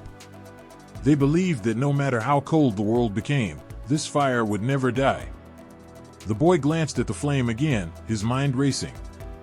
How could something so small carry such weight? The fire sputtered briefly, sending a spray of glowing embers into the air. For a moment, it seemed fragile, as if a single gust of wind could snuff it out. But then it steadied, its glow even brighter than before. It was as if the flame itself refused to surrender. The old man's voice softened, his words now carrying a rhythm that felt like a heartbeat. "This fire lives in us," he said, his hand tapping his chest. "It's in our hearts, in our stories, in the way we stand when the world tries to push us down." The boy felt a shiver run down his spine. He looked around the circle and saw others nodding, their faces lit by the same glow. They weren't just listening, they were remembering. Each one carried their own fire, their own spark. Some carried it with pride, their flames burning bright and bold. Others carried it quietly, their light hidden but no less powerful. Together, they were like the stars above, each small, but together, they lit up the night. In his mind, the tales of his ancestors stirred, stories where every creature, every tree, and every gust of wind carried purpose. They weren't just surroundings, they were family, woven into the same intricate web of life. He thought of Coyote, the trickster who could teach with his cunning ways and sometimes his mistakes. He thought of Raven, a creator and a bringer of light. Each had their role, just as he had his. The animals were not lesser beings. They were companions, teachers, and guides. When the hunter walked the forest, he tread lightly, knowing each step left a mark. His grandmother once told him that the land remembers. What you take from it, you must honor. What you give to it, you must give with respect. Her voice had carried the wisdom of countless generations, a lesson repeated around countless fires. One evening, she had told him the story of Bear. Long ago, Bear was not a mere creature but a protector of balance. People respected Bear because he showed them how to live in harmony. He hunted for food but never wasted. He claimed his territory but never destroyed it. But when humans grew greedy, taking more than they needed, Bear retreated to the mountains, his heart heavy. Bear still watches, his grandmother had said, her eyes glinting in the firelight. He waits for us to remember. Now, as the hunter gazed at the river, he thought of how Bear's story mirrored their own struggles. Greed had once driven his people to the brink of losing their connection to the earth. But stories like Bear's had brought them back. They were a compass, guiding them to tread carefully, to live in gratitude. The hunter's reflection was broken by a sudden rustling. A deer emerged from the brush, its movements elegant and cautious. It paused, meeting his eyes. For a long moment, they simply regarded each other. The hunter felt a strange kinship, as though the deer understood his thoughts. If he chose to take its life, it would be with thanks and reverence. If not, the deer would carry on, as it always had, a silent guardian of the forest's secrets. The relationship between humans and animals in the stories wasn't one of dominance but partnership. Coyote tricked the firekeepers to bring fire to the people, but he had help. He couldn't have succeeded without the cooperation of Squirrel, Frog, and the others. Each played a role, their small acts of courage adding up to a great victory. The tales reminded the people that no one, not even the smallest creature, was insignificant. Elsewhere, a young girl sat by a lake, her grandmother beside her. The older woman's hands were withered, her fingers deftly weaving a basket. The girl was learning the craft, but her attention kept drifting to the shimmering water. She asked why the water always seemed to dance. Her grandmother smiled, her eyes crinkling at the corners. Because water has a spirit, she said. She moves with joy because she is alive, just like you and me. That's why we must treat her with kindness. If we poison her, we poison ourselves. The girl thought about this as she dipped her hands into the lake. The cool water ran through her fingers, and she imagined it carrying whispers from the fish below, from the frogs that sang at night, and even from the rocks that lay silent beneath the surface. She felt small but not unimportant, as though she were part of a story much bigger than herself. In native tales, the environment was not a backdrop, it was a character. The wind had a voice, the sun a face, the stars a thousand eyes watching over the world. The stories taught respect for these elements, reminding people that they were caretakers, not conquerors. A man could build a fire to keep warm, but he had to thank the wood and the flame. A woman could gather herbs to heal the sick, but she had to leave enough for the plants to thrive. One winter, when food was scarce, a community gathered to hear the tale of salmon. Salmon had once been abundant, feeding both humans and animals. But when people grew careless, taking too many and ignoring the river's needs, salmon grew weaker and began to disappear. The story was a warning and a plea. It taught that taking without giving back would lead to loss, not just of food but of balance. Hearing this, the people came together. They worked to protect the rivers, to ensure salmon could return. When the fish did, their gratitude was expressed not just in words but in action. They honored salmon with ceremonies, with songs that echoed across the water, and by teaching their children the story so it would never be forgotten. Back in the forest, the hunter finally rose, leaving the deer unharmed. He walked softly, his steps a silent promise to the land. Overhead, the wind carried the sound of rustling leaves, a gentle reminder that he was never alone.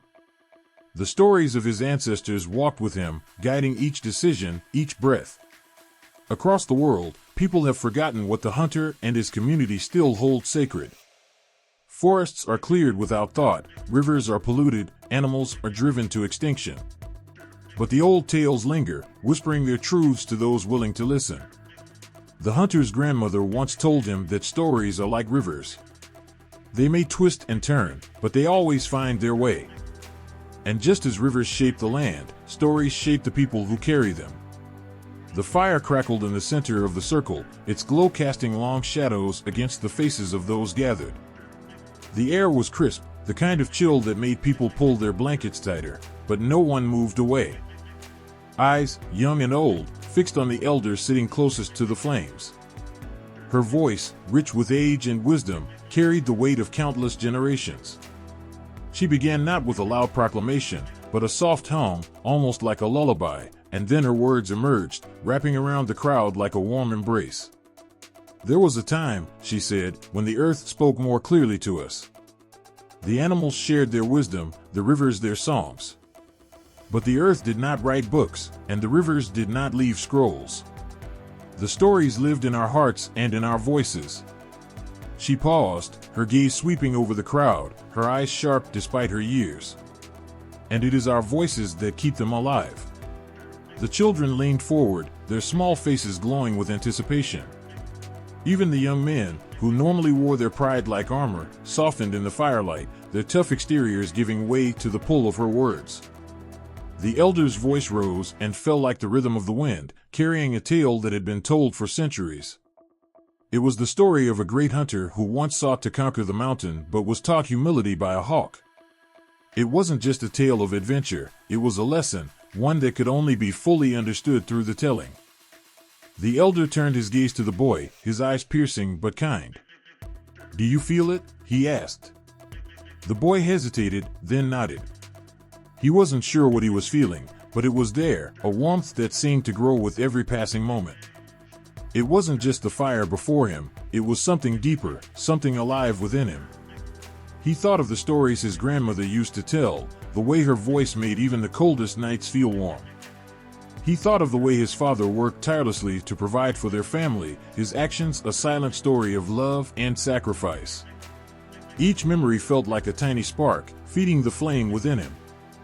The old man smiled, as if he could see the boy's thoughts. "Good," he said. "Hold on to that. The fire will guide you when the nights are long, when the world feels cold. It will remind you that you're never alone."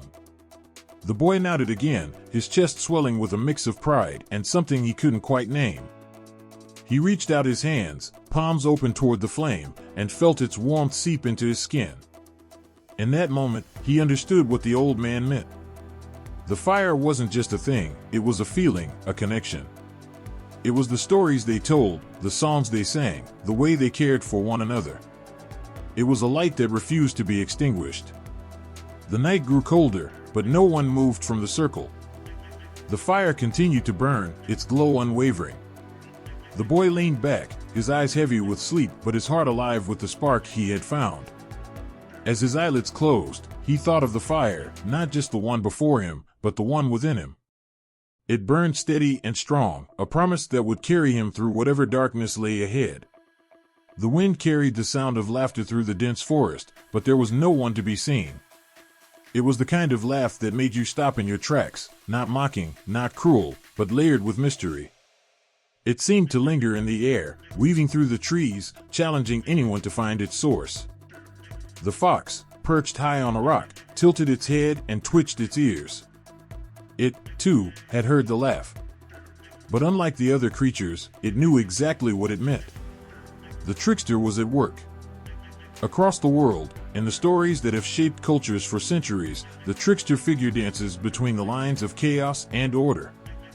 Whether it's Coyote, Loki, Anansi, or even the clever Monkey King, the trickster has always been more than just a mischievous character. They are a force, unpredictable and untamed, with the ability to turn the tide of any tale in ways that no one sees coming. In the shadows of a Norse forest, Loki watched the world with a sly smile. He wasn't the strongest god, nor the most powerful, but his mind worked like a blade. When Thor boasted of his strength, it was Loki who crafted challenges that tested even the mighty god's limits. And when the gods grew too comfortable, it was Loki's schemes that reminded them how fragile their power truly was. He thrived in the in-between spaces, neither good nor evil but a reflection of the chaos that lives in every heart. Thousands of miles away, under the scorching African sun, Anansi the spider spun his web. He was small, underestimated by the larger animals, but that was his strength. Through his stories, he taught people that size didn't matter, that wit and courage could overcome any obstacle. When Anansi tricked the python into tying itself into knots or convinced the hornets to trap themselves in a jar, it wasn't just humor, it was survival. His tales taught resilience, showing that even the smallest creature could outsmart giants. Yet the trickster wasn't always victorious. There were times when their schemes unraveled, leaving them exposed. Coyote, in his endless attempts to outwit others, often found himself humbled. There's a story about how he tried to catch the sun to bring light to the people.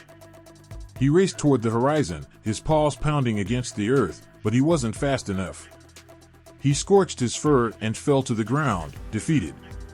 Still, even in failure, there was a lesson. The trickster's stumbles were a reminder that no one, not even the cleverest, is immune to the consequences of their actions.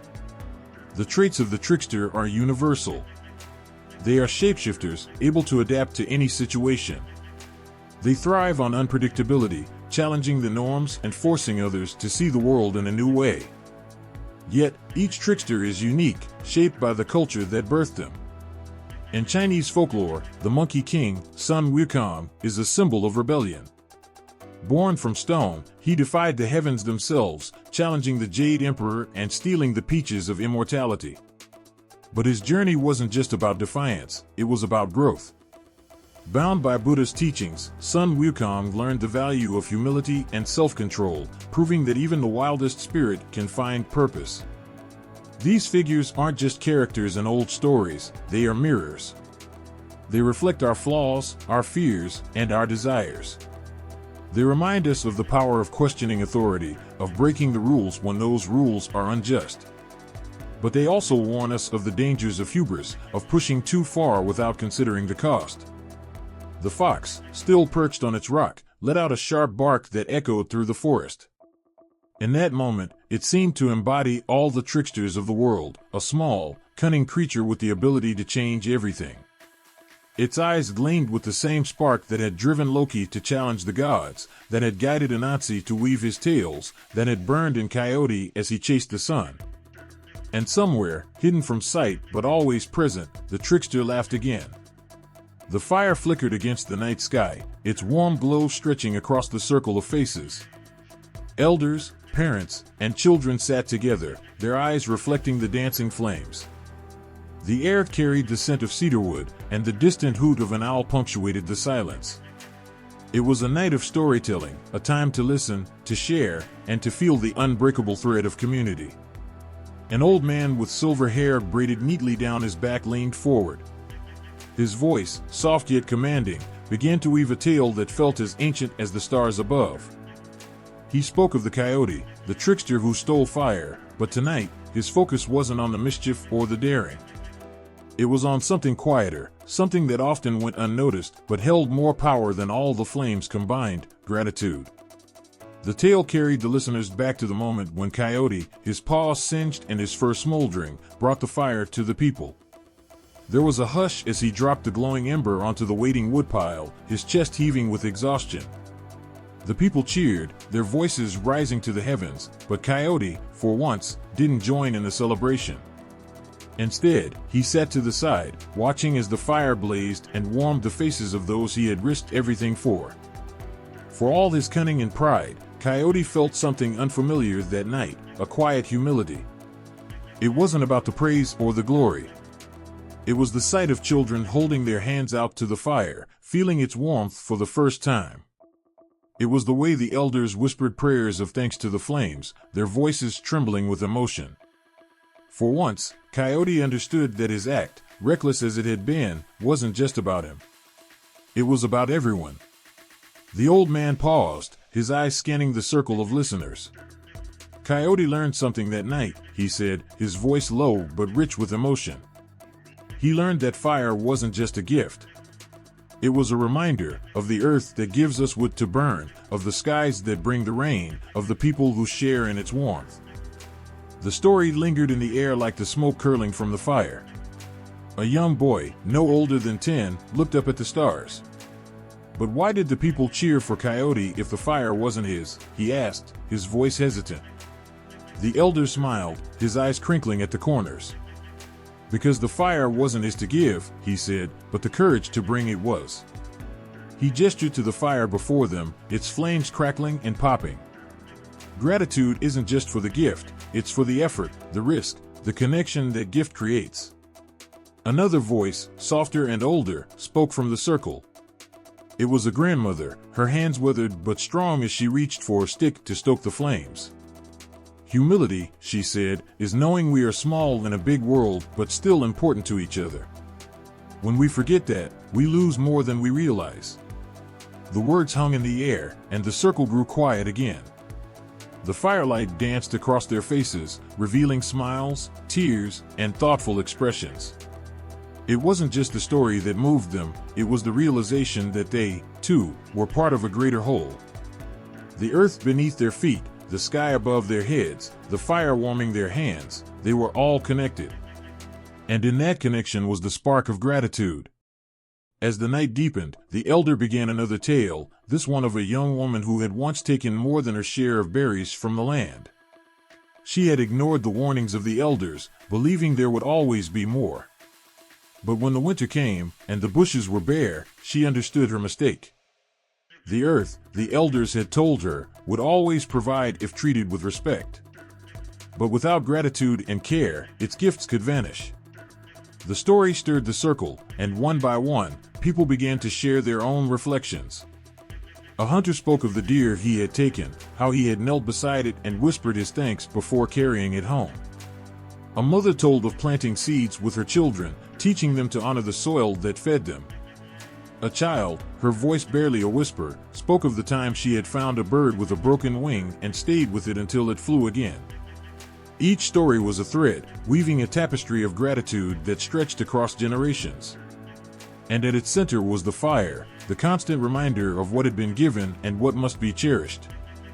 The elder's voice rose again, pulling them back to the circle.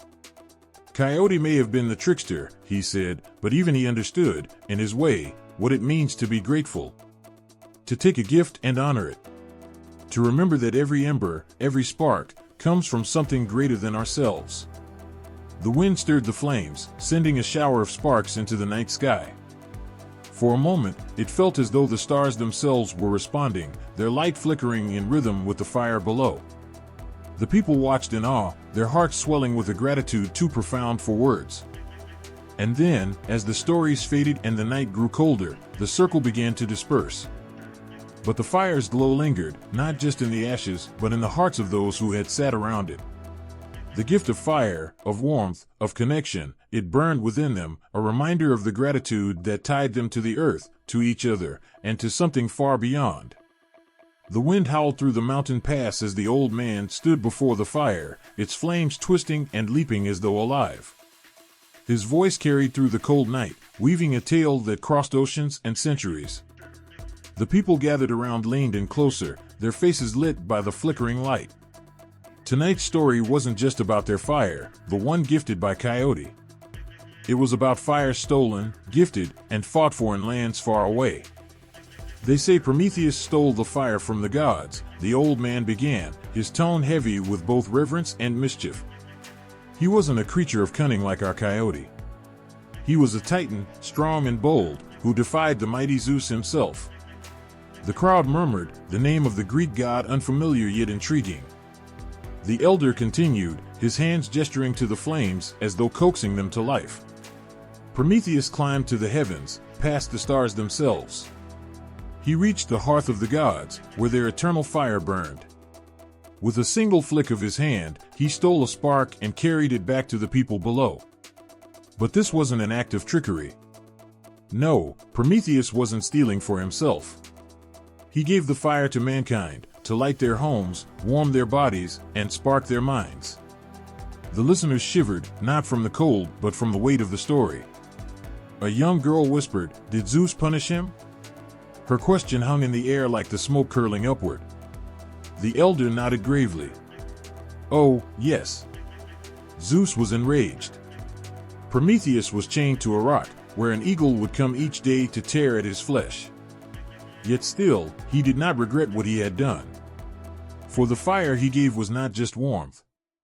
It was the gift of progress, of creation, of freedom.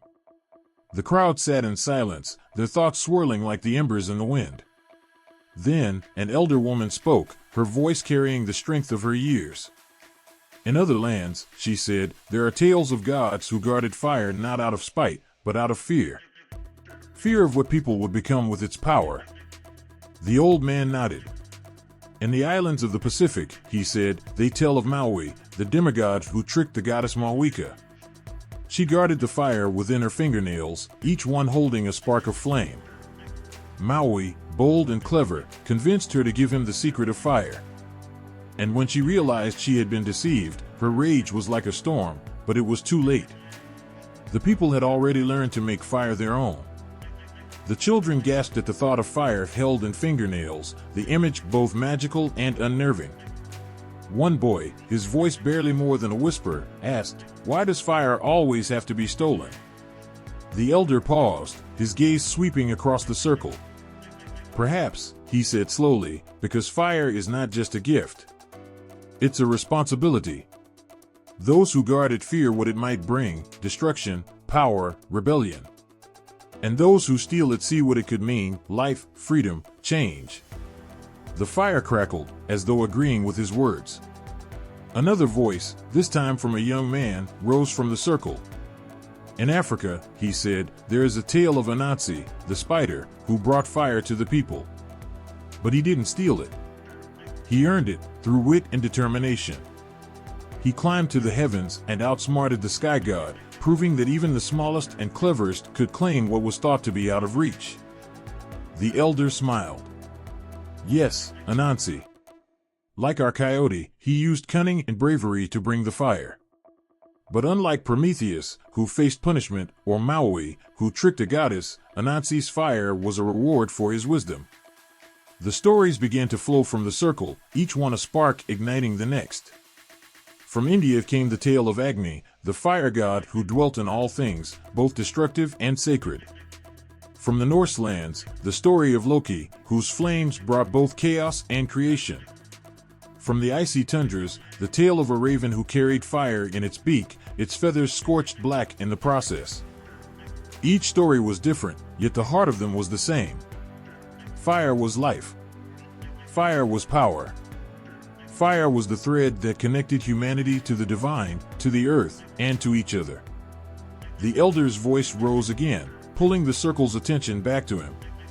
Coyote, Prometheus, Maui, Anansi, each brought the fire in their own way. Each faced trials and challenges. And each left behind a lesson. He leaned closer to the flames, his face illuminated by their golden light. "But why do you think the stories are so different?" he asked, his voice a low rumble. The people sat in thought, their faces serious. Finally, a woman spoke, her voice steady. "Because fire means something different to each people," she said. "For some, it's survival. For others, it's rebellion. For others still, it's creation." The elder nodded. "Yes. And yet, no matter how different the stories, no matter how distant the lands, the fire itself is the same. It burns with the same heat. It demands the same respect. It gives the same gift." The fire roared suddenly, a burst of sparks flying into the night.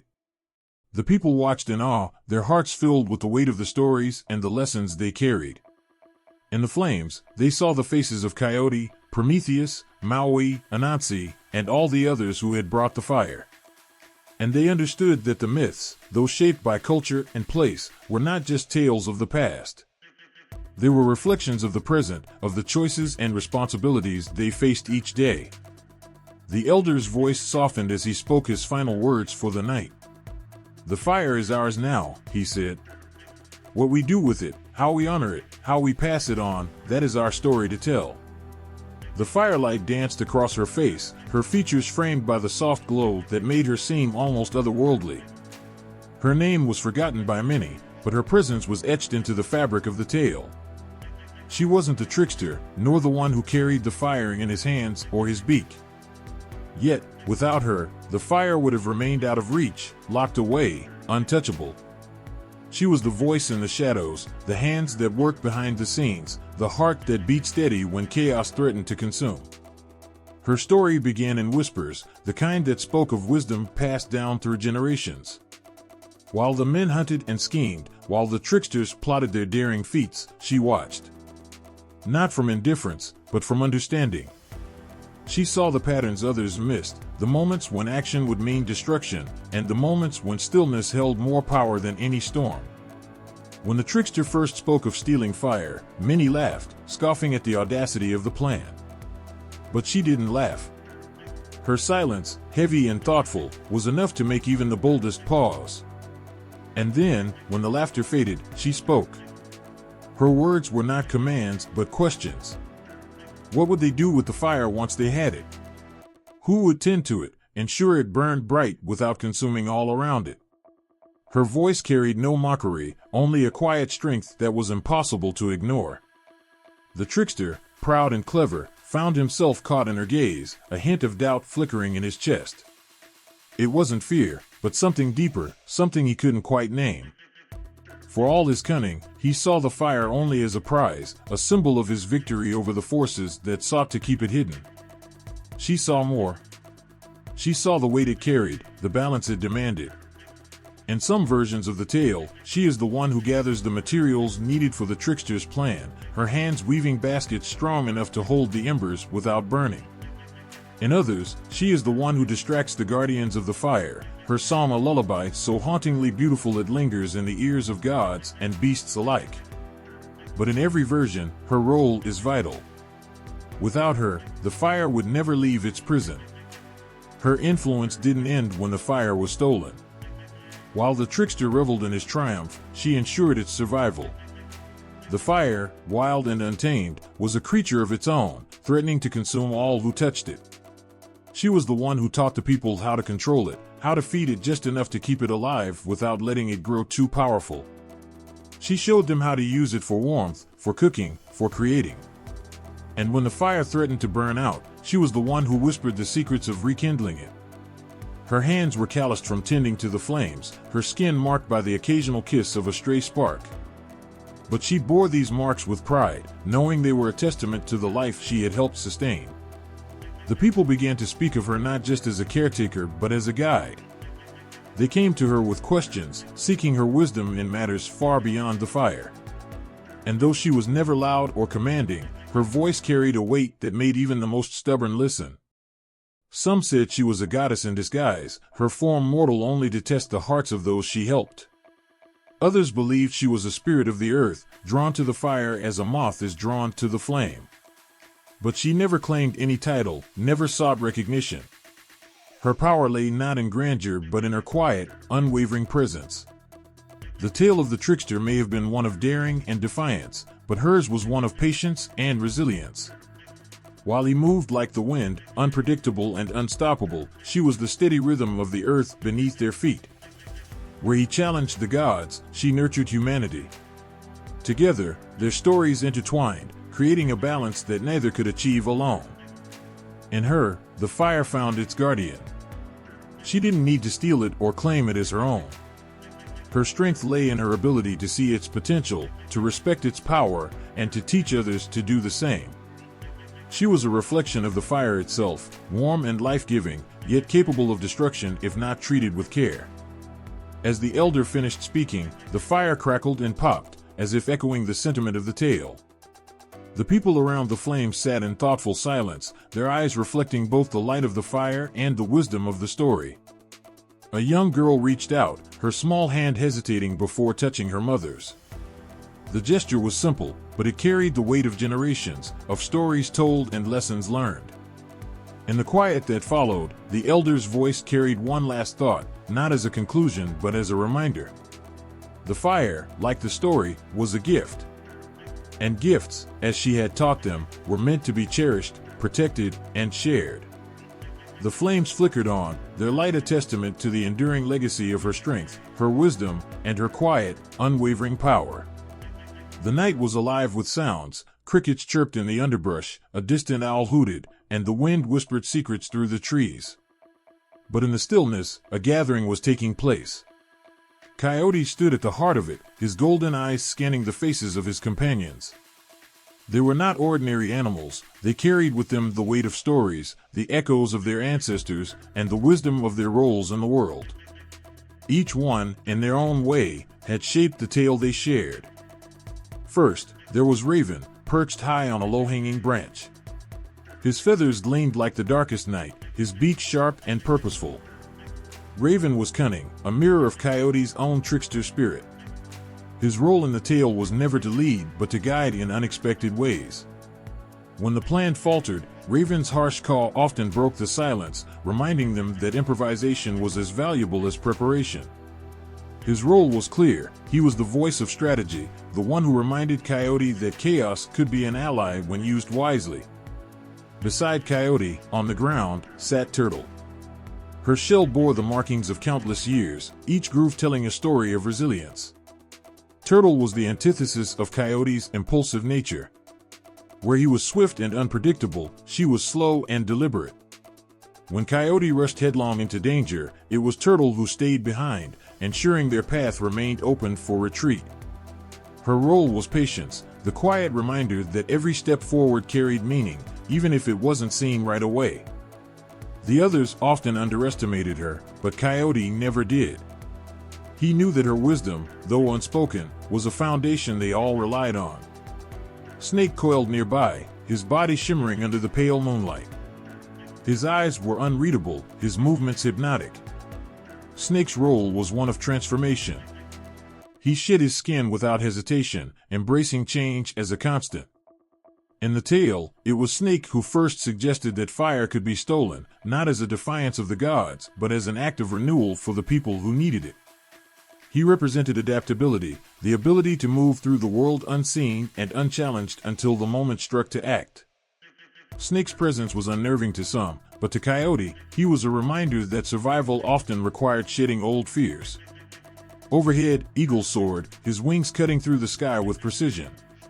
Eagle never stayed long in their meetings, preferring the vastness of the heavens to the confines of the group. But when he did return, it was with insight that none of the others could provide. Eagle saw far beyond what the rest could imagine, his vision piercing through layers of time and space.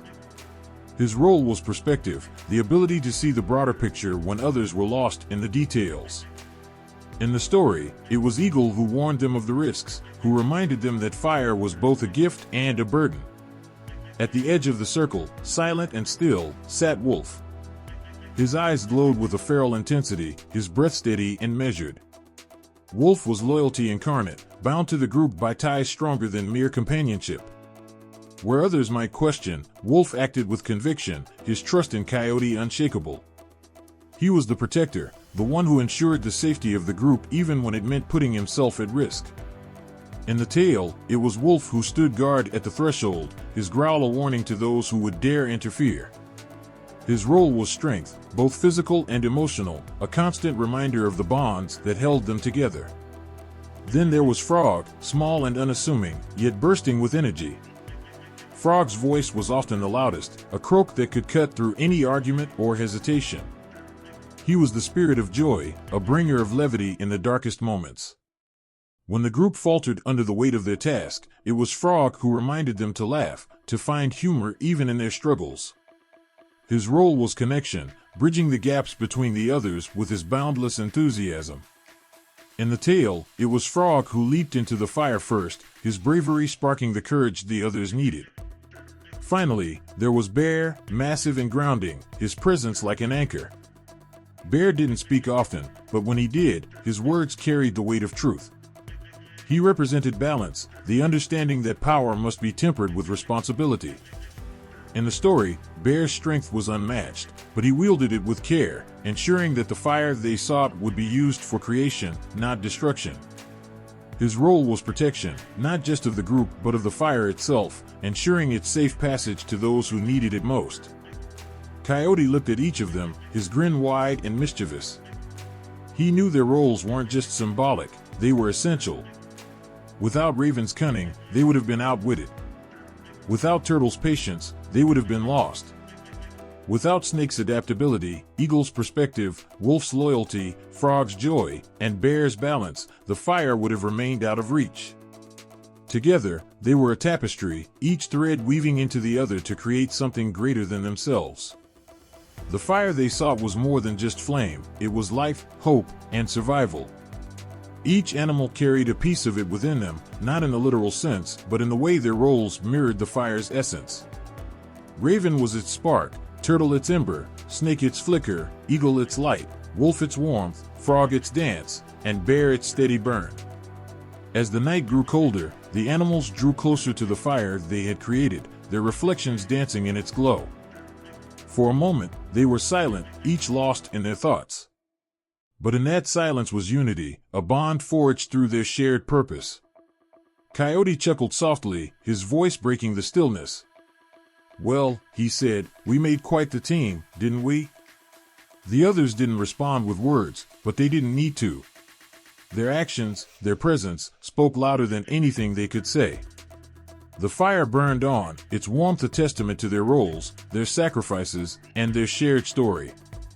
The wind carried the scent of pine and earth, a living reminder of the land's heartbeat. The crackle of fire danced against the night sky, its orange tendrils licking at the stars. Around it sat the animals and Coyote, each gazing into the flickering flames as if the fire itself whispered ancient truths. There was a stillness, a reverence, for this was not just a gathering to celebrate a tale, it was a connection to the very essence of life. Coyote's eyes shimmered with the reflection of the flames, his expression uncharacteristically solemn. "This fire," he murmured, his voice low, "is not ours. It never was. We were only its keepers." His words hung in the air, heavy with meaning.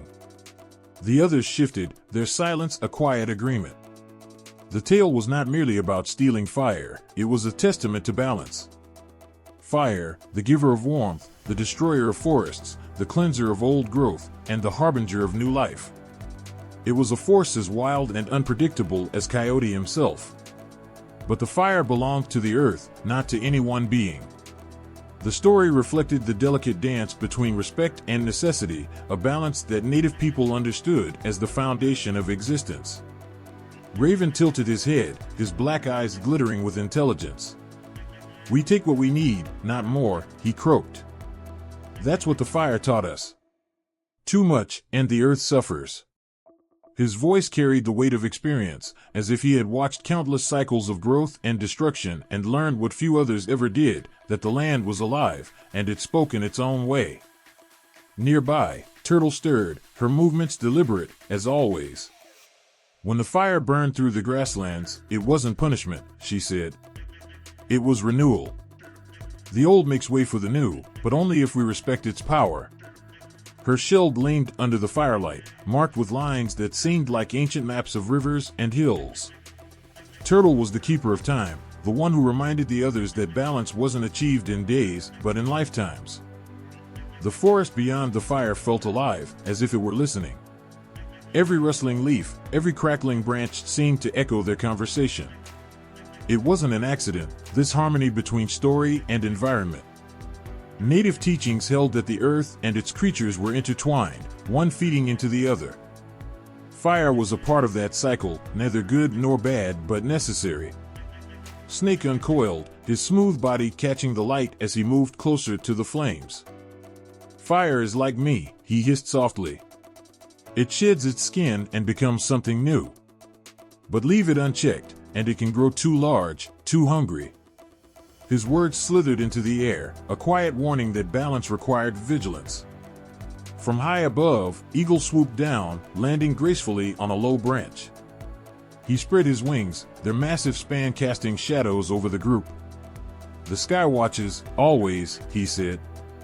"It sees the rivers dry when we take too much. It sees the forests fall when we forget to care." His gaze was piercing, his tone unwavering. Eagle reminded them all that balance wasn't just about survival, it was about legacy. Coyote chuckled, but it was a softer sound than his usual mischief. "Even I know," he said, "that you can't trick the earth.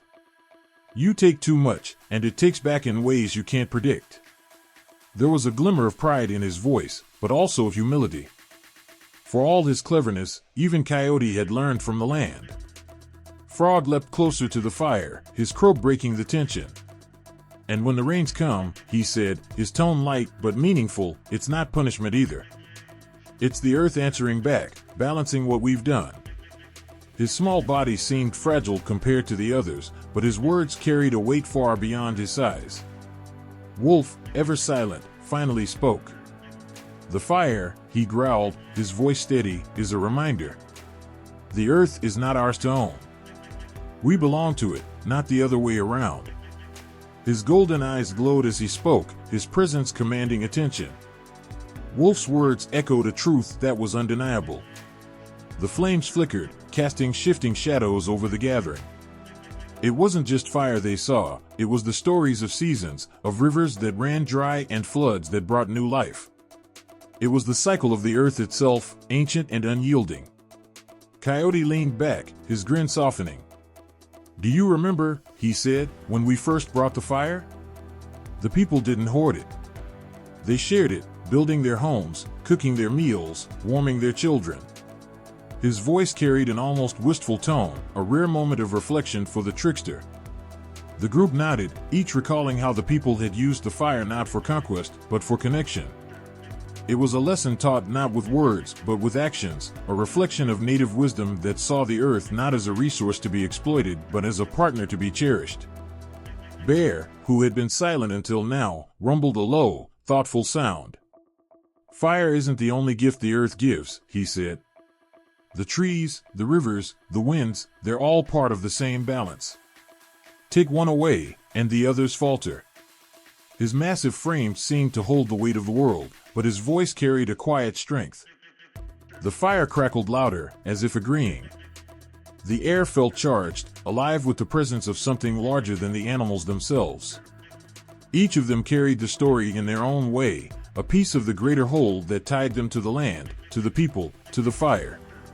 Coyote reached out, his paw hovering near the flames, but not touching.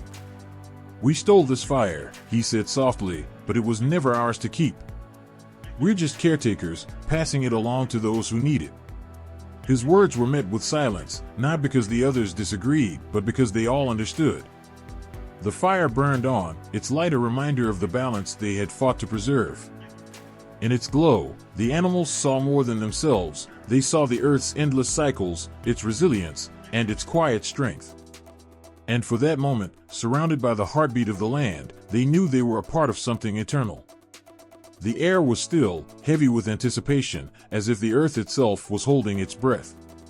It was the kind of silence that made the hair on the back of your neck stand up, the kind that felt alive with unseen forces. A single spark crackled in the distance, bright against the dark horizon. Then, like a whisper carried on the wind, it came, a low rumble, deep and resonant, rolling across the land. The people watched as flames leapt to life, consuming the dry grasslands with a ferocity that both awed and terrified. The fire moved like a living thing, unpredictable and unstoppable, illuminating the night with an eerie glow. It wasn't the first time the land had burned, and it wouldn't be the last. But this time, the fire seemed different, almost purposeful, as if it carried a message from the earth itself. In the aftermath, as the smoke cleared and the sun rose over scorched earth, the survivors gathered. They whispered of what they had seen, trying to make sense of the destruction and the strange beauty of the flames. Some said the fire had been sent by the gods, a warning or perhaps a gift. Others spoke of a trickster who had stolen the fire and brought it to the people, defying the heavens to ensure their survival. It was in these hushed conversations that the tale of Coyote and the stolen fire began to take shape. But what if the origins of this story were rooted not in the realm of the supernatural, but in the raw, untamed forces of nature? Long before the first words of the tale were spoken, the earth had its own way of communicating. A volcano erupting with molten fury, sending rivers of fire cascading down its slopes. Lightning striking a tree, igniting a blaze that swept across the plains. These events were not merely disasters, they were moments of transformation, reshaping the land and the lives of those who called it home. One such event might have occurred on a night much like the one described in the story. Imagine a lightning storm so fierce that the sky seemed to split apart, jagged streaks of light tearing through the darkness. The people would have watched in awe and fear as the bolt struck the ground, their energy unleashing flames that danced wildly across the landscape. In the glow of the fire, they would have seen both danger and salvation, the destruction of their old world and the promise of warmth and light in the new one. Perhaps it was this duality that inspired the tale. The fire, stolen by Coyote and given to the people, symbolized both the chaos of nature and its life-giving power. It wasn't hard to see how such an event could be woven into myth, the details shaped by generations of storytellers who sought to make sense of the world around them. Coyote, with his cunning and rebellious spirit, became the perfect hero for a story that bridged the gap between humans and the forces of nature. But there were other events, quieter and less dramatic, that might have also played a role. The slow, relentless spread of a wildfire, its smoke hanging heavy in the air for days. The discovery of a smoldering ember, still alive after a storm, waiting to be coaxed into flame. These moments, too, carried meaning. They were reminders of the earth's power and its generosity, gifts that came with a price. It's possible that the story also drew inspiration from the volcanic regions that dotted the land. In these places, the earth itself seemed to breathe fire, its molten core pushing to the surface in violent eruptions. The people who lived near these volcanoes would have witnessed firsthand the destructive beauty of lava flows and the fertile soil left in their wake. To them, the fire was not just a force of nature but a connection to something greater, a bridge between the physical and the spiritual. In this context, the tale of Coyote takes on a new layer of meaning. The fire he steals is not just a tool for survival, it is a piece of the earth's soul, a spark of its untamed energy. By bringing it to the people, he does more than defy the gods, he unites humanity with the land, forging a bond that is as enduring as the flames themselves. As the years passed and the story spread, it evolved, shaped by the landscapes and experiences of those who told it. In some versions, the fire came from the heart of a volcano, its heat so intense that only a trickster could dare to approach it. In others, it was stolen from the heavens, a celestial gift torn from the sky and brought to the earth. Each retelling added new details, new layers of meaning, until the myth became inseparable from the reality it sought to explain. Even today, traces of these origins can be found in the land itself. The charred remains of ancient fires, preserved in the soil. The towering peaks of dormant volcanoes, their jagged edges etched with the memory of past eruptions. The stories are written in the earth, waiting to be read by those who know how to listen. And so the tale of Coyote and the stolen fire endures, a bridge between the past and the present, between myth and reality. It is a reminder that the earth is alive, its power both awe-inspiring and humbling. It speaks of a time when fire was not just a tool but a mystery, a force that connected humanity to the wild, untamed beauty of the world. And in the flickering flames of a campfire or the glow of a distant volcano, it continues to tell its story, as timeless and enduring as the land itself. The flames licked the sky, casting long, flickering shadows over the gathering. The elders sat in a circle, their faces illuminated by the firelight, every wrinkle and line telling a story of its own. The air was alive with the crackle of wood and the faint scent of sage. It was a night for stories, a night when the fire was not just a source of warmth, but a living, breathing part of the tale. In the beginning, they said, there was darkness. Not the quiet, comforting darkness of a starry night, but a vast emptiness that stretched endlessly. The earth was cold, lifeless, silent. Then came the fire. It did not arrive gently but erupted with a roar, splitting the void with its heat and light. The flames danced and roared, their energy spilling out to shape the world. Mountains rose where the fire cooled into stone, rivers carved paths through the earth, and the first sparks of life stirred in the warmth. Fire was the first gift, the first breath of creation. The old man's voice trembled with intensity as he spoke of the sky people who held the fire in sacred trust. They guarded it fiercely, knowing its power to create and destroy. But the earth was barren, and the people below shivered in the cold. It was then that Coyote, with his sharp wit and unyielding spirit, defied the sky people. The story came alive in the telling, how he climbed to the heavens, how he stole the fire and carried it in his mouth, singeing his fur as he fled. The people listened, spellbound, their eyes reflecting the flames that leapt and danced before them. But this was not the only tale. In another village, under a different sky, the story changed. Fire was not stolen but gifted, a sacred flame brought forth by the Great Spirit. The Creator struck two stones together, and sparks flew, igniting the first fire. From this flame, the world was shaped. Animals were born from its warmth, their forms molded by the Creator's hands. Trees sprouted from the glowing embers, their roots reaching deep into the earth. The fire was life itself, a reminder that even in destruction, there is the promise of renewal. The stories shared a heartbeat, a rhythm that pulsed through every word. Fire was never just fire, it was the spark of creation, the force that brought light to the darkness and warmth to the cold. It was a bridge between worlds, a connection between the seen and unseen. The elders spoke of how fire was used in sacred ceremonies, how its smoke carried prayers to the heavens. They spoke of its dual nature, how it could nurture and destroy, heal and harm. One tale told of a time when the people forgot the fire's sacred origins. They used it carelessly, letting their greed and anger consume them. The fire grew wild, raging across the land, leaving ash and ruin in its wake. The people cried out to the Creator, begging for forgiveness. The Great Spirit answered with a storm, rain falling in torrents to calm the flames. From the ashes, new life sprang forth. The people learned that fire was not to be feared or controlled, but respected. The fire crackled and popped, as if it too had a voice in the story. A young girl leaned closer, her eyes wide with wonder. "But why did the fire come?" she asked. The elder smiled, his face softened by the glow. "Because creation needs energy," he said. "Without fire, there is no light, no warmth, no life. It is the beginning of everything." In another story, the fire came from the heart of a great bird. This bird, they said, flew over the barren earth, its wings trailing sparks that ignited the first flames.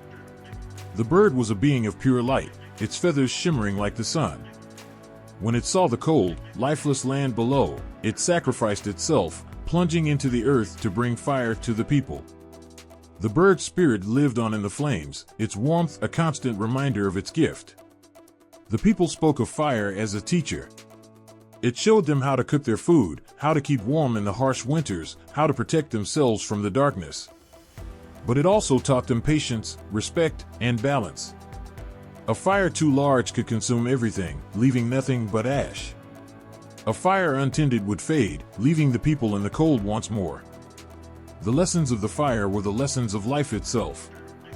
The elders also spoke of the stars, those distant fires that dotted the night sky. They were said to be the embers of the Creator's first flame, scattered across the heavens to guide the people. Each star was a story, a reminder of the fires that shaped the world. On clear nights, the people would gather around the fire and tell these stories, their voices rising and falling like the flames themselves. The fire had gone out. In the heart of the forest, beneath a blanket of stars, a small group huddled together. Their faces, worn from the cold and hunger, reflected the unspoken truth: without fire, survival would be nearly impossible. A child whimpered softly, their breath a pale mist in the freezing air. An elder, trembling but resolute, spoke. "This is not the first time we have faced the cold. And it will not be the last. But remember, the fire is not just wood and flame. It is us, together." The words lingered in the stillness, touching something primal within each heart. Fire, the symbol of survival, of unity, was more than a physical need. It was a connection, a bond between people, a thread that wove together their stories, their struggles, and their triumphs. Long ago, when the world was still young, the animals and humans lived without fire. Winters were harsh, and darkness swallowed the land.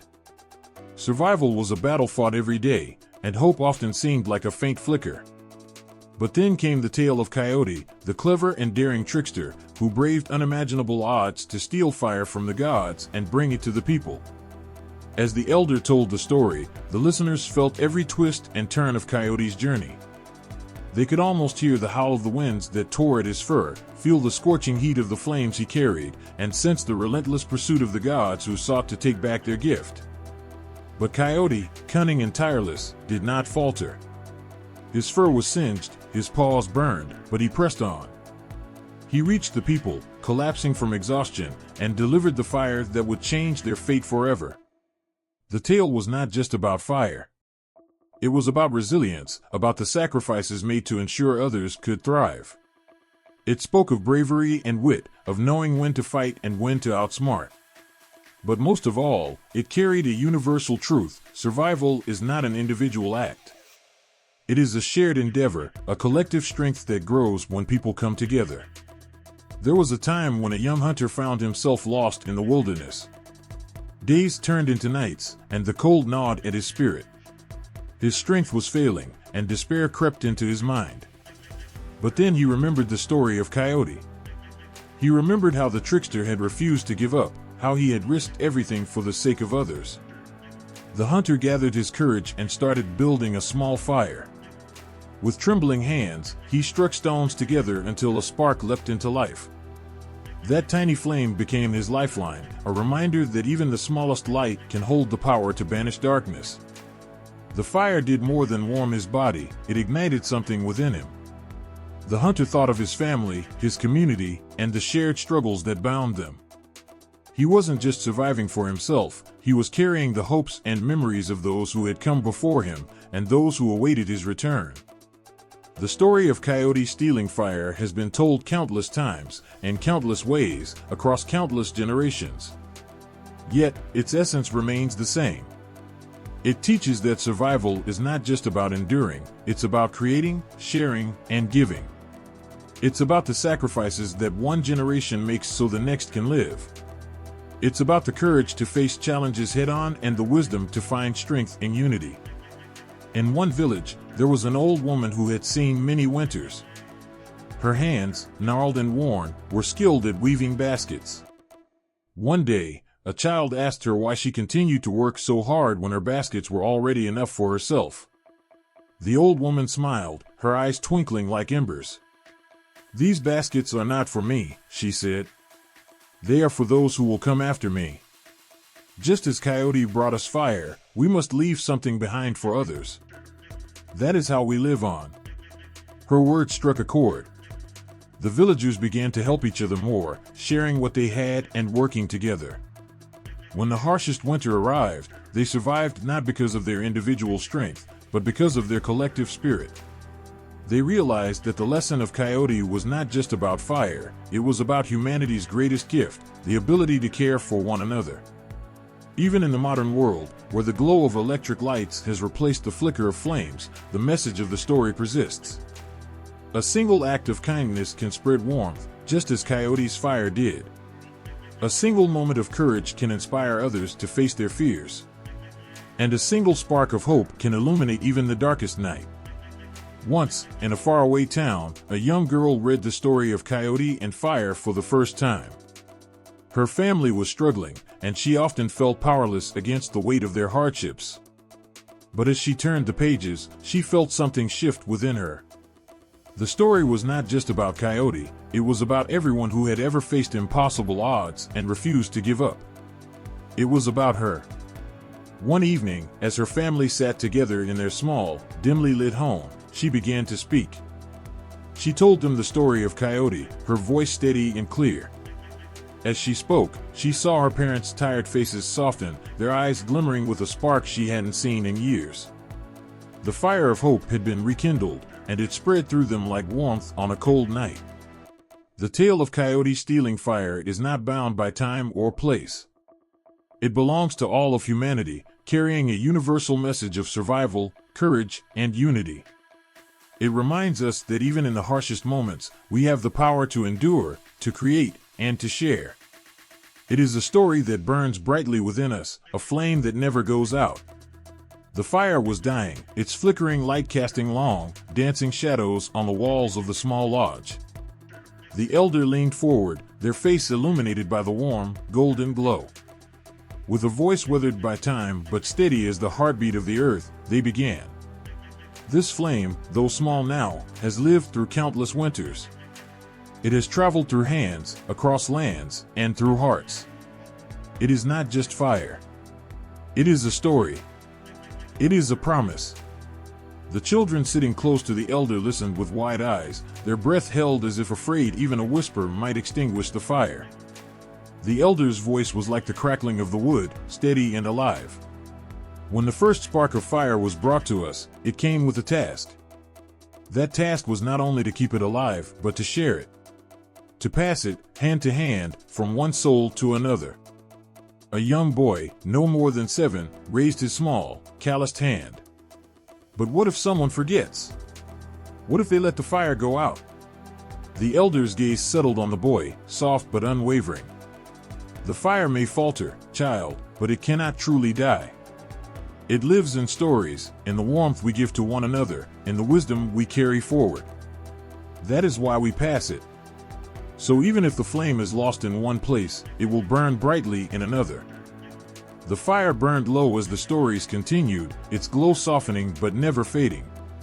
It was as if the fire knew its place in the tale, a silent witness to the words that gave it life.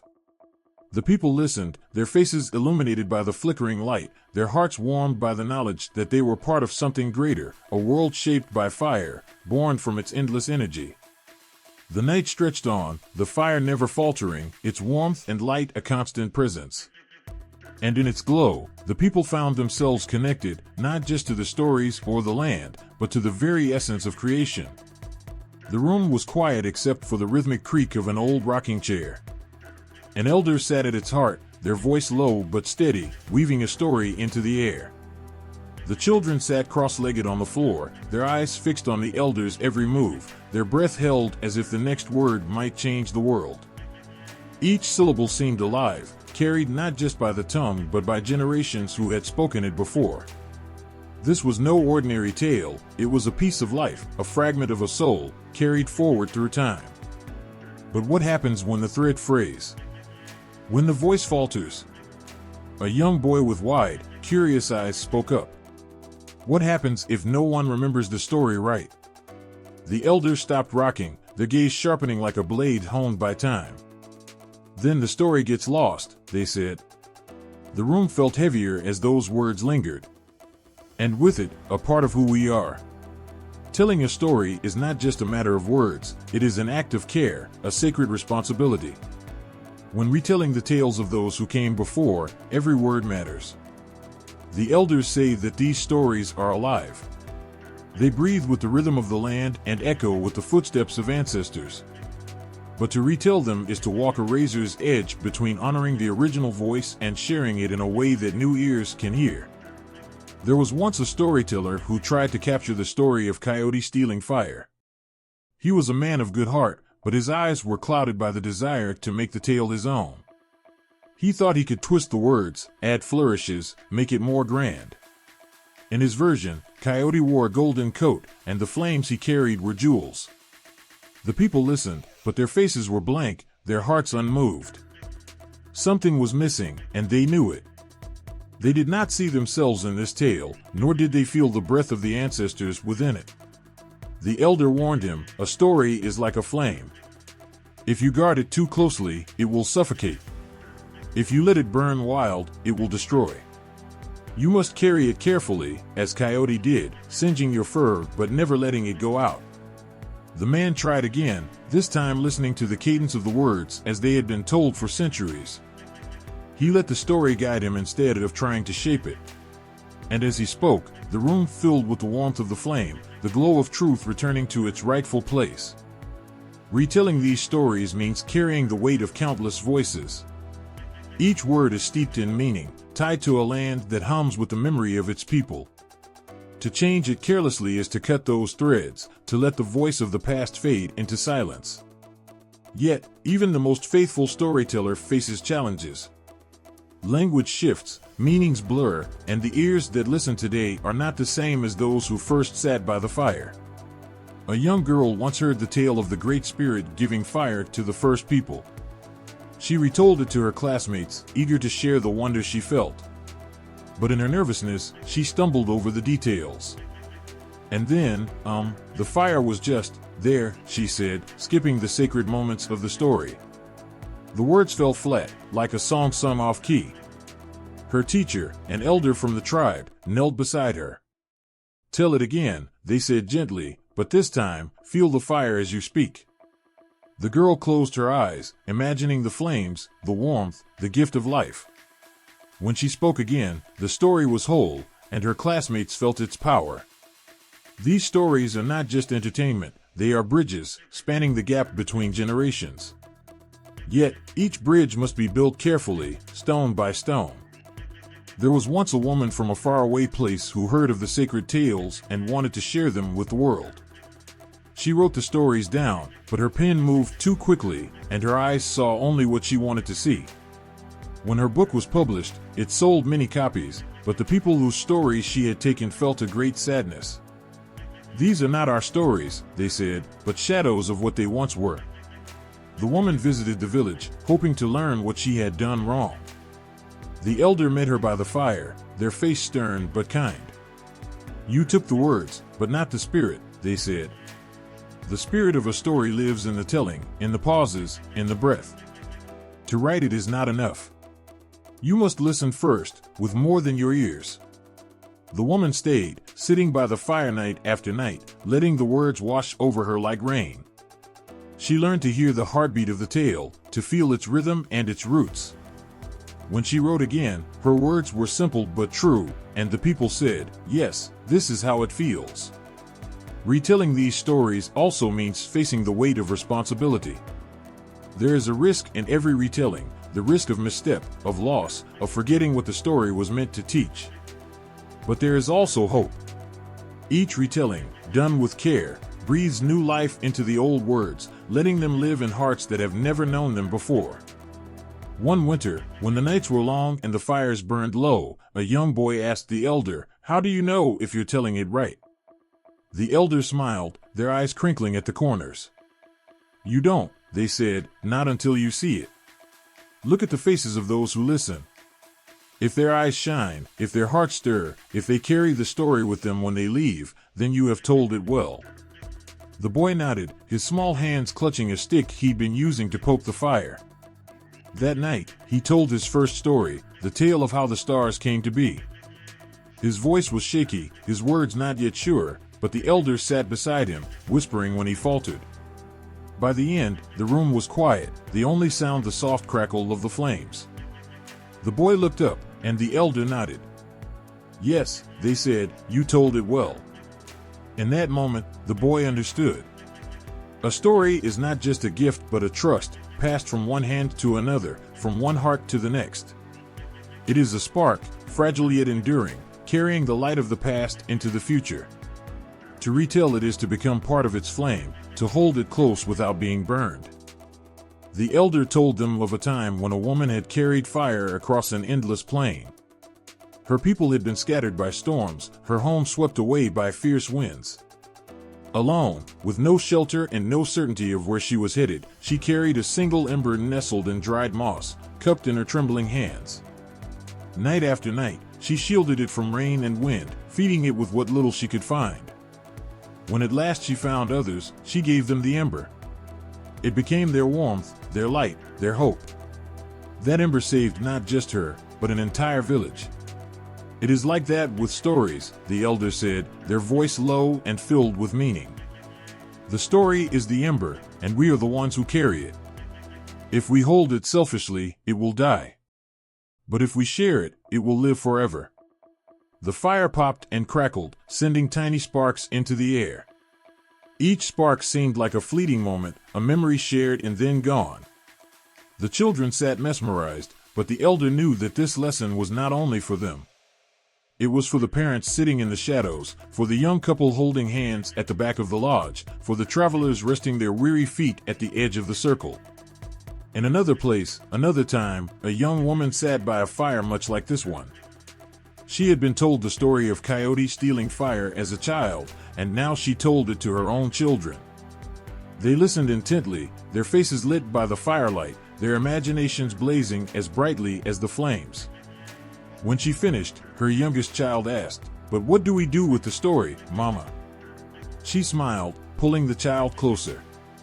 "You carry it, my love. You carry it and give it to someone who needs it. Stories are like fire, they are meant to be shared. They warm not just you but everyone around you." That night, as the children slept, the young woman stared into the fire, the weight of her own words pressing gently on her heart.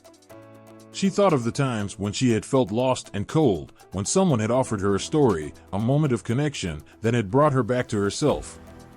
She realized then that the act of sharing was not just an obligation, it was a gift, a way to keep the fire alive for others and for herself. The elder's voice returned to the present, the small lodge filled with its quiet power. We are all keepers of the flame. Whether the fire we carry is a story, a lesson, or a simple act of kindness, it is not ours to keep. It is ours to share. A mother in the circle, holding her infant close, wiped a tear from her cheek. She thought of the stories her own mother had told her, how they had shaped her, given her strength when she needed it most. She resolved, in that moment, to pass those stories on to her child, to ensure the flame would not be lost. And so the night continued, the fire burning steadily as each person added their own piece to it, a stick, a memory, a word. The flame grew, not just in the lodge, but in the hearts of those gathered there. They understood now that they were not merely witnesses to the story. They were part of it. They were the ones who would carry the flame into the future, ensuring its warmth and light would never fade. The elder leaned back, their eyes reflecting the fire's glow. They didn't need to say more. The flame had spoken for them, its message clear and undeniable: "Pass the fire, and it will never die."